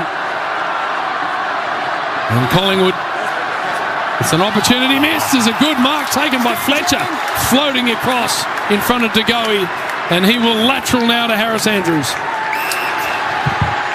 From the future captain to the current captain, Fletcher to Andrews. And then Wilmot, who set the game up in the first half. His run and dare. How many is that for Darcy Wilmot today, Ash? Yeah, 24 disposals, 9 intercepts, 370 metres gained. So go with his 24 and his 26 in the other two finals so far. Darcy more marks. And he goes into the corridor for Schultz. Collingwood might just try and add a little bit of respectability to the score, but in the blink of an eye, it went from being a couple of goals separating them. Well, I'll tell you what, Ev, there was a non-decision at the top of the goal square that we've spoken about all week. You're going to remember that one for a while, Collingwood fans. Elliott, with 3 of his own, has tried hard, gets close to the man on the mark as he kicks from 50. Andrews marks on the line. Or does he? No. Goal. Had enough on it, Jamie Elliott. 8 goals across his 2 finals. He can hold his head high. And the Pies get it back to 30 points the difference with a minute remaining. Yeah, he can certainly hold his head high. He's probably been the only forward that's really fired a genuine shot today for Collingwood. They've had a few missing there, but it's been all about, and we talked about it at half-time, Jack. You posed the question, do Brisbane have the run in the legs? But it's all about clearance and stoppage this game. If you got on top there, you were able to score, and Brisbane have been absolutely all over Collingwood. They're plus 10 in clearance. Centre bounce numbers, true, man. Look at the centre bounce numbers. It's actually 14 to 11 Collingwood's way, but you break it down with right. But look at the score zone. Yeah. 10-5-65. They might have got it the initial centre bounce, but then Brisbane have cleared it post that. Pies only at 32, plus 33-point differential. For McDonald's and Ream Hot Water, Triple M Rocks Finals footy. McCreery from the centre circle. Handball, Dacos. Back to Bo McCreery for 2 in a short space of time. He can't convert Bo McCreery. And the Pies campaign comes to an end at the hands of the Brisbane Lions. Oh, there's a couple of heartbreak stories in this grand final now, Jack, as well. We'll see Berry miss for Brisbane. We'll see Tom Stewart miss for Geelong. But Brisbane fans are going to enjoy this one. They sure are. They will come back here next week. They've won 4 of their 5 games this year at the MCG, Brisbane. This is a venue that holds no fears for them. No, and for many years it did. They struggled to win here, but they've mastered it now. They spread the ground. They transition so well. And they just give themselves the best chance to win every time they're here now. 15 seconds remaining. McCreery fished that one into the stands. What a performance this has been from the Brisbane Lions. They were humbled in week 1 in the qualifying final by Geelong. They've bounced back to win the semi-final by 53 points last week. And they are going to win a preliminary final by 29 points. It's the ultimate response, one you would expect from the reigning premiers and from a team coached by Chris Fagan. The Brisbane Lions head back to the grand final to build a dynasty of their own. 15-10-100 to 11-5-71 here at the Triple MCG. We are the pride of Brisbane town, we wear the roll, blue and gold. We will always fight for victory, like the Troy and Bears of old. All for one and one for all. We will answer to the call. Go Lions, Brisbane Lions, we'll kick the winning score. You'll hear a mighty roar. At quarter time, it was Brisbane by 20 points. Collingwood hit back hard in the second quarter and led by 13 points. Then the Lions kicked 4 in a row in the third to lead by 17 of their own. And when the game was up for grabs, Brisbane kicked 4 goals to 2 in the final quarter to seal a 29-point victory. Great win by a great team. Brilliant win. And they were under pressure. They were under pressure early. They got off to the start, but then Collingwood turned the screws. Collingwood had the week off. Brisbane started to cop a few injuries there, but they were just a mature team and played it out so well. They know what they're good at, and they continue to just deliver on that week in, week out, and that was just so impressive. Their dominance around clearance and then their ability to transition, get the ball inside forward 50. They're an impressive unit. They're going to take some beating next week. You will hear the 2025 Grand Final right across Australia and the world on Triple M Footy and the Listener app, including TalkSport in the UK, who are in for an experience next Saturday. I'll give you the tip. Well, what about this, Jack? Prelim final weekend. The previous record was 172,000 fans over the weekend.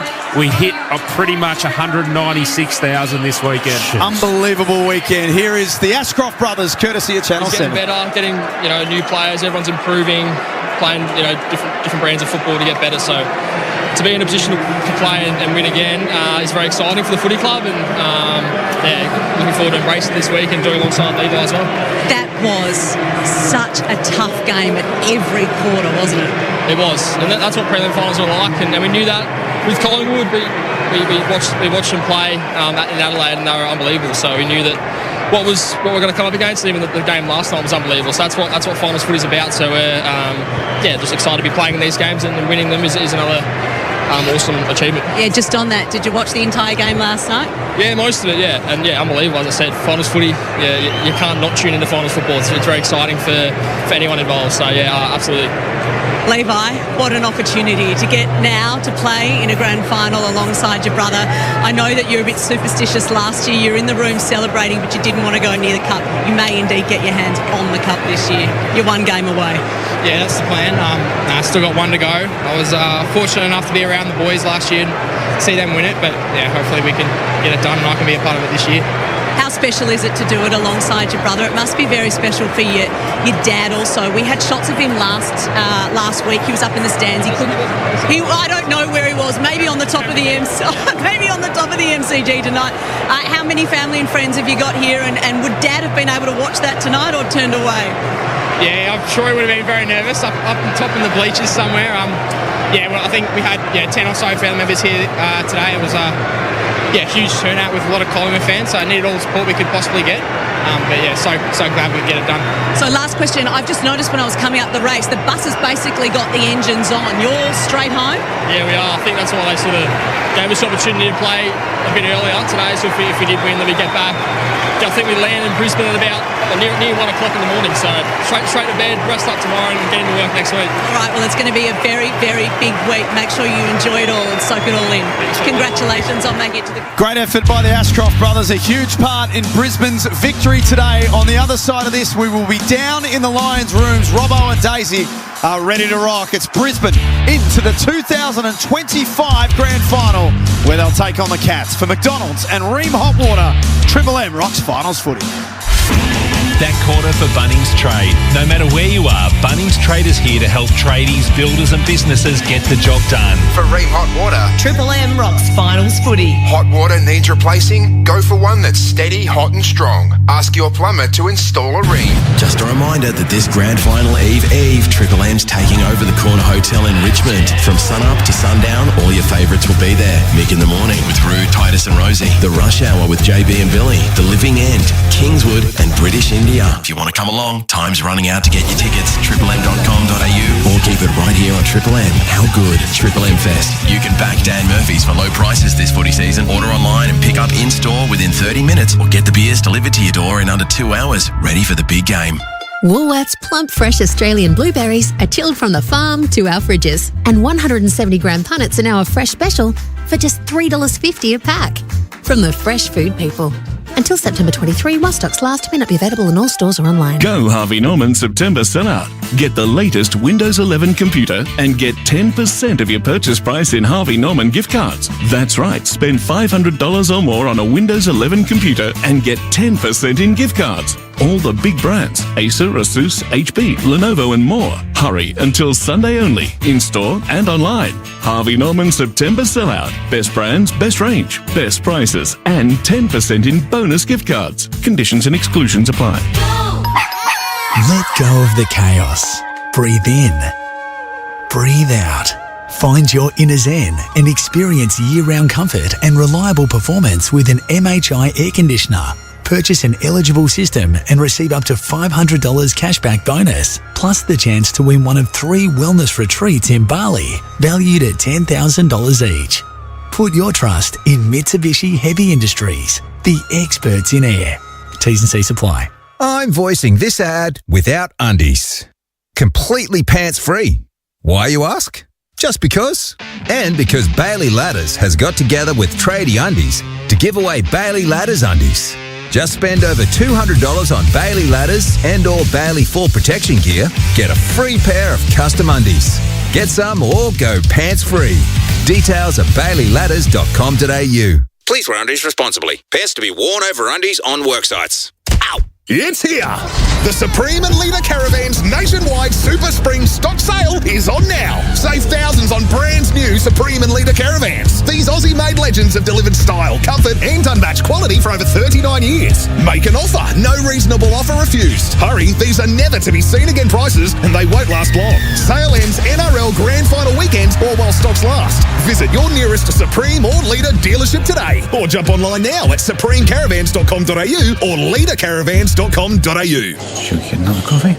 Meet the Scots. Hi. Hello. Each week as they've driven here to their go-to cafe, they've heard me talk about what was happening with their savings. More like what wasn't happening. Yeah, we were getting played. So they changed the game and opened a Macquarie savings account. We get great rates. More flexibility. And we get our interest. Thank you. Even when we make withdrawals. If you're ready to earn more on your savings, choose a bank that makes it effortless and say, We bank with Macquarie.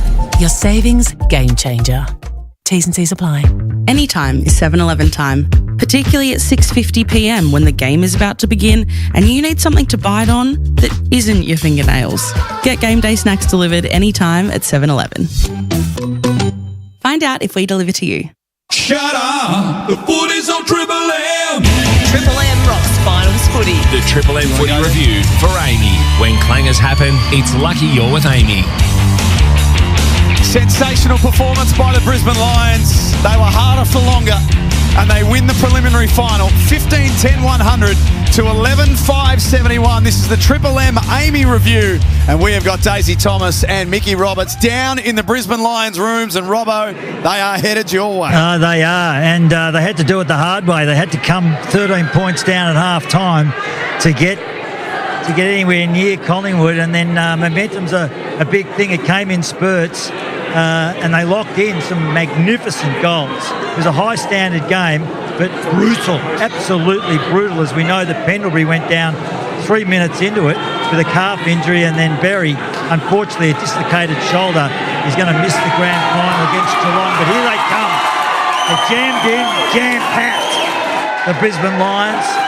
The reigning premiers, 3 grand finals now on the trot. And are they loving this? Hear this. Sound up. They're all pretty excited. So this is Triple M, the Triple M Amy review when clangers happen. It's lucky you're with Amy as they gather for the song. They're going to go straight back to Brisbane. They've been down here for a while. They changed that up a little bit. Changed their training program up a little bit. The bus is running out the front, Robbo. Yeah, this is going to be a quick rendition, and they're going to be quick, short and sharp, so get your head in there. Here they go.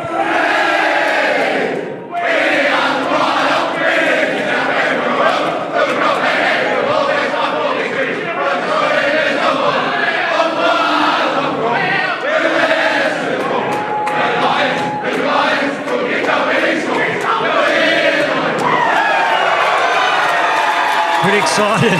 Why wouldn't you be? Absolutely. Turned it on.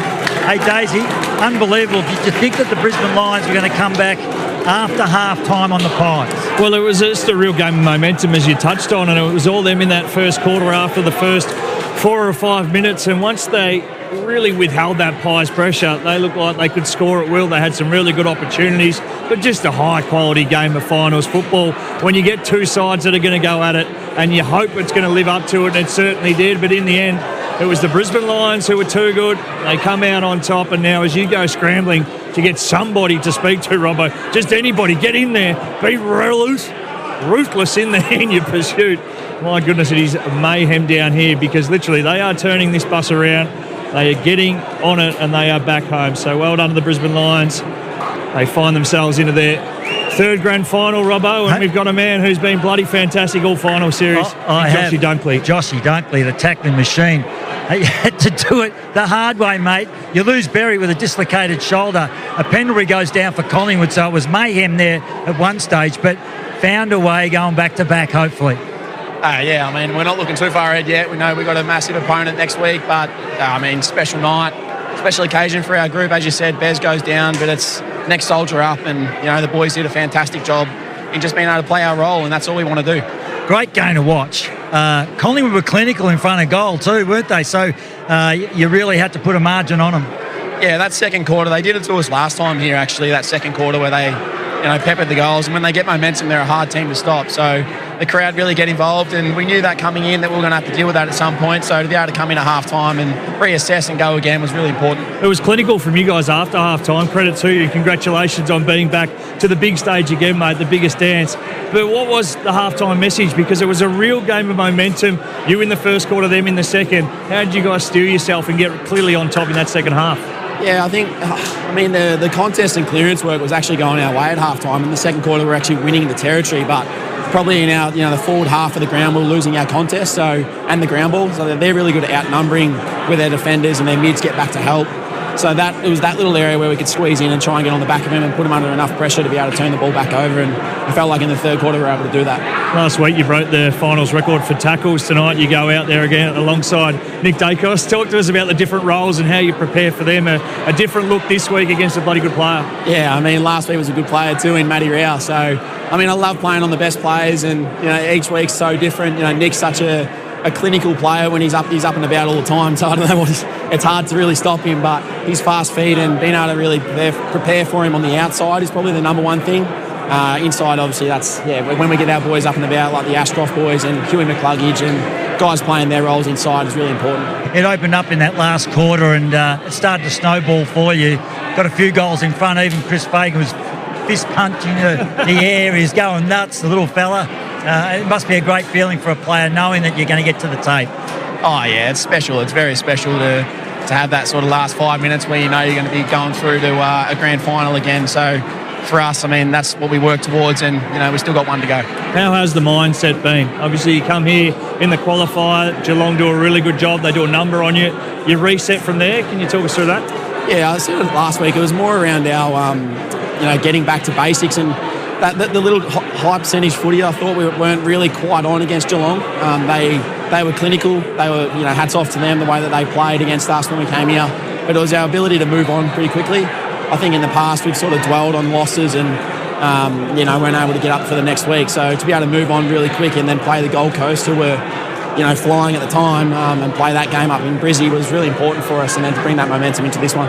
Now, be honest, Lockie Neal, he reckons his 50% chance. Now that you got through, I reckon that's gone up again. Honestly, seriously, is he a chance? I think he actually is a chance, yeah. He's we text quite a fair bit, obviously see each other every day, so he's been keeping us up to date with how he's going. But he's a special player for us, and obviously it's going to be tough to decide what happens next week, but we'll enjoy this one first and then get on with the next one. You say you got to enjoy it, but you got Geelong. Obviously you watched it last night. Yeah. Gee, they got some weapons. They can run in the middle, as you know. Yeah, and as I said, they're a very clinical team. They're very well drilled, but we learned a lot from them last time in terms of the way that they want to play, and they exposed us a little bit, so we'll go to work on what they did to us and hopefully implement the fixes next week. Ty Gallop, discuss. Oh, mate, he's a big boy, isn't he? Like, he's always been thereabouts, and he's really starting to show what he's capable of. When we got him to our club, he walked in the door. I think he kicked 4 in his first practice game on Harris Andrews. Probably doesn't want me to say that, but he's going to be a special player for us, and just his big presence that he has is so important. He was awesome alongside Logan Morris. What's the next few hours look like? Have you planned that far ahead, or you get sit down now? What do you guys do from here? Oh, mate, to be honest, it was an absolute nightmare preparing because we got the Brownlow on Monday night, so players a few of us had to bring our suits down, partners have to bring their dresses, and now they're all on the bus, because if we lost, we're going back to the hotel, but if we win, we're going back to Brisbane. So there's a lot of what-if scenarios, but now we know we're going back to Brizzy so we can get it sorted. What about the crowd, though? It was all one-eyed Collingwood out there. Did you hear, or did you sense that? Knowing there was 99,500 plus last night, and an unbelievable crowd here, was it motivational? It was a bit scary. Nah, it's so special. I mean, I said to Zorks pre-game when we ran out, it's like, geez, you got to have a look around and really enjoy this, because it doesn't come around often, and to be able to play in front of big crowds and these games against the Pies, it's just, we're building that kind of rivalry now, and it's special to be involved in. Unfortunately, there's an injury, so there's a shoulder to Berry, and it looks like we wait and see. But the good news is Big O, who was last year, he was the hard luck story, just to our right here now. As green as white as you're ever likely to see. Must be bloody good to have a bloke like him, because you never know when the opportunity is going to come, and you'd love to say, we'll try and get back there for you. But to do it, what's it mean for you to have him alongside you next week? I mean, when we won it last year, the week after, when we sort of had our exit meetings and our team meeting, we said that we want to get back there for him. He's such a special player. He's the substance of our group, and he's always been obviously there this year. He's had injury trouble throughout, but for him to really play an important role for us these last couple of weeks has been special. So, fingers crossed he'll be at his best next week and we can get one for him. Well, we wish you all the best with it, mate. It's fantastic. You've been awesome. Your side's been awesome. You win your way through to another grand final. We wish you all the very best, and we can't wait to see what you do on the biggest stage. Yeah, ripper. Unbelievable. Tough as. And that was Bob Jane T-Mart's Have a Great. Buy 3, get 1 free, plus instant cashback deals. Call or shop online today. T&Cs apply. Unbelievable, Dunkley, isn't he? He's awesome, and he's just such a great, role model for the football club, a great promoter of the game, but he's so honest in what he does. But I think we lose a little bit of just how bloody good he is, because he does it week in, week out against the absolute best. I tell you what, Robbo's just gone rogue here. It's roaming Robbo. Robbo's gone and got the Great Dane Zorko. Zorks. There is Daisy! Congratulations, mate. You've done it again. You threw to a granny. Yep. Pretty cool. Look, we were challenged at times tonight. We knew it was going to be like that. This group's incredible. The resilience shown. We've had injuries all year. Pretty tough draw, I would say. harder than most, if not all. To come out there tonight with 8 or so under 22, obviously to use Jared Berry, who's a really important piece to our puzzle. That was a tough week. Some nervous moments by you early. Had to reset. That's a shrug of the shoulder, Robbo, for those listening. Had to reset a little bit, but you came good after half time. Yeah. I mean, it is what it is. Finals, high pressure. Probably got pushed in the back there. I thought probably should come back. Ryan Lester actually ran away from me. I needed him to come back to me, so that was one. And then the high free kick, you're allowed to just run into bloke's shoulders now. So plenty of excuses out there, but I just stayed in the moment. I knew it's just footy. Shit's going to happen. Sorry. We'll cut that out. Probably never. No, you're on Triple M. Yeah, I know. So, just had to stay in the moment. Stayed in the moment. I actually came in at half-time and said, you know what? We couldn't really play any worse in that second half of that second quarter. We're right in this game, boys, and I think the boys believed. And to start the way we did in that third, it was comforting. Was it driven by the players at half-time, or Fags had to have a good word to you? No, the energy was coming from us. He just said we're plus 10 in contested ball, plus 10 in clearances, and when you're doing that against Collingwood, you're going to keep giving yourself a chance. So we did. We thought our entries at times were a little bit shallow, which allowed them to rebound and turn the ball over in good spots. So we knew we had to get in a bit deeper and give our smalls a chance. Our big boys, Logan and Ty, were enormous. Bring the ball to ground, and then we were able to do some work off that. We just spoke to your good mate Josh Dunkley, and he said at one point, just to you, to have a look around and just how good is this, how amazing is it? When you get towards the back part of your career, do you appreciate these things a lot more than you may or once may have? Yeah, well, I mean, just to play in front in a prelim. Last year against Geelong, a powerhouse. This year against Collingwood, a powerhouse. 96,000 people absolutely screaming. Hostile, not going for us, really. To keep them quiet late was obviously enjoyable. But, start of the game, I think it's really important. What we say to our younger players is just enjoy this moment. You don't know when you're going to get back, but what you've got is there's a carrot at the end of it if you can do your process right, and we did the process right tonight. I know you got Geelong and you got to start thinking about it, but celebrate this one. Can you believe you're in your third grand final? Chance to go back to back? I mean, you want to, right? You believe you can, you think you can, but you've got to do it. The depth of this football club, the process we put in place, Fags, the structures around it all, it gives us a great opportunity every single time. We let players flourish, we let them do their thing. As experienced and older players, it's our job to just control the energy that the boys bring and put it in the right areas. And, at times we're going to get it wrong, but that's okay. If we keep doing it long enough, our process, we know it works in this competition. So to get to a third consecutive grand final is absolutely amazing. Dreams. I mean, some players don't get that opportunity, right, as you know. So, to get the opportunity to play in 3 and in a row, opportunity to go back to back. If I say opportunity one more time, Daisy, slap me in the face. It is a fantastic opportunity. If you're the old wise head down there, Darcy Wilmot might be the young erratic head. But by Christ, he's a player. Hasn't missed since coming in a final. And just, I reckon every time I see him, he continues to get better and better. Yeah, ceiling's huge for him. We're trying to get him on the Dustin Fletcher program. Reckon we can get him to 500 games. He's so durable. He's just incredible. His diet's just not it. Pepsi Max, apparently. We get here Thursday night, and all of a sudden there's a slab of Coke in the middle of the table.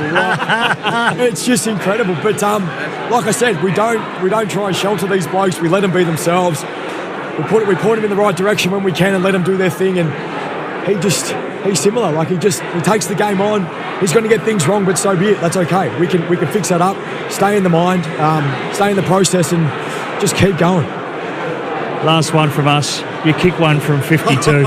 And I knew. And it was halfway, and you had the robot staunch going to the crowd. Yes. It's pretty cool. Yeah, well, I was copping it all night.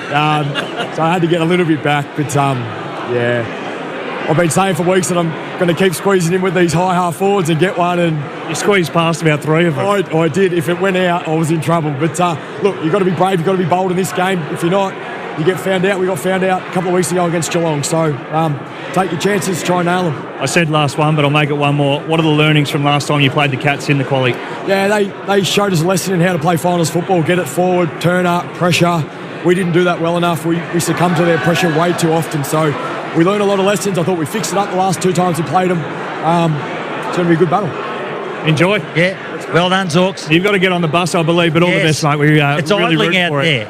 It's on there. They've run out of diesel on the bus. I reckon we go to the Macca's moment. What do you think? Absolutely, Robbo. When was it? The Macca's moment. I'm loving it. It was Will Ashcroft at the 25-minute mark, the soccer goal in the third quarter, and this is how Triple M called it, Days. Ball inside forward 50 here for the Lions, and it's McInerney to the front, off the ground. Oh my God! Will Ashcroft soccers it out of midair and slots it from 35. Nuts! Just plain nuts. What about those Ashcroft boys? It's ridiculous. Unreal. Yeah. He meant that too, that soccer mate, if you watch how he goes about it on his socials, he's always got a footy in his hand. So if there's any young kids listening, I'm sure there is, make sure you got a footy in your hand, bugger around with it, kick it at things. You'll get in trouble, but every now and then, if you end up on the big stage, you can pull things off like that. It was spectacular. Are they better than the old man? It's a big call. Combined, maybe. Yeah. That's good by you. Thank you. I like that. Hey, Choice Hotels around the grounds. We're talking about the grand final now, Geelong and Brisbane. It was always going to be Geelong, Collingwood, massive. Yeah. But Brisbane just as good, because these three sides have actually proven in the last 2 decades that they are it. Yeah, they are. They deserve it. They do. The Cats have been clinical. Both finals we've seen them come out. They've been fantastic in what they've been able to do. Such a professional organisation. We admire the way they go about it. And for these guys to get back to the top of the mountain, it's bloody hard, Robbo. And when you lose the first grand final to the Pies, you can have the questions of, geez, where does it go wrong? How do we find a way? They find a way. They get back here last year, and we know the domination that was put on display. And then for blokes like the big man we talked about, Oscar McInerney, behind us, he's going to be there. So there's storylines everywhere, but that's a real good guy of footy, and it's bloody fantastic to see him get an opportunity. But this is it. Slate's even. There's 2 hours of footy to play. Whoever gets to the start line, your best 22, your fittest 22, there'll be hard luck stories. Tommy There Stewart, aren't they? there's Tommy the narrative Stewart already. And Berry. And Berry, there you go. So there's already 2. But once that ball's bounced, she's on, and the ultimate prize awaits. And Lachie Neale. Does We he get wait there? and see. Does he get to the tape? Gee. Jeez, I wish he could. We It'd wait. be unbelievable. Anyway, it's been an unbelievable It game. has been. Wrap it up, Robbo. Unbelievable the fact that the Brisbane Lions have got over the Pies at half-time. It didn't look like it. And they got there. All I can say from the Brisbane rooms, it's been a cracker. And Triple M rocks football. The Triple M Footy Review for Amy. When clangers happen, it's lucky you're with Amy. Marine Hot Water and McDonald's. Triple M rocks finals footy. Hi, it's Mick in the morning with Rue, Titus and myself, Rosie. In that grand final eve, Triple M is taking over the Corner Hotel in Richmond. Oh, looking forward to this. From to Richmond. Let me read my line, Mick. From sun up with us to sundown with the Rush Hour. We'll be there live with our mates, the Living End, Kingswood and British India. And if you want to come along, time's running out to get your tickets, people. Go to triplem.com.au or keep it right here on Triple M to win. Oh, how good. Triple M Fest. You can back Dan Murphy's for low prices this footy season. Order online and pick up in store within 30 minutes or get the beers delivered to your door in under 2 hours. Ready for the big game.